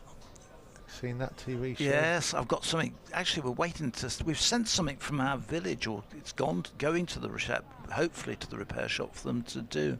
They've just done replaced an organ in a local village, which was on the programme, I think, this week. Rhodes comes in, and this is cut away to Brooks at point, and there's no run. We've got a big banner which has quite badly moths have got into it over the years. It's very old, well over 150 years old, from the village, and they used to carry it round on sort of celebration days. It's it's massive, absolutely massive, and we're going to see if that can be restored, but we've not heard from them yet. Here's Rhodes in. Bowls. Oh, that's a beauty, goes past the outside edge of Clark's bat. He has beaten Clark 2 or 3 times, Rhodes, in the last couple of overs, and that was just moved away from the right-hander and through to Maddie. I'll add it to the list once I've found a manufacturer and distributor for Martin's umbrellas. Oh, you can do our clock. Well, you've got to. Can you add the man to fix my clock? Yeah, I'll get you on and the somebody to repair fix shop. and the flag. Here's Rhodes again in. This is run down to third man. They'd look for the second, but Lamb is on it quickly and prevents Clark getting back for 2. He's restricted just to the single, 85 for 2. Thing is, Phil, if we can get you onto the repair shop, you're going to need to have a Martin umbrella with you, because that's a perfect opportunity. Yeah. The other thing, I'm not going to. I won't cry when I look when I get there and I find this beautiful thing. I will promise you, I will not burst into tears. It's Rhodes in. This is driven. That's a nice looking shot away over the top of Smith and up to the long off boundary for 4 by Dixon. Hit that one beautifully, just over pitched and onto it in a flash, and that's relieved the pressure a little bit. 89 for 2. Dixon moves to 11 and Clark's on 33. I was sitting in on the afternoon programme on BBC CWR earlier on in the summer, and we actually interviewed one of the people from the repair shop. I did say, if you could get me on, I will be prepared to cry. This one is turned into the onside. Dixon will get a single. That's all it'll be. Off the last ball of the over. Yeah. Another good over from Rhodes. End of 23, 90 for 2. It's fascinating what they do, though, isn't it? How they recover stuff and how they turn stuff back into what looks like new. Absolutely perfect. And I'm sure people do get emotional having seen something which had been chewed, the dog had chewed and wrecked, and suddenly gets it back and it's like it was they were a child or something.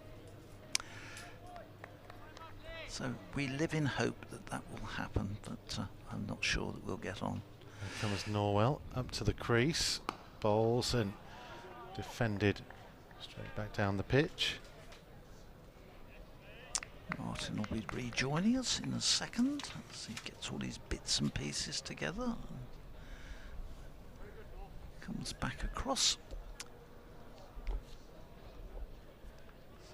Ramraj Johal is on the field, I think. Not sure who he's come on for. Look at that as Norwell comes in up towards the crease now and delivers, and again he's getting good bounce from a good length, just played nicely into the leg side, and Ethan Brooks with the fielding. A couple more deliveries to come with this over. And Martin will jump in, join Phil, and I'll go off and try and find a number for the repair shop. Yeah, no more biscuits though this break, if you don't mind. If you don't mind, Mikey, we've got looks like a cafe in here. There's Norwell in and played away. Just a little late chop on it, really. This is the gully area, just a single. 3 deliveries to go. Durham 92 for 2. Still need 184. Plenty of time left, getting towards the halfway stage. And Liam Norwell getting himself set. Stomping in from the pavilion end.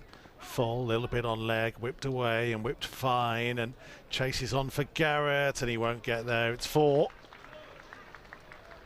It was nicely played and fine enough that fielder down there couldn't quite reach it. Always just backing the ball there. He was never quite going to get there with the yard he needed.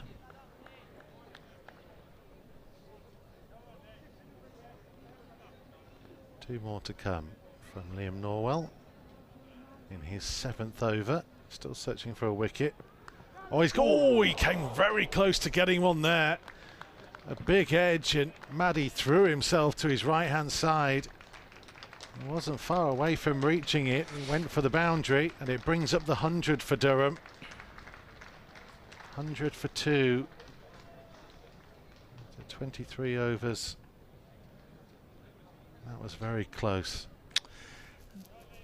These last couple of overs, Durham have pulled back that. They were just behind Warwickshire in the same position, but they're virtually now running up level. Here comes Norwell. Up towards the crease. Full and played away into the offside. There'll be 1 run there. 101 for 2 at the end of 24.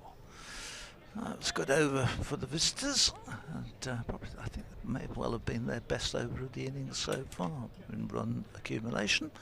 It's left in the same stage. Warwickshire were 102 for no wickets, but, sorry, for 1 wicket. Yeah, they were 100 for 1, and they got to 100 at the end of the 22nd over. Durham have got there in 23.5. So it's nothing in it really, is there? So we're going to see a bowling change again at the Birmingham end, and we're going to see George Garrett into the attack, replacing the captain, Will Rhodes. So he'll be bowling to Sean Dixon. And Durham going along quite nicely here. Dixon's played some nice shots here on 22, 34 to Clark, and just after Scott Borthwick had given a return catch to Rob Yates. These two dug back in again and got Durham back on track. Still a bit of work to do. 276 is the target, but going okay. Would need 175 more. Playing a miss here. Garrett bowls outside the line of off stump to Dixon. Garrett was expensive in his first spell, 18 off his two overs. Well, his first 2 balls went for 4s. Yeah.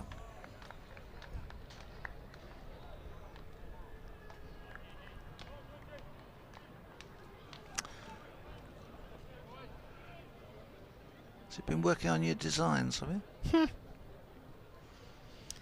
Garrett city end bowling to Dixon. Dixon just leans back and guides the ball down to 3rd man for 1.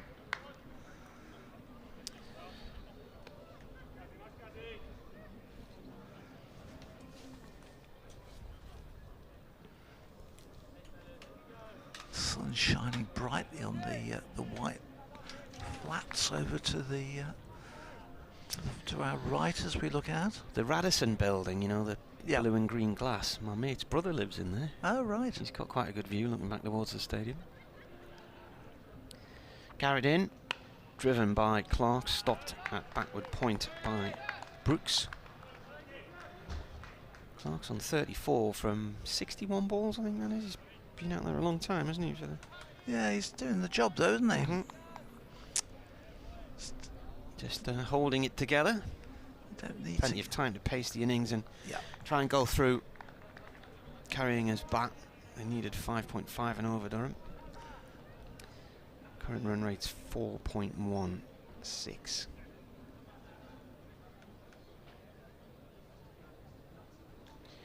Garrett in, driven by Clark. That's a gorgeous shot. That's away for 4 through the covers. Absolutely middled that one. Well, I think Kai Smith at extra cover for a brief moment was interested, but realised it was going like a howitzer past him, and I think from his own preservation point of view, probably was lucky not to get anything in the way of that one. That one hammered past him. Tense encounter at Chesterfield, where Derbyshire were all out for 109, Yorkshire 97 for 7. Looks like it's been doing a bit. Yes. Essex made 257 for 8 at Southampton. Hampshire are now 97 for 2 in the 24th. Carried in. Pushed off towards point for a quick single by Clark. Throw at the stumps from side on from Brooks. Hits the near stump. Dixon was in his ground. Well in, wasn't he? Yeah.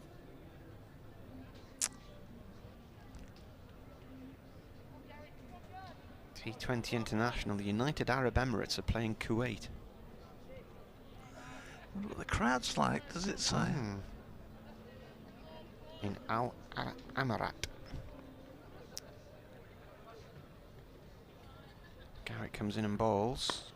Defended by Dixon. The first time I went to Dubai was about 1991, 92. So the Gulf War, the first Gulf War had finished, but a lot of people feared after Iraq invaded Kuwait that they would then sweep straight down through Saudi Arabia and on into the United Arab Emirates, and lots of cars were just left outside apartment complexes because people had fled back home to, you know, Europe or wherever.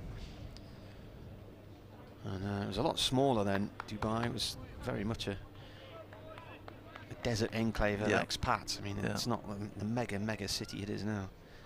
Here's Norwell starting a new over. The first ball rams into Clark's stomach as he went to try and pull it. They dropped down. They scamper through for a leg by, and he'll probably have a bruise there in the morning. But one more to the total, 108 for 2. At Radlett, Middlesex made 256 for 9. Gloucestershire in the 20th over 107 for 1. I was talking to somebody at lunchtime, Rob, who went down to Radlett with the family to watch Warwickshire there on Friday. This next one from Norwell is run away to cover point, but no run. No, if you don't know where Radlett is, there's no reason to go there, really, is there? It's next to the M1 and the M25 where the two intersperse, and to the north of London it's actually Hertfordshire. It's not far really from St Albans and Watford. I stayed there last year because Durham played in a one-day game there, and the hotel backed onto the M25, but bit noisy. It wasn't actually, because there was a water mill in between, so the water mill sort of drowned out the noise of the lorries. Oh, well. They're going for caught behind, and he's gone. Dixon has gone with no sort of shot really in the end. He was looking to pull the ball and then decided to pull out of it, and just got a nick through to the keeper. He got himself out the other day trying to leave a ball. He played it onto his stumps. This time he sort of just left the bat hanging. I had a feeling as it went past him he'd clip that. So Maddie gets his first catch in senior cricket. It's 108 for 3. And Warwickshire get their third wicket, and Liam Norwell his first. And that's a wicket again, right out of nowhere. Just when Durham were really beginning to look like they'd settled, that they'd got a good foundation, they've lost a wicket. Just they did when Borthwick got out earlier on.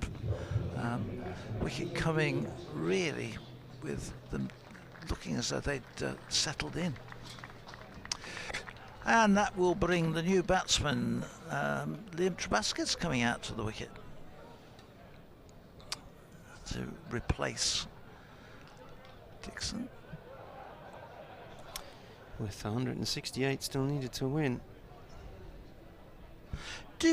Just going back to Radlett, have Middlesex stopped playing at Uxbridge now? I think they were there earlier in the year for a county championship game. Yeah. A lot of people don't like Uxbridge. I do. I like it very much. It was over in no time at all. Did they play Derbyshire there? Don't know. I'm going to be honest, and it sounds dreadful, but I haven't paid a huge amount of attention to second division cricket this year. I apologise for those clubs which are in the second division, I should pay more attention to it. Second division Durham, who hammered Warwickshire last year. Is that the team you mean? Yeah, that's the team we're talking about. Wasn't that the only team that beat Warwickshire last year? Probably. In the county championship? Yeah, wasn't it? Okay, Martin, all right. And the weather saved them here from memory. I think you're right. Yeah. I think it might have. And what happened to Durham last year? It just, well, I was discussing this with Mikey earlier on. It's Norwell in. Bowles run away to backward point, and there's no run. Because we were champions last year. I know. Did you not having got hammered by Durham, incredible. I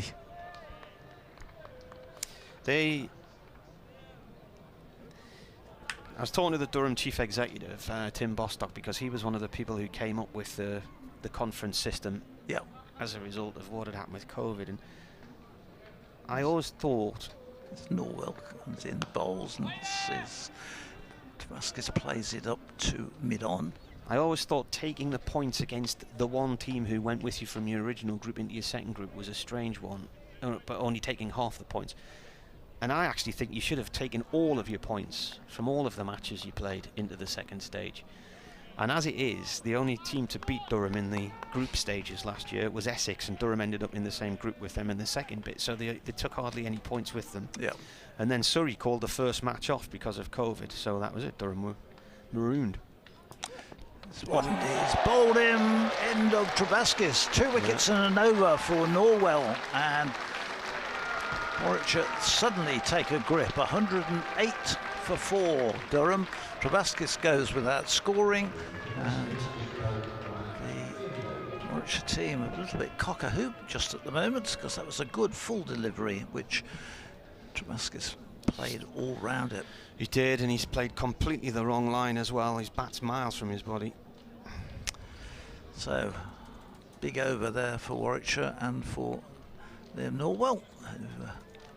Now his figures look considerably better, but suddenly the 276 required looks a long way away with fairly inexperienced, I think it would be, batting lineup still to come. A bit like Warwickshire, isn't it? The second half of the batting lineup is promising, but doesn't have a lot of experience. The new batsman coming out is, well, Paul Copland is an experienced batsman, so they have got perhaps a little Copland bit more did get his highest score in one-day cricket in the last week or so, 70 odd. What was it? 77 against Gloucestershire. Previously, it was 22 against Notts and Lancs. So I'm going to leave you for a second because my laptop needs the charge put into it again. It's running out. So, new over starts as Clark defends this one from Garrett. Trevaskis was bowled third ball.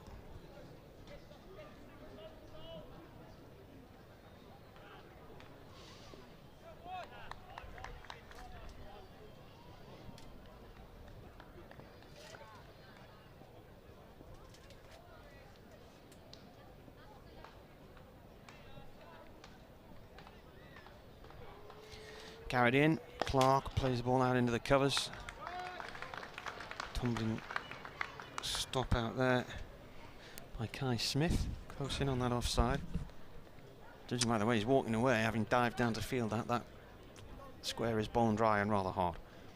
So I was having this discussion with Mikey before, when he was on, just about how the structure for Championship cricket goes next year, and my view was, why not leave things as they stand? In comes the bowler, played out into the covers, no run there. They've messed around with it and messed around with it ever since Andrew Strauss got involved. Let's get rid of the toss, didn't make any difference, let's bring the toss back. Let's stop the heavy roller, let's bring the heavy roller back. Let's have 10 teams in Division 2 and 8 in Division 1. Let's switch it round, let's have 10 in Division 2 and 8 in Division 1. And while all of this has gone on, England have incrementally become poorer year by year as a test nation. When they first started with the central contracts and 2 divisions of 9 teams and you played each other twice, this was the year 2000 when it began. It's pushed away by Clark on the offside for a quick single.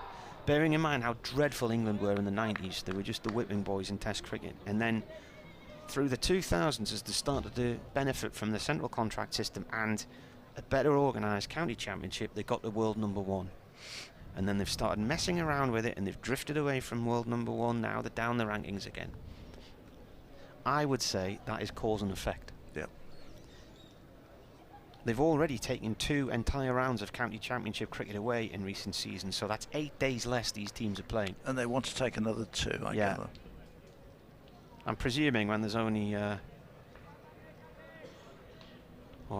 12 games left, they'll be able to choose exactly the dry days in the year to play them all on. Well, how many of those 12 games are people in the international team going to be playing in anyway? So what difference is it going to make to them? 109 for 4. That's gone down the leg side. It's a wide. Yeah, I mean, how many of the players who got walloped in Australia, as they do most times they go down there, and lost in the West Indies? England have only won 1 Test series there since 1968. How many of them were regular county players? Exactly. Not so many. You can. And then it's the county the blame championship's is fault, put and people in the media saying it's the county championship's fault are generally the ones who don't watch any county cricket. Exactly. I agree with you, which doesn't happen very often. Garrett, thick edge from Coghlan down towards third man, and a good diving stop right down below our position there. Wasn't sure he was going to get to it or not, but that's excellent work from Matt Lamb. He ended up lying on the ball. Terrific fielding actually down there. The punters are up for this now. Yeah, they've got a voice, haven't they? Suddenly the Midlands brethren. Yeah. It's taken a while, but the U Bears is coming out. You can always tell when they start to think they've on a roll.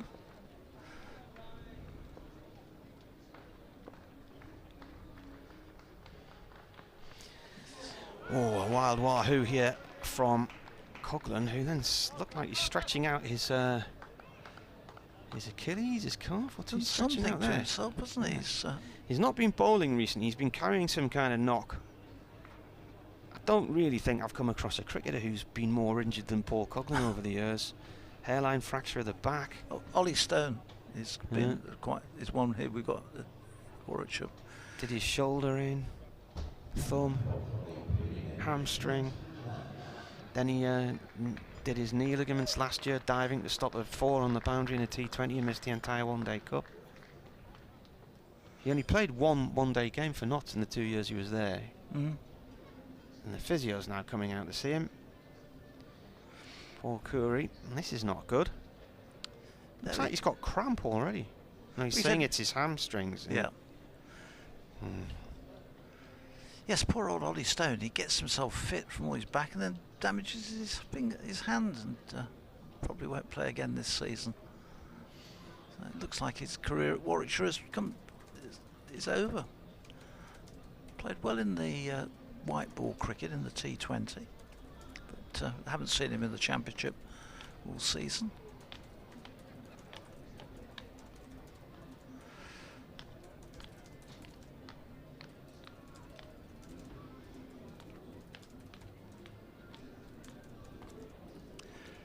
Get some treatment out there, Paul Coghlan. And he's up on his feet, so the umpires are taking a sympathetic view.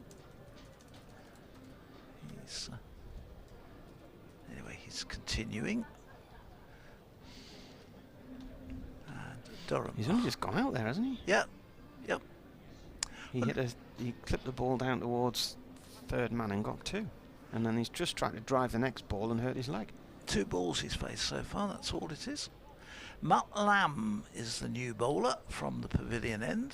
His first bowl of the innings. Hasn't bowled a huge amount in the competition this year. But are you, I heard you talking about the repair shop earlier. Yeah. Here's Lamb in bowls. And this Raps Clark on the pads. It's not really something I watch, but I don't. I was just wondering if you were booking yourself in or not.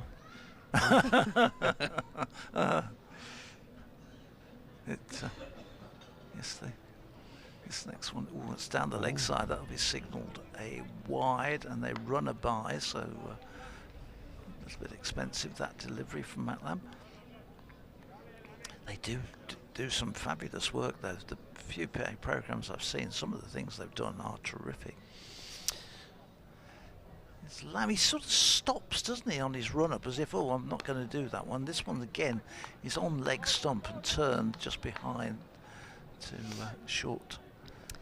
Paul. It's like a deep leg slip position or short, fine leg, but they get one. Paul Chubbs emailed, he says, oh, what a sad nothing shot from Dixon. It was really, wasn't it? Yes, it was. The one will be more runs, turned away by Clark to mid-wicket. Brooks comes in off the mid-wicket boundary. Again, just the one, so just tinkling along in singles here. Lamb starts his run-up and then stops, and you think, oh, he's going to go back and do it again. I thought he'd got... runs, then stops. And what? Why? Not quite sure what that's all about. This is a full toss, which is he gets away with because it's thumped out to Brooks. He takes a big stride and then stops and then starts again, doesn't he? Well, perhaps somebody ought to say to him, don't bother with that stride. Just start bowl from where you readjust your run-up. It's a big stride to hop, and then it's almost like stop, start, stop, start. He's doing a leg stump theory here, because this one is turned again off leg stump to deep square leg for one. I think it's probably not too long before somebody decides they're going to take one of these leg side shots on with the big shot. Another stop, start, bowl, full. It's another full delivery, so I think Matt Lamb may have got away with a couple in that over. Two full tosses. Just gone for 7 off the over, which included a wide. So 119 for 4 Durham. Remember, they require 276 for victory. March making 275 for 6. With 100 for Dom Sibley, 50 for Rob Yates.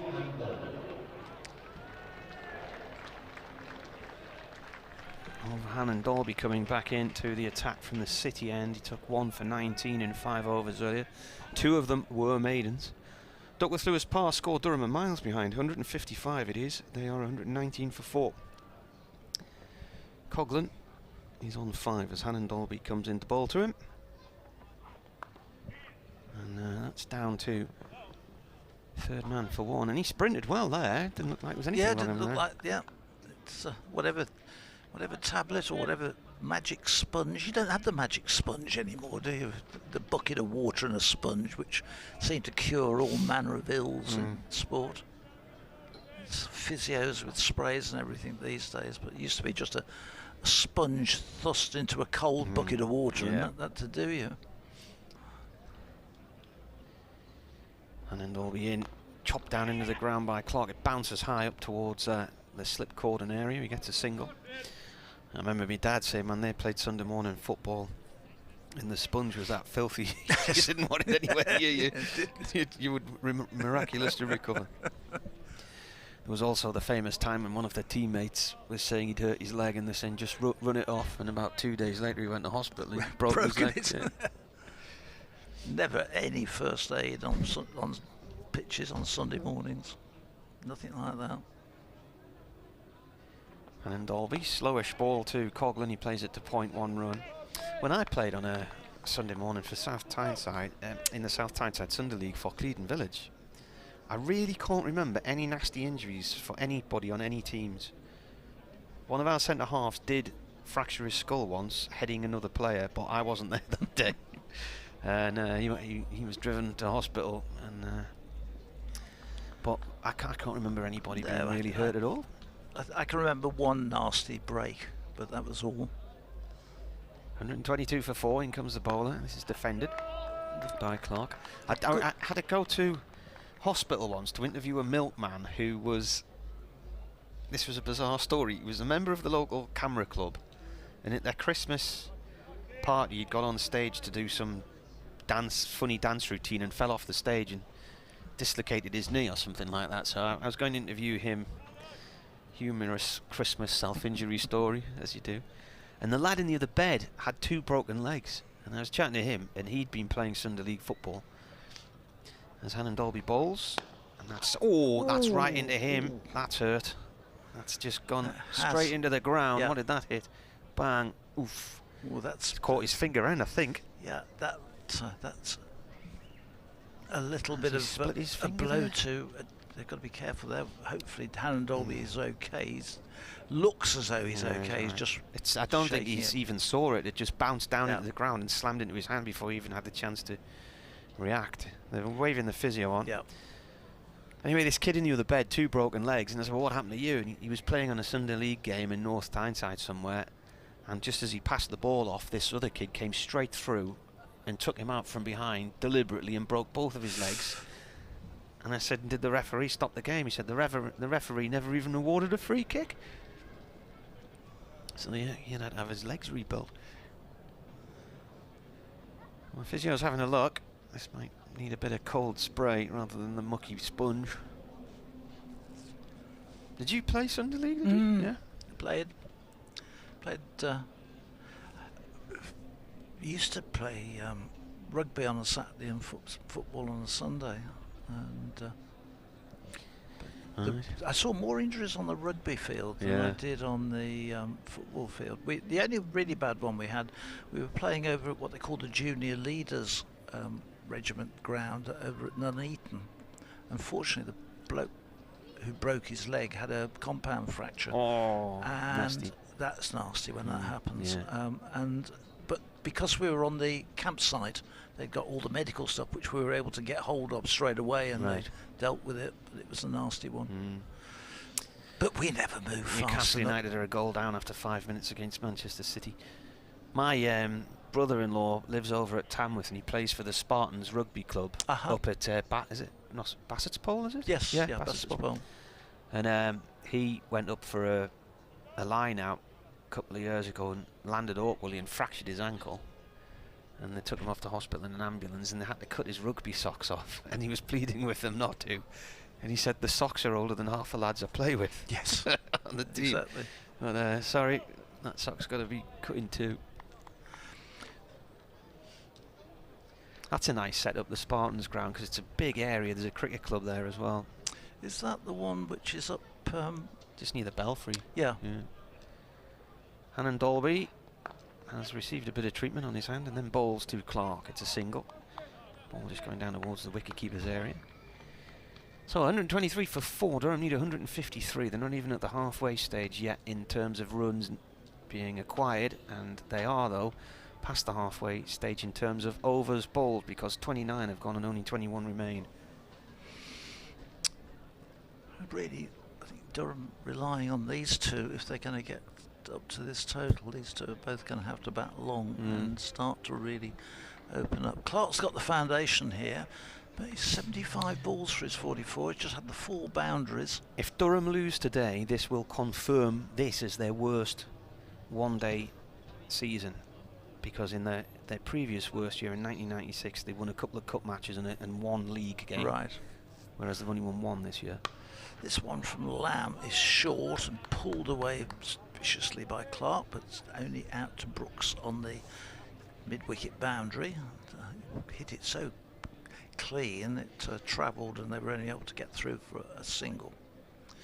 So here comes the hopping, stepping Lamb. Hopping, stopping. And this one gets pushing forward. Leading edge there, I think he got that one to spin a little bit.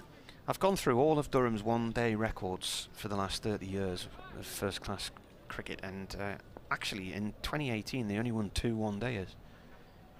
This next one is again played by Compton, but Lamb fields, well, semi-fields, but deflects it up to Yates, who does the final tidying up. And I really can't remember how bad that year was. It surprised me when I saw it was only 2 and it was 4 years ago. I've obviously consigned it to the history banks. This is a quick pick-up and throw at the stumps by Rhodes, who's out at mid-off.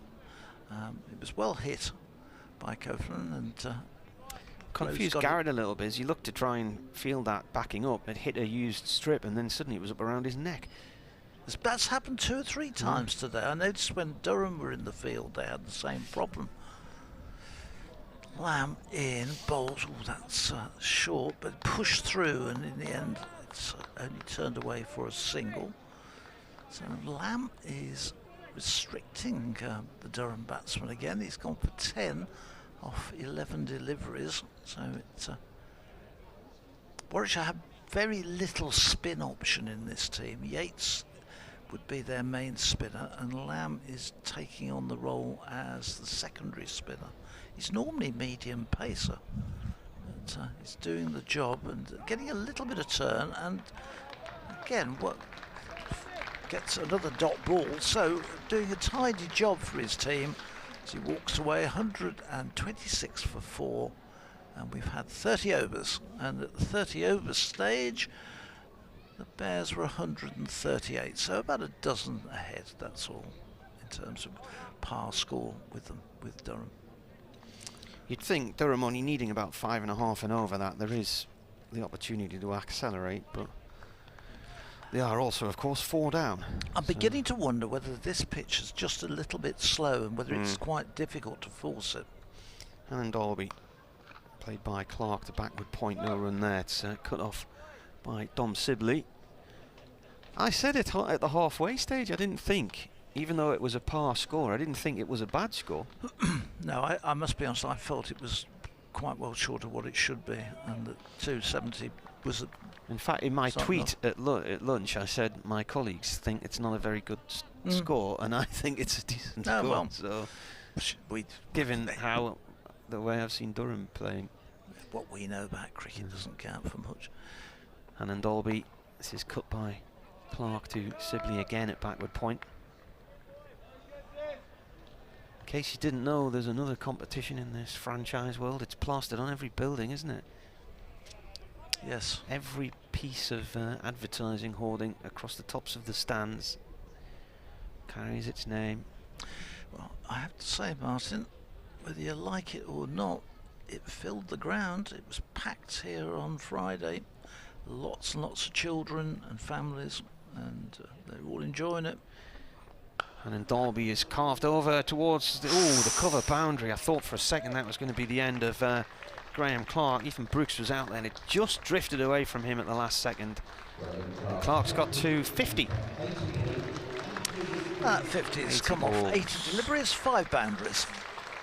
So, well done to him. So what's he done this season then? He was the leading scorer in the country last year. He's had an 86 against Somerset and Taunton, and a 69 against Sussex, and now 50 here. And then Dalby bowls. Clark drops this short towards backward point, 1 run. Oh, the throw goes to the bowler's end, but is miles wide of the target. Into this over, I shall make way for Mikey Burrows to come in here to rejoin you, Martin.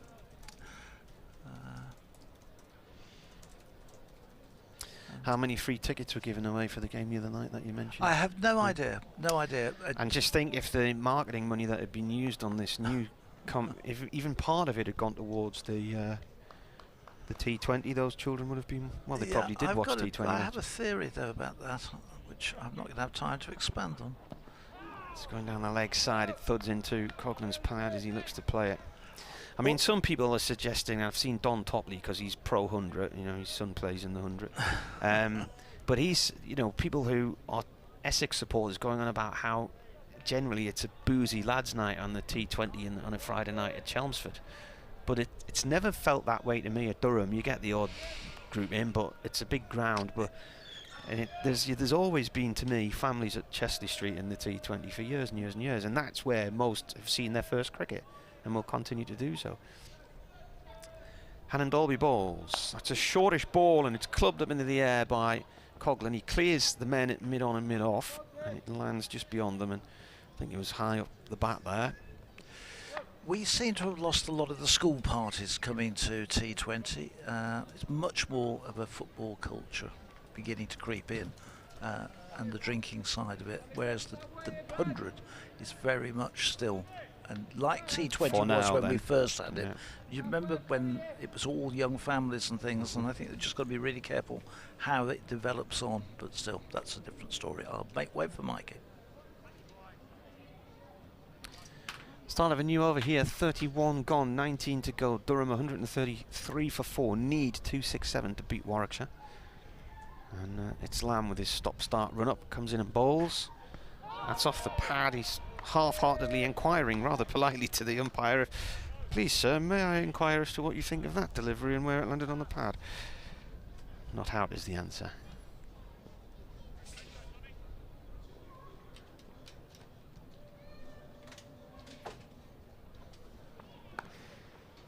And balls again, and it's short on the leg side, 1 run.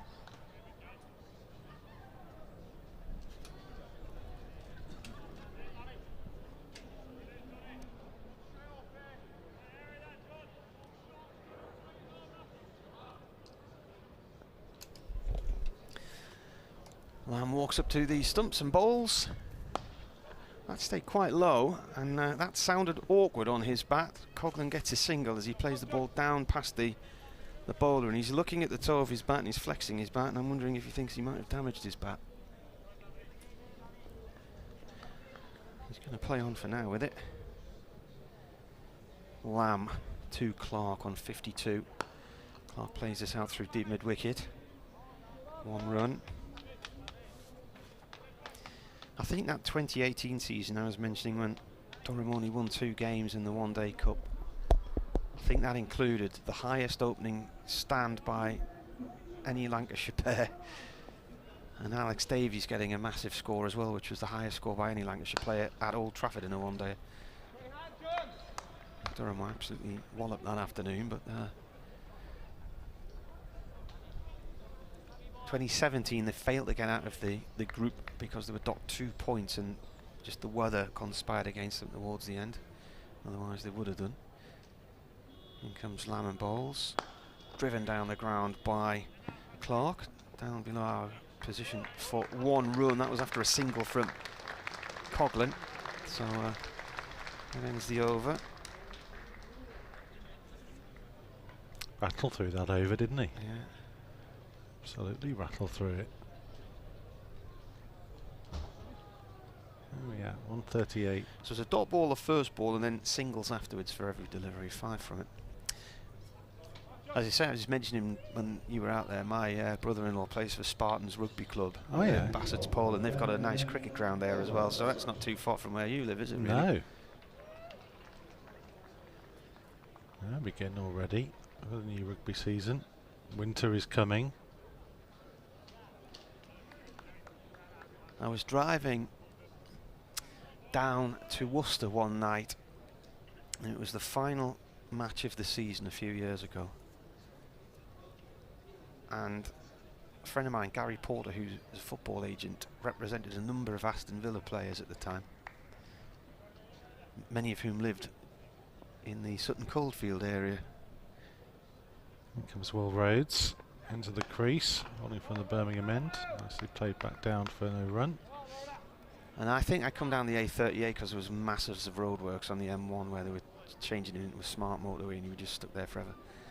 And out of the blue, Gary rang me up and he said, "Where are you?" And I said, "Oh, I'm on my way down to Worcester." And I said, "I'm just coming down the A38 now." And I said, "Where are you?" And he said, "I've just been to see so-and-so, so-and-so."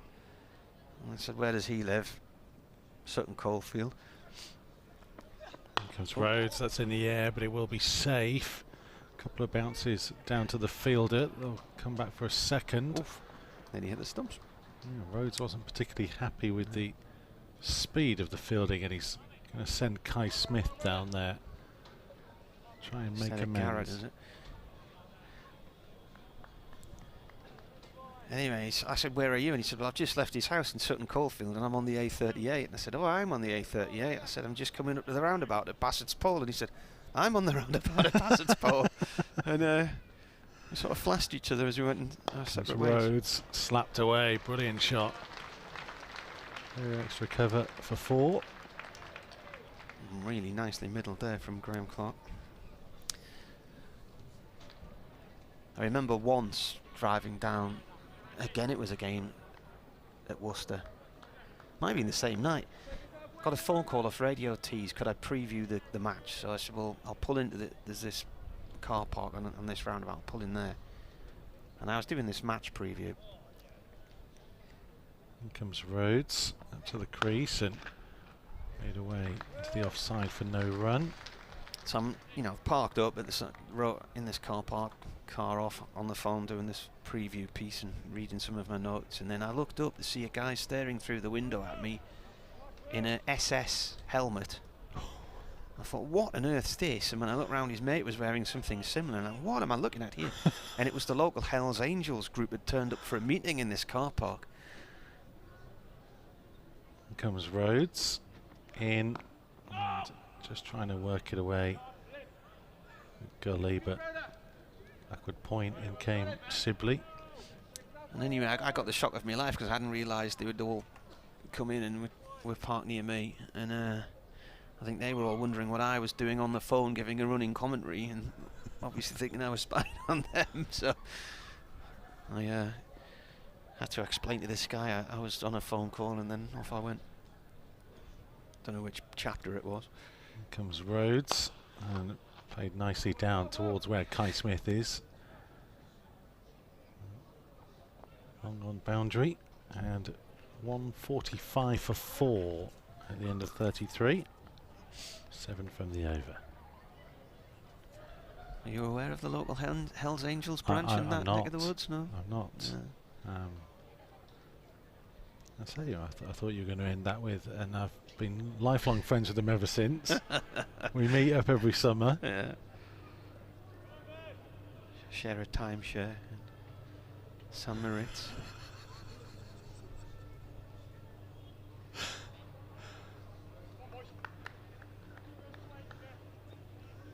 Lamb. Lamb starts and stops and then starts again. He comes in and bowls. Fights that right up to Clark. Clark plays the ball to wide, long on for 2. Fielded down below us by Ethan Brooks.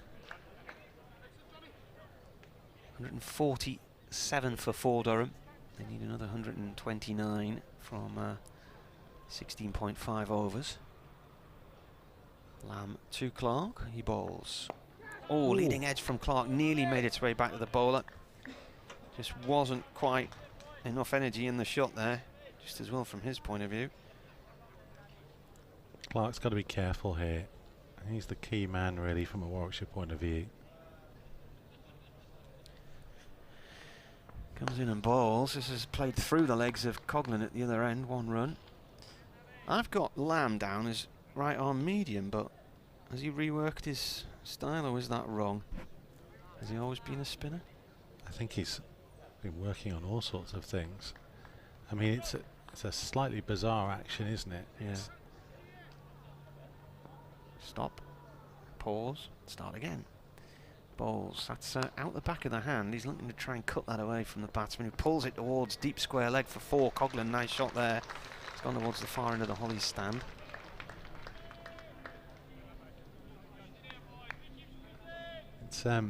It's one of those actions where you know, if he just bowled it normally out the front of the hand, then you probably would say it was just medium pace going in there. It's just he's clearly trying something. Well, he's trying to bowl cutters, isn't he, I think? And that's out the front of the hand. It's gone off towards square leg for 1. It's interesting they went to Lamb. They have Ethan Brooks, much more readily thought of as an all-rounder.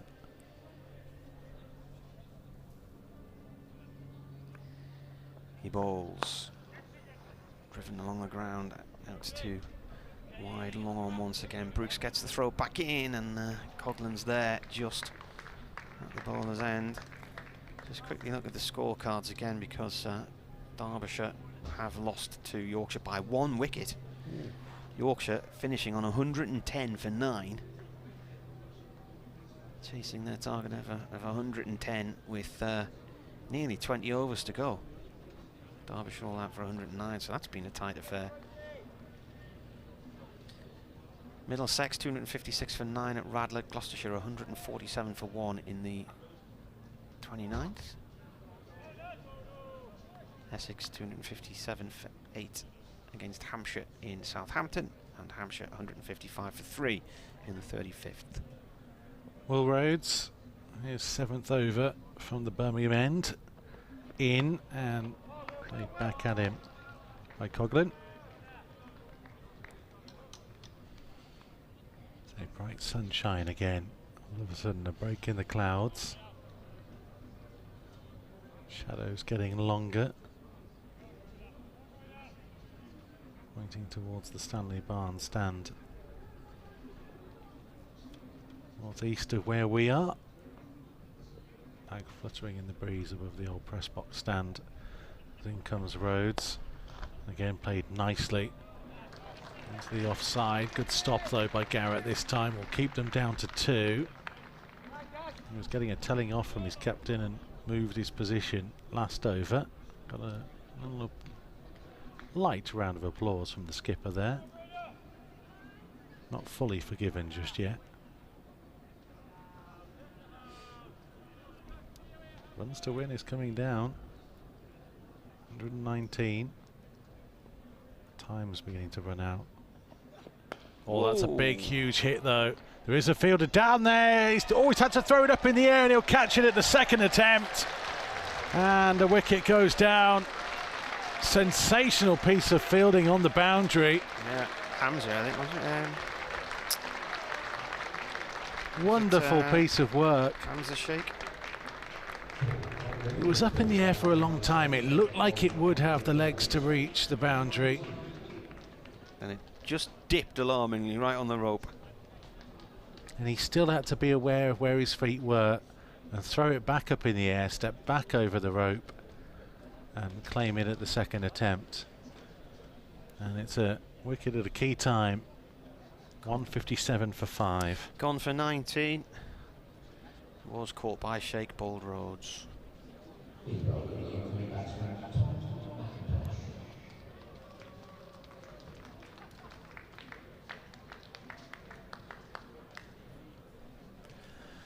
What did Durham need now? 119.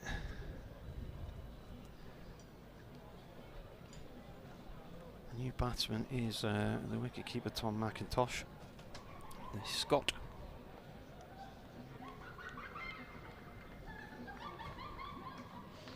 Somebody's enjoying themselves. What was that? Partnership was 49. Just coming to an end at the wrong moment there from a Durham perspective. 34.3 overs when the wicket fell.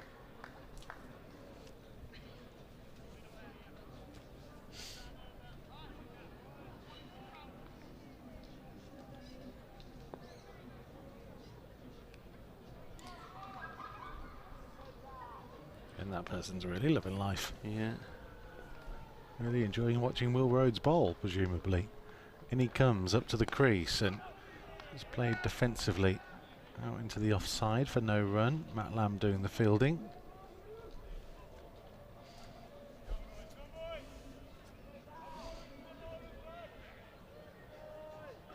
Get himself set here, McIntosh. So 15 overs to go. 119 needed. We'll have to go some to get up to it. We're not really many wickets in hand to do so as Rhodes comes in, played defensively. As you said, I was listening to you and Phil with your summary of the innings at the halfway stage and how you weren't convinced that Warwickshire had enough, and I was thinking they've got a decent total on the board there. I think they've got something they can defend. Well, it is always hard, isn't it? Batting second. It's difficult. It just looks like quite an oldish track, doesn't it? It's yeah. quite dusty and it's a bit slow as well. In comes Rhodes again, up to the crease. That was up in the air, just over the one fielder, and then Garrett will have a shy, just misses the stumps as they scramble through for a single. All was happening. Lamb and Garrett both in the game. Fielding on the offside, inside the circle. End of the 35th, 158 for 5.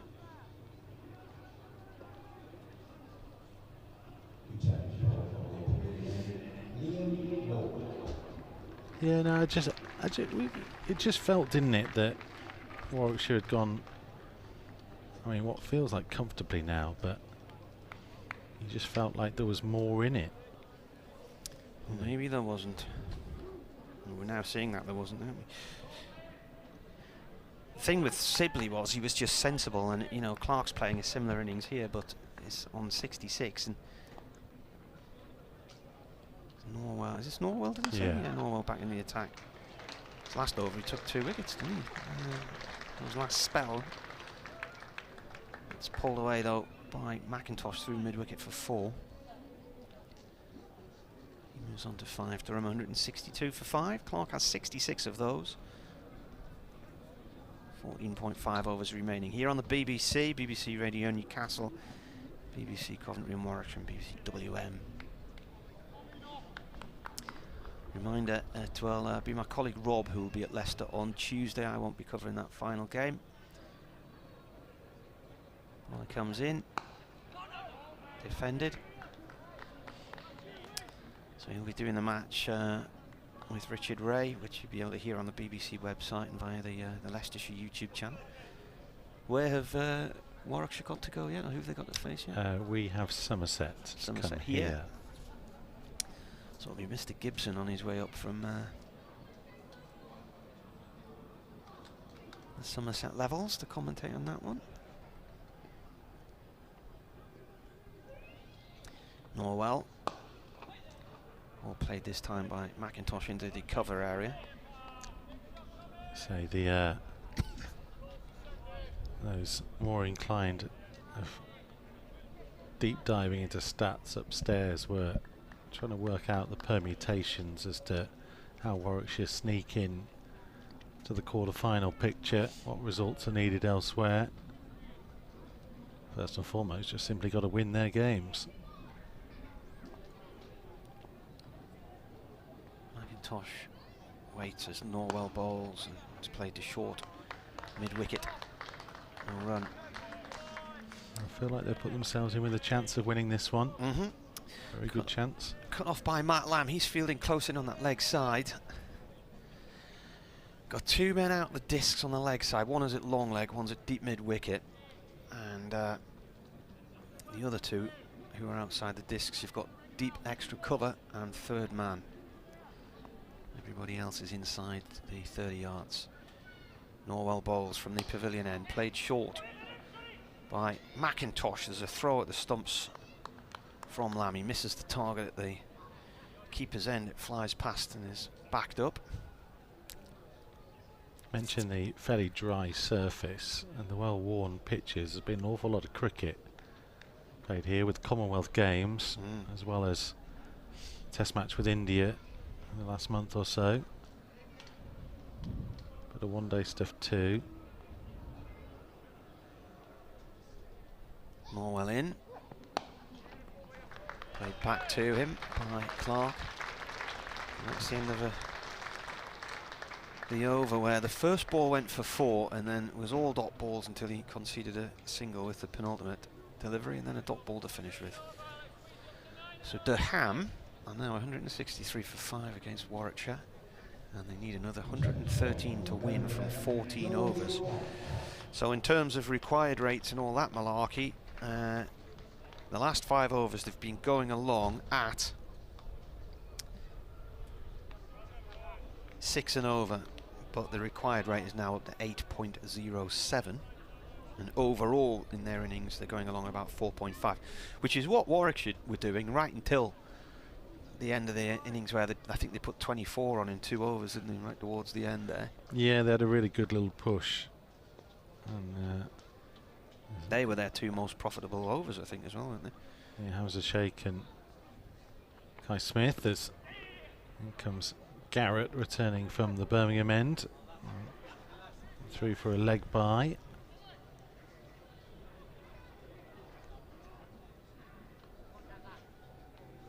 Wyatt and Thierry says, wasn't Lamb told his medium paces would never be good enough, so he switched to bowling spin as an occasional option to add to his batting?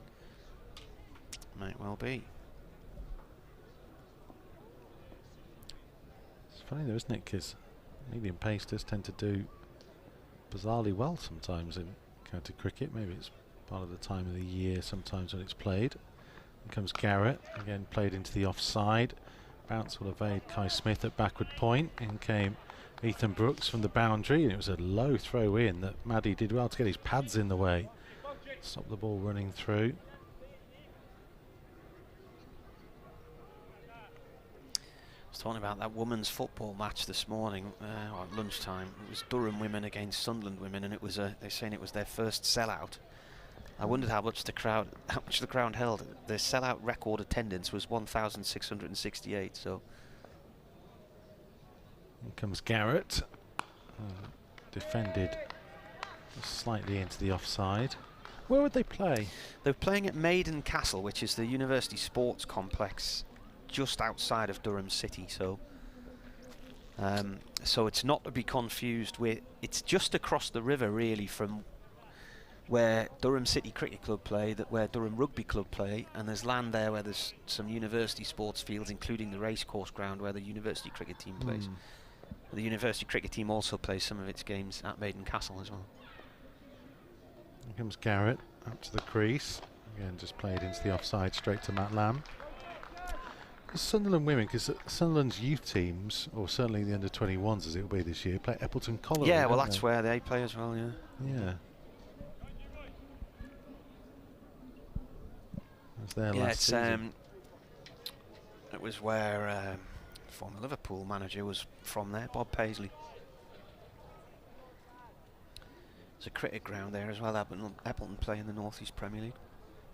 I was there a few weeks ago watching them play Whitburn. There's Garrett in and clubbed away to the square leg boundary. How would you know that about Sunderland's youth team? I do a lot of work during the winter. Well, my main work, really, I should say. Working for Wolverhampton Wanderers. So have you been up there then? I've been up there a couple of times, yeah. Not seen the Bob Paisley plaque in the main street. Yeah, it's a nice little ground. So they still play all the same music as they play at the Stadium of Light. Here's Garrett, who's in. And it's full, again into the offside, but no run. Got balls. Feel even more painful at this stage. Still 110 to win after the 37th over. Durham 166 for 5. Oh yeah, been all up there, my friend. Northumberland County FA for Newcastle's under-21s as they are this season.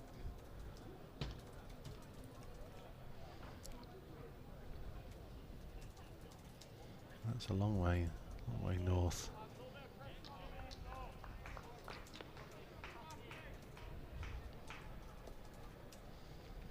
Norwell to bowl to McIntosh, played up to the covers, now around.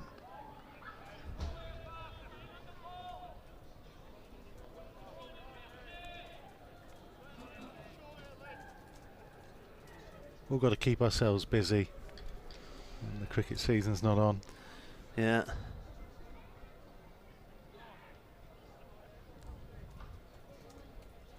If only I could spend my life watching cricket all year round. Played by McIntosh to mid-off, and there's a shy at the stumps, and McIntosh has now disappeared in a cloud of dust. He's absolutely filthy. The throw came in from Will Rhodes, the skipper, and he missed the stumps at the bowler's end, but McIntosh couldn't actually see him for a few seconds there. He just looked like he was he disappeared into a ball of smoke.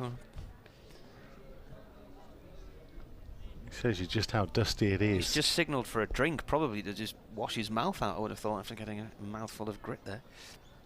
167 for 5. Clark is on 67. Drops this one down to third man on the discs for 1 run. Newcastle are winning 2-1 now. They were a goal down after 5 minutes. Callum Wilson on the 38th minute mark.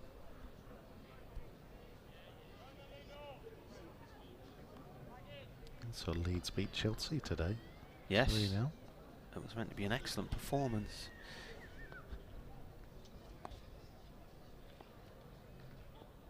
Norwell in. Played short on the leg side, no run.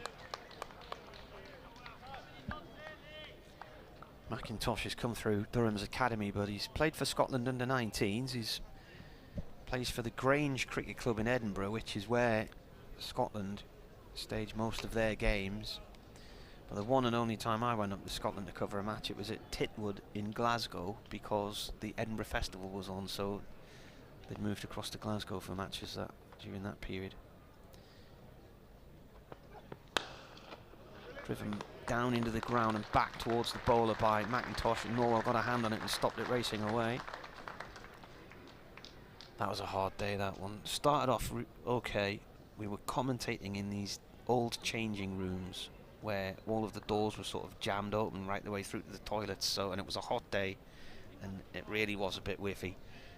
And then they went off 2 or 3 times for a rain delay, but the sun was blazing in through the window in between, and the machine got so hot. Played by McIntosh, a short mid-wicket again, another dot ball. And the overs are running out for Durham here now. They need 108 to win from 12 overs. Anyway, I touched the Kubi that we commentate on. Is that the end of his 10 overs? Yeah. And I nearly burnt my hands. I thought, what's going on here? So I turned it off. 2 for 33 from 10 overs, Norwell. And then when I turned it back on, I couldn't get it to link up to the line again. And no matter what I tried, it didn't work. So I ended up having to do the rest of the match commentating on a mobile phone. And I was doing the game with David Slight, who is generally, you would see David in the press box at Lancashire matches, but he lived in Glasgow, so he said he'd come and help me out. But every time I handed my phone to him so he could comment on something, he kept putting us on mute. So it must have been the most bizarre commentary to listen to. Quite the day that was.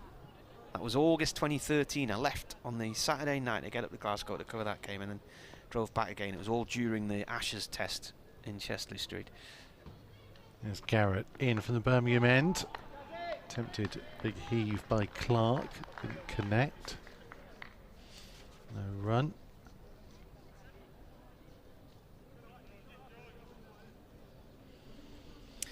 They're the days you remember where things go horribly wrong. At Beckenham last year, the first one-day cup game, it was so hot on the morning. We were in this marquee, we were melting, couldn't get anything to work. The Wi-Fi wouldn't work, couldn't get online. Scoreboard in the ground was broken. It was about an hour before we actually got to grips with what was going on and got the technology working and stuff. In comes Garrett up to the crease and was hooked away. Relatively straight though. Came the fielder, keep him down to a couple. Almost hit horizontally by the time he struck that. 170 for 5. It's the ultimate anxiety dream, isn't it? I regularly have these dreams where I'm in the studio and I haven't got a script, or nothing works. Every button you press, nothing works. For me, it's always the dream that I've gone back to news reading, but I don't know how to use the system. In comes Garrett. And that's a big hit. There is a fielder out there on the boundary. It's taken and he's just about stayed in. That's the end of Clark for 70, and I think any aspirations Durham had of winning this game are now going to walk off the field with him. And the celebrations from Warwickshire and the Bears supporters tell you all you need to know about how important that wicket was. Really well taken as well. There's another one where it was very close to the rope. Didn't get enough on it, and a good innings comes to an end. Partnership worth 13. Durham need more. Clark walks off looking exasperated. He finishes on 70. Who was the fielder out there? It's Yates. Rob Yates.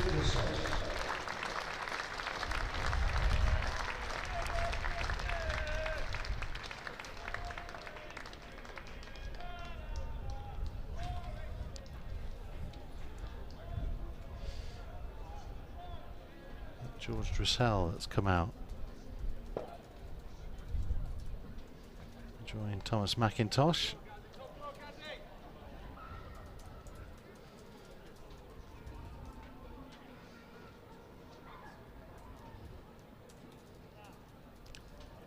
170 for 6.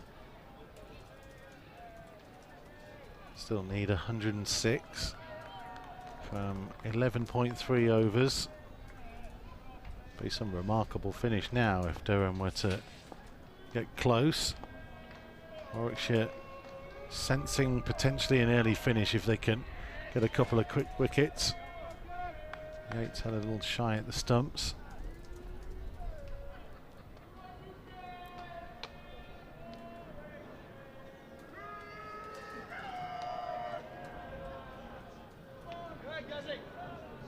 $171 for 6. A bit of a breeze picking up. A little bit of a menacing cloud round the corner. Drifting our way. As far as Duckworth Lewis concerned, Durham are 40 behind. There's Garrett in. Played into the offside for no run.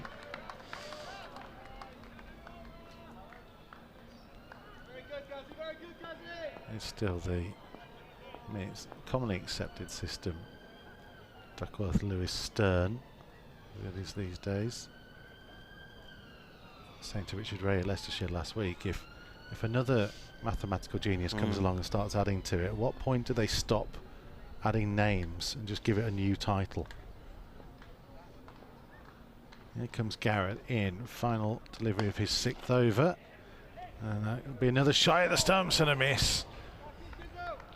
That's a good effort. Went for it, I think it was the captain, Will Rhodes.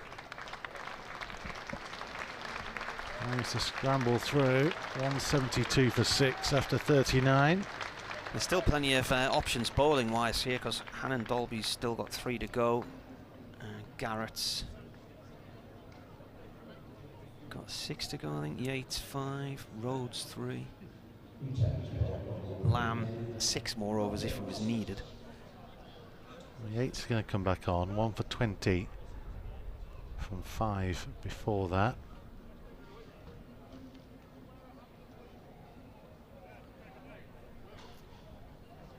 What would you like to see Durham do in this situation? Have a swing? They've got to, haven't they? I mean, may as well. You're not going to affect much, is it? No. May as well see what you can do. Some quick runs on the board. And they seem to think there's going to be runs on the leg side because they've put 4 out there. 5 actually. Oh, that's a clever tactic. He's come in and bowled a full toss, which McIntosh has looked to reverse sweep and has totally missed. It's been missed by the wicketkeeper. Stopped way down the far end of the ground. They run 3 byes. Looks like the umpire Peter Hartley's waving to somebody in the stands there rather than trying to signal the scorers. 101 more to win, but the time is starting to creep up on Durham. There's only 10.5 overs remaining. That was a strange delivery, wasn't it? All round, really. Yeah. He went for a little reverse Dressel, and then it just evaded everybody. Should be taking. Oh, it's a new batsman, isn't it? It's no, it was McIntosh who was on strike, so it's Dressel on strike now. Bowler comes in and bowls. Tickled Array down towards long leg for 1. You can't beat the sound of suburban Birmingham on a Sunday afternoon with the sirens going past. It's like being at Lord's. There's always a siren going past Lord's. You don't get as many champagne corks popping at Edgbaston as you do down there. 100 needed exactly. 176 for 6. This is a full toss, and it is swept around the leg side from outside the off stump by the batsman. McIntosh for 1 run.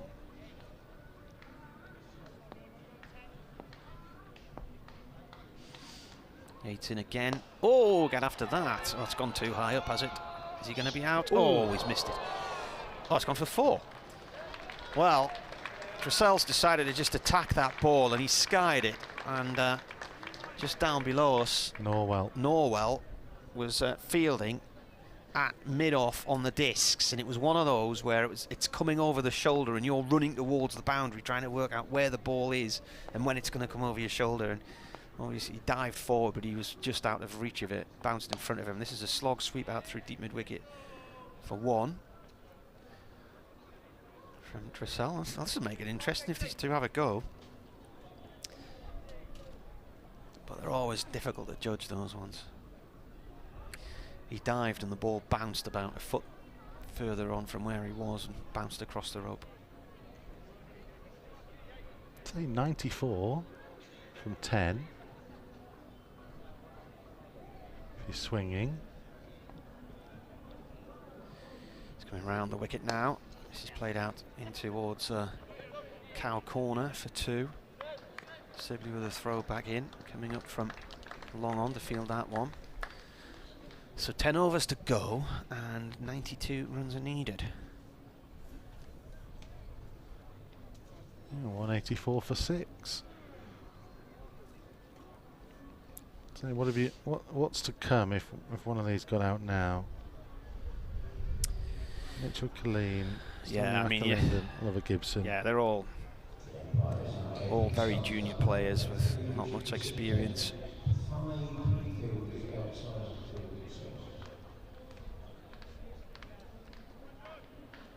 What time is it now? I think the Newcastle game's at half time. I'm going to have to go and do an update for Eddie Newcastle, I think.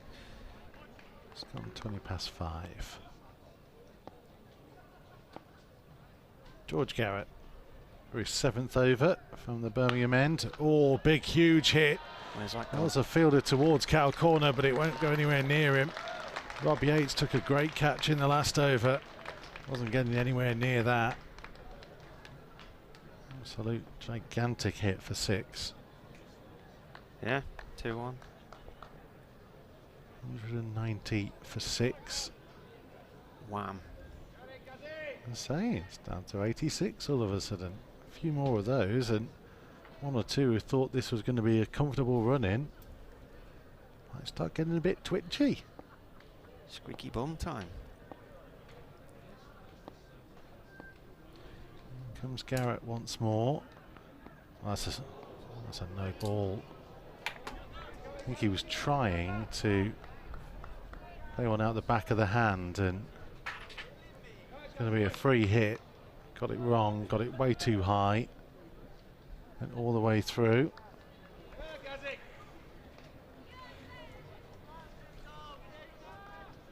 So Martin's going to nip off and get ready to do an update at half time in the Newcastle game. Phil Britt's coming back in. As Garrett gets himself set on the charge in now. That's gone high in the air. It might just hang high enough. No, it beats the fielder and goes for another maximum. 2 fielders round there trying to converge on it, and it just had enough. And I think Kai Smith was the man who got closest. And I say, suddenly it's 198 for 6 and 78 are required. And a couple of lusty blows. And what was Martin saying? That these guys down the order are a bit inexperienced? They're suddenly putting back to ball here. Not been too many in the game who've been able to do that either successfully. Struggled on this wicket, a lot of them. So Garrett has been relatively expensive. Yes. Not just today either, as in he comes again, and this time bottom edge goes through to Maddie. That's a good response.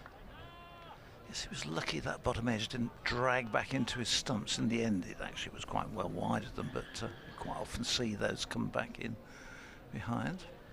That's the thing for Garrett to work on, isn't it?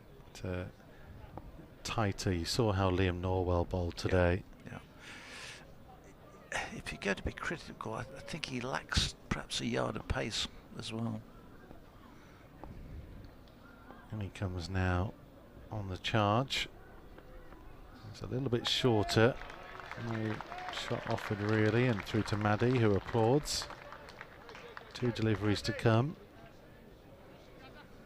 So Dressel's come out, had a swing, and all of a sudden he's on 19 from 9. A little bit of recovery time at the back of the end of this over, isn't it, for Garrett? 48 in 6.4 overs. So. In comes Garrett once more. A little bit slower delivery this time, and Sal couldn't get anything on it. Well, if he can get this next one away with another dot ball, he'll have recovered this quite well from the start of the over.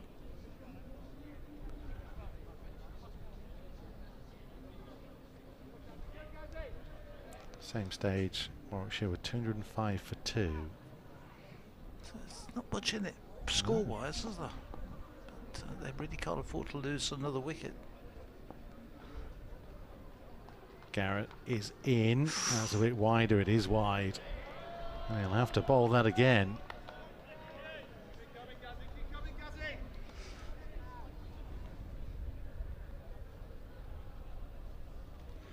Yes, that was wide and got wider after it pitched, and there was no way that one he was going to get away with that one. Slow wander back to his mark. Turn, brushes the hair out of his eyes. Begins to set off on his charge towards the stumps. Bowls it, cut towards backward point. Just a single. That'll bring the 200 up for Durham. End of the 41st over. 200 for 6. Expensive over that one in the end, though, wasn't it? With the no ball, with the extras going in as well. Probably, I would think, without checking, but I would think that's probably the best over that Durham have had. The 2 6s and then yeah, you would have thought the so. wide and the no ball. So there needs 76 from 54. 8.44 an over required. The last 5 overs they've been going at just over 7. Run rate for the innings at 4.88. Robbie Yates coming back into the attack. He's got 4 more overs. So in theory he could finish off from this end if everything goes well. He's in bowls and the first ball is turned away to mid-wicket. They're going to come back for a second because there's a big gap there. Brooks having to come in off the boundary. Yates went racing across, and I don't think Brooks came in probably at top speed thinking that Yates was going to get there. But there's a huge expanse there, and if Rob Yates is going to bowl that line, I think they're going to have to plug that, perhaps take one of the backward points across and bring him into mid-wicket, because that's too inviting. He's in again, and again it's turned into that space. They run the first quickly. This time Brooks is on exactly what we were saying last time. He raced in off the boundary. Yates wasn't getting get to it, but Brooks made it much more positive and restricted them to the single. But it's an inviting gap. That one was just turned from outside off stump through the onside. It's a good job he's not got a big run up here, Rob Yates, because he's expelled more energy chasing those 2 balls than he will do for the entire over here. Yes.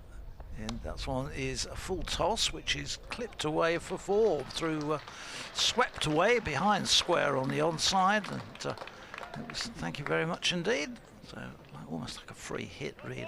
Full toss onto leg stump. Not what his captain wanted there at all. So the run's really beginning to flow, and that sort of delivery really not helping. McIntosh picking that one up. He's going to get runs again through that vacant mid-wicket area. Brooks has to come in again and can't stop them getting back for 2. Gap is really a bit yeah, they need a rethink here, don't they? That's too easy. They need to bring either thought, take one of those 2 backward points and pop one to mid-wicket. That's 9 from the first 4 deliveries. No, nothing's happening. In again comes Yates, and once again it's turned into the onside. They run the first one quickly. Sibley comes in. It was a straighter one this time, but again, milking runs through the onside. It's runs every time because there's a huge gap of open space. Well, they thought getting rid of Clark was Yep. going to be the killer blow. 170 at that stage. They're now on to 210. Yates in. This is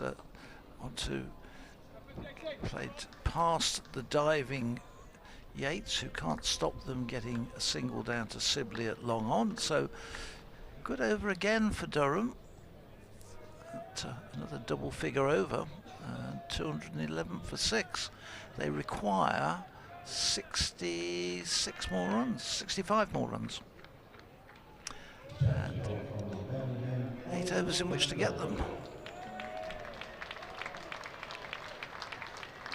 Are they going back to the reliable Oliver Hannon-Dolby? Yes, they are. Yeah. I say Garrett just a bit too expensive.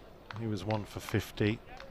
And Dolby's been 1 for 30. 2 maidens in his 7 overs so far. Well, I think, Mike, they're back to requiring a wicket again here fairly quickly. These two going along quite nicely without too much trouble.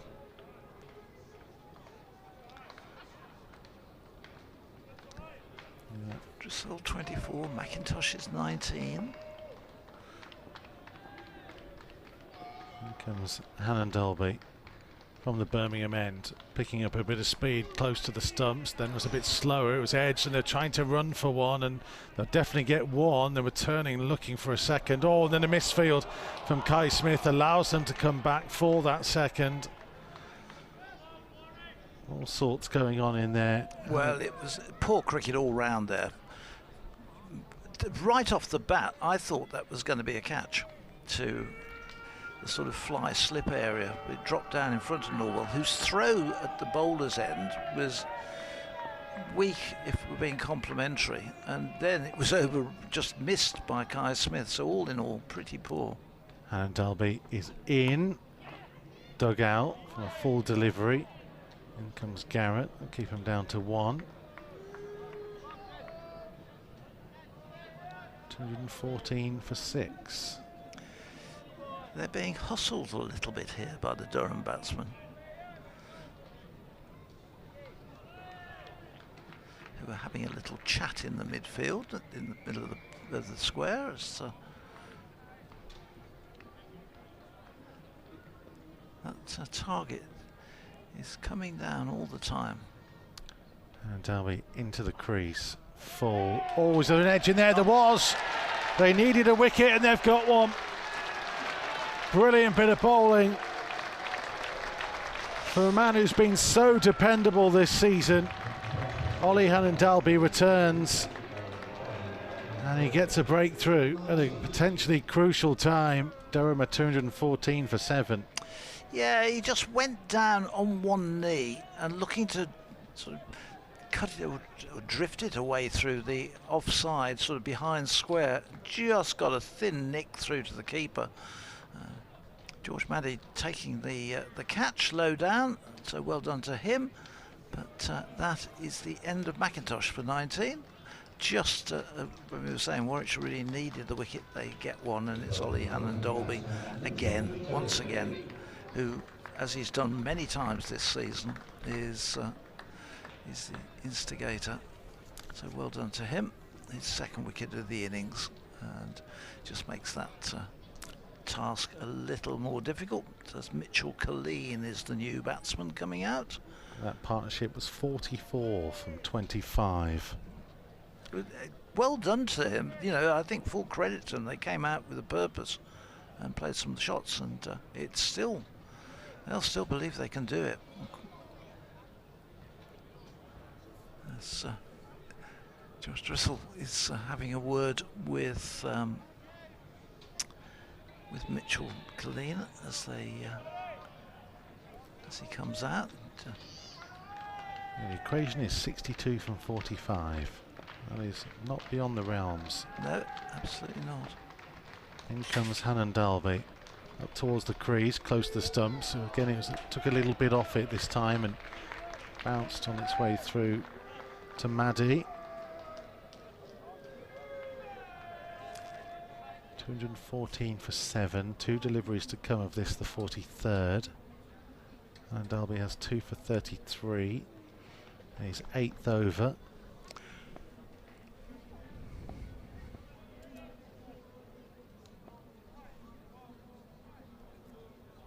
Here comes Hannah Delby once more. Again, it was full. It was slightly wide, but anywhere near wide enough to be called a wide. Just a good bit of bowling. Knows that Mitchell Killeen wants to get himself a bit of space. Been a big over this one from OHD because it's got the wicket, but he's also checked the scoring. So he's achieved both requirements. Got one more delivery to come. Here comes Hannah Delby, close to the stumps once more. It's in the air and it's taken by Sibley at backward point. 2 wickets in the over. What a return from Ollie Hannah Delby. It might just prove a match-winning intervention. 2:14 for 8, just when Durham were looking like they were batting their way back into the game and giving themselves a chance in the final overs. 2 really big wickets. They took the wind out of their sails, and Warwickshire 2 wickets away from victory. Nice catch as well by Dom Sibley. He had to make a bit of ground going across at backward points and got to it, but well done on Hannah Delby. 2 wickets, minimised the runs, and just what Warwickshire needed at that point, just because Dressel was going along well with McIntosh at that stage, but McIntosh going and then Killeen going. The new batsman coming in is Stanley McAlinden, and he and Oliver Gibson are the only 2 remaining batsmen now, and there's big work for them to do if they want to see Durham over the line. 214 for 8. Gets very popular man here at Edgbaston. He really has been a stalwart this season. Oliver Hannah Delby came here from Yorkshire and has been really popular. Will Rhodes is the new bowler at the pavilion end, and he bowls a full toss, which he's thumped away through extra cover for 4 by Dressel, who it was a hit that one where you want to, and it was a really loose full toss outside off stump, which got exactly what it deserved. George Dressel has been highly entertaining. 31 from 17, 2 4s, 2 6s, strike rate of 182. That was a poor ball from the Warwickshire skipper, who is in again to him. Bowls, and this one is worked away through that mid-wicket area, which is still there, that big gap. The gap's 1 this time, that's all it is. That brings McAlinden on to strike, 219 for 8. So 57 more runs required for victory, or 2 wickets. Don't know why I'm working that out. It says runs to win 57. I should look at the scoreboard really, shouldn't I? Oh, the U-Bears are running out down below us in the pavilion. There's work to do still, as Rhodes comes charging in and bowls, and that's turned into the onside for a single by McAlinden. They run the first hard, but it's all it will be is 1.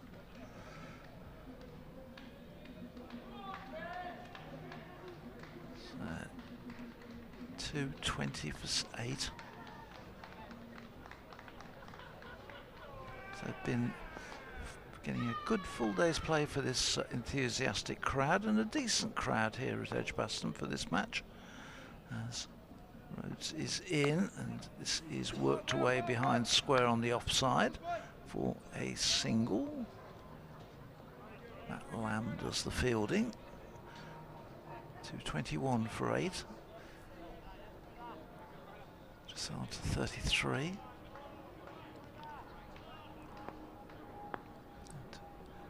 McAlinden, who's just got the 1 to his name.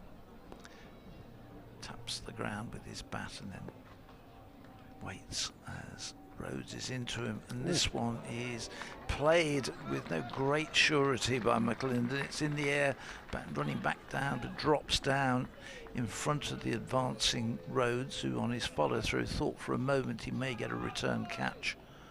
But, it's safe. Took a couple of premeditated steps down the wicket, didn't he? Yes. I realised that one popped up a lot higher than he was anticipating. Rhodes again in bowls and then defends. Rhodes fields off his own bowling. End of another over. Gets a tap on the back. 44 overs gone. 221 for 8. And still required, as we say, 56 more runs. Yeah, it is. Well, it was shaping up to be a barnstorming finish here. Warwickshire will still feel like they are more likely. It's Gloucestershire need 45 from 58 to beat Middlesex at Radlett. They're 212 for 5. Yorkshire beat Derbyshire by 1 wicket in a low-scoring game. Got their 110. Derbyshire all out for 109. Hampshire need 31 from 29 to beat Essex, who made 257 for 8. And here comes Ollie Hannon-Dalby again. It's carved away. Brilliant stop though at backward point by Dom Sibley. Get a pat of appreciation from Liam Norwell. Had he not got that, that was going to be 4 runs. Well, he certainly got hold of that one, didn't he? And he must have thought off the bat that's going for 4. But terrific work in the field on the edge of the inner circle by Sibley. And Dalby 3 wickets today for 34. In he comes, close to the stumps again, and a little bit slower. Played into the offside. Sliding stop from Matt Lamb. It's actually noticeable last couple of overs since he came back on Ollie Hannon-Dalby just how close he's got to the stumps on that run in, and it's allowing him to almost bowl it in and out. Yeah. Harder for the batsman to know exactly where it's going to go. Gives him a little bit more width to play with.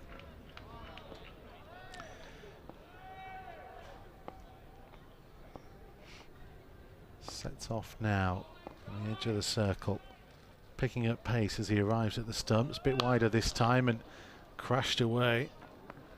The extra cover will be fielded down on the boundary.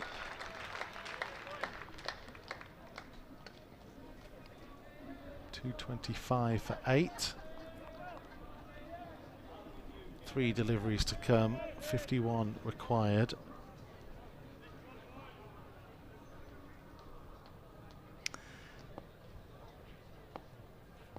In comes Hannon-Dalby again.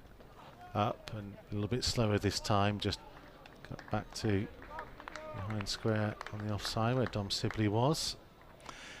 This has been a useful innings though from George Dressel, hasn't it? 37, and it's kept Durham in with a chance here, but it's continuing to be aggressive. It's just a question whether he's got enough partners left who can hang around and do the job with him. Yeah, 170 for 6 with best part of 12 overs to go, 11 and a half overs to go. You thought that was done and dusted. Yeah. There's Hannon-Dalby in again. He's full pitched and just about dug out by McAlinden. Just a single though. Yeah, the singles really aren't what they need. They've got 31 balls left and requiring exactly, well, 49 now to win. So they've got, it's not certainly still possible. It just requires a few decent hits. Yeah, a couple of boundaries and yeah. suddenly it's on again. Yeah. Just adjusting the field. Bringing Matt Lamb back into the circle.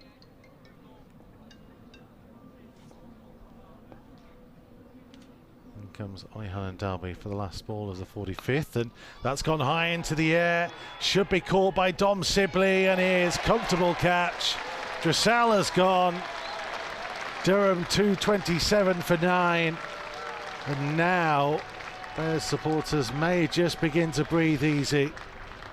That the danger man, the man who came in and reignited this Durham innings, is being sent back to the pavilion. Well, well done to him. He had to go for it. He got underneath it in the end. It was a fairly straightforward catch by Sibley at backward point. It flew up in the air, just had to position himself under it. And Hannah Dobby gets his 4th wicket, 1 wicket required. If Martin's around and wants to rejoin you, Mikey, I'll make way so that at the end of the game Martin can be on air with you. Okay. Thank you. Thank you for your contributions today, Phil. Pleasure. And are you with us on Tuesday? No. Oh, okay. Right. Me, unfortunately. I will be in the office at BBC CWR. Okay, well, whoever we've got, I shall join them on Tuesday. Dressel gone for 37 from 23. 2 4s and 2 6s.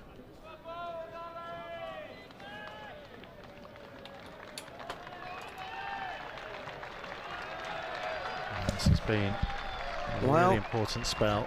I said at the halfway stage, I thought Warwickshire had a decent score on the board, and I've based that on what I have seen in recent weeks in this format from Durham, and whether or not Warwickshire's confidence was shaky, so's Durham's. In comes the bowler. That's it. They've won by 48 runs. Durham all out in 46.1 overs, I think. 45.1. Yeah, the captain, Will Rhodes, does the damage full and straight to end the innings. Ollie and Dalby will get a lot of the congratulations from his teammates. His return and the wickets he picked up made sure of the victory for Warwickshire, having built a decent innings with the bat. We always felt like it was maybe a competitive score, though, as you heard Martin, who's seen a lot of Durham, felt that there was plenty of runs on the board. They gave it a good go.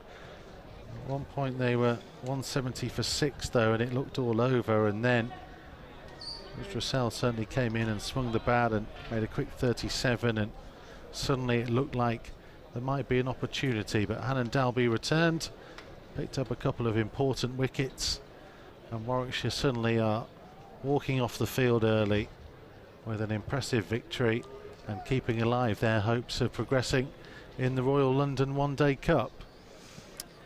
Well, whether Durham can beat Leicestershire or not is by the by really on Tuesday, but either way, if they were to finish with just the 1 win from this season's One Day Cup, this is their worst campaign. If they were to beat Leicestershire, and struggling to see how they're just suddenly going to win a game when they've been on such a losing streak, then they will have, it'll be their joint worst campaign, equaling the 2 wins they picked up in 2018. Even in the dark days of 1996, when they went through an entire county championship season without winning a single match, they did at least win 3 one-day games that year. One of them was a league match, there were 2 cup ties, but always felt that was a decent target from a Warwickshire point of view, and while you were describing it as around about a par score, Durham are below par at the moment. And yeah, they've got a youngish team, they've got injuries, but so has everybody else.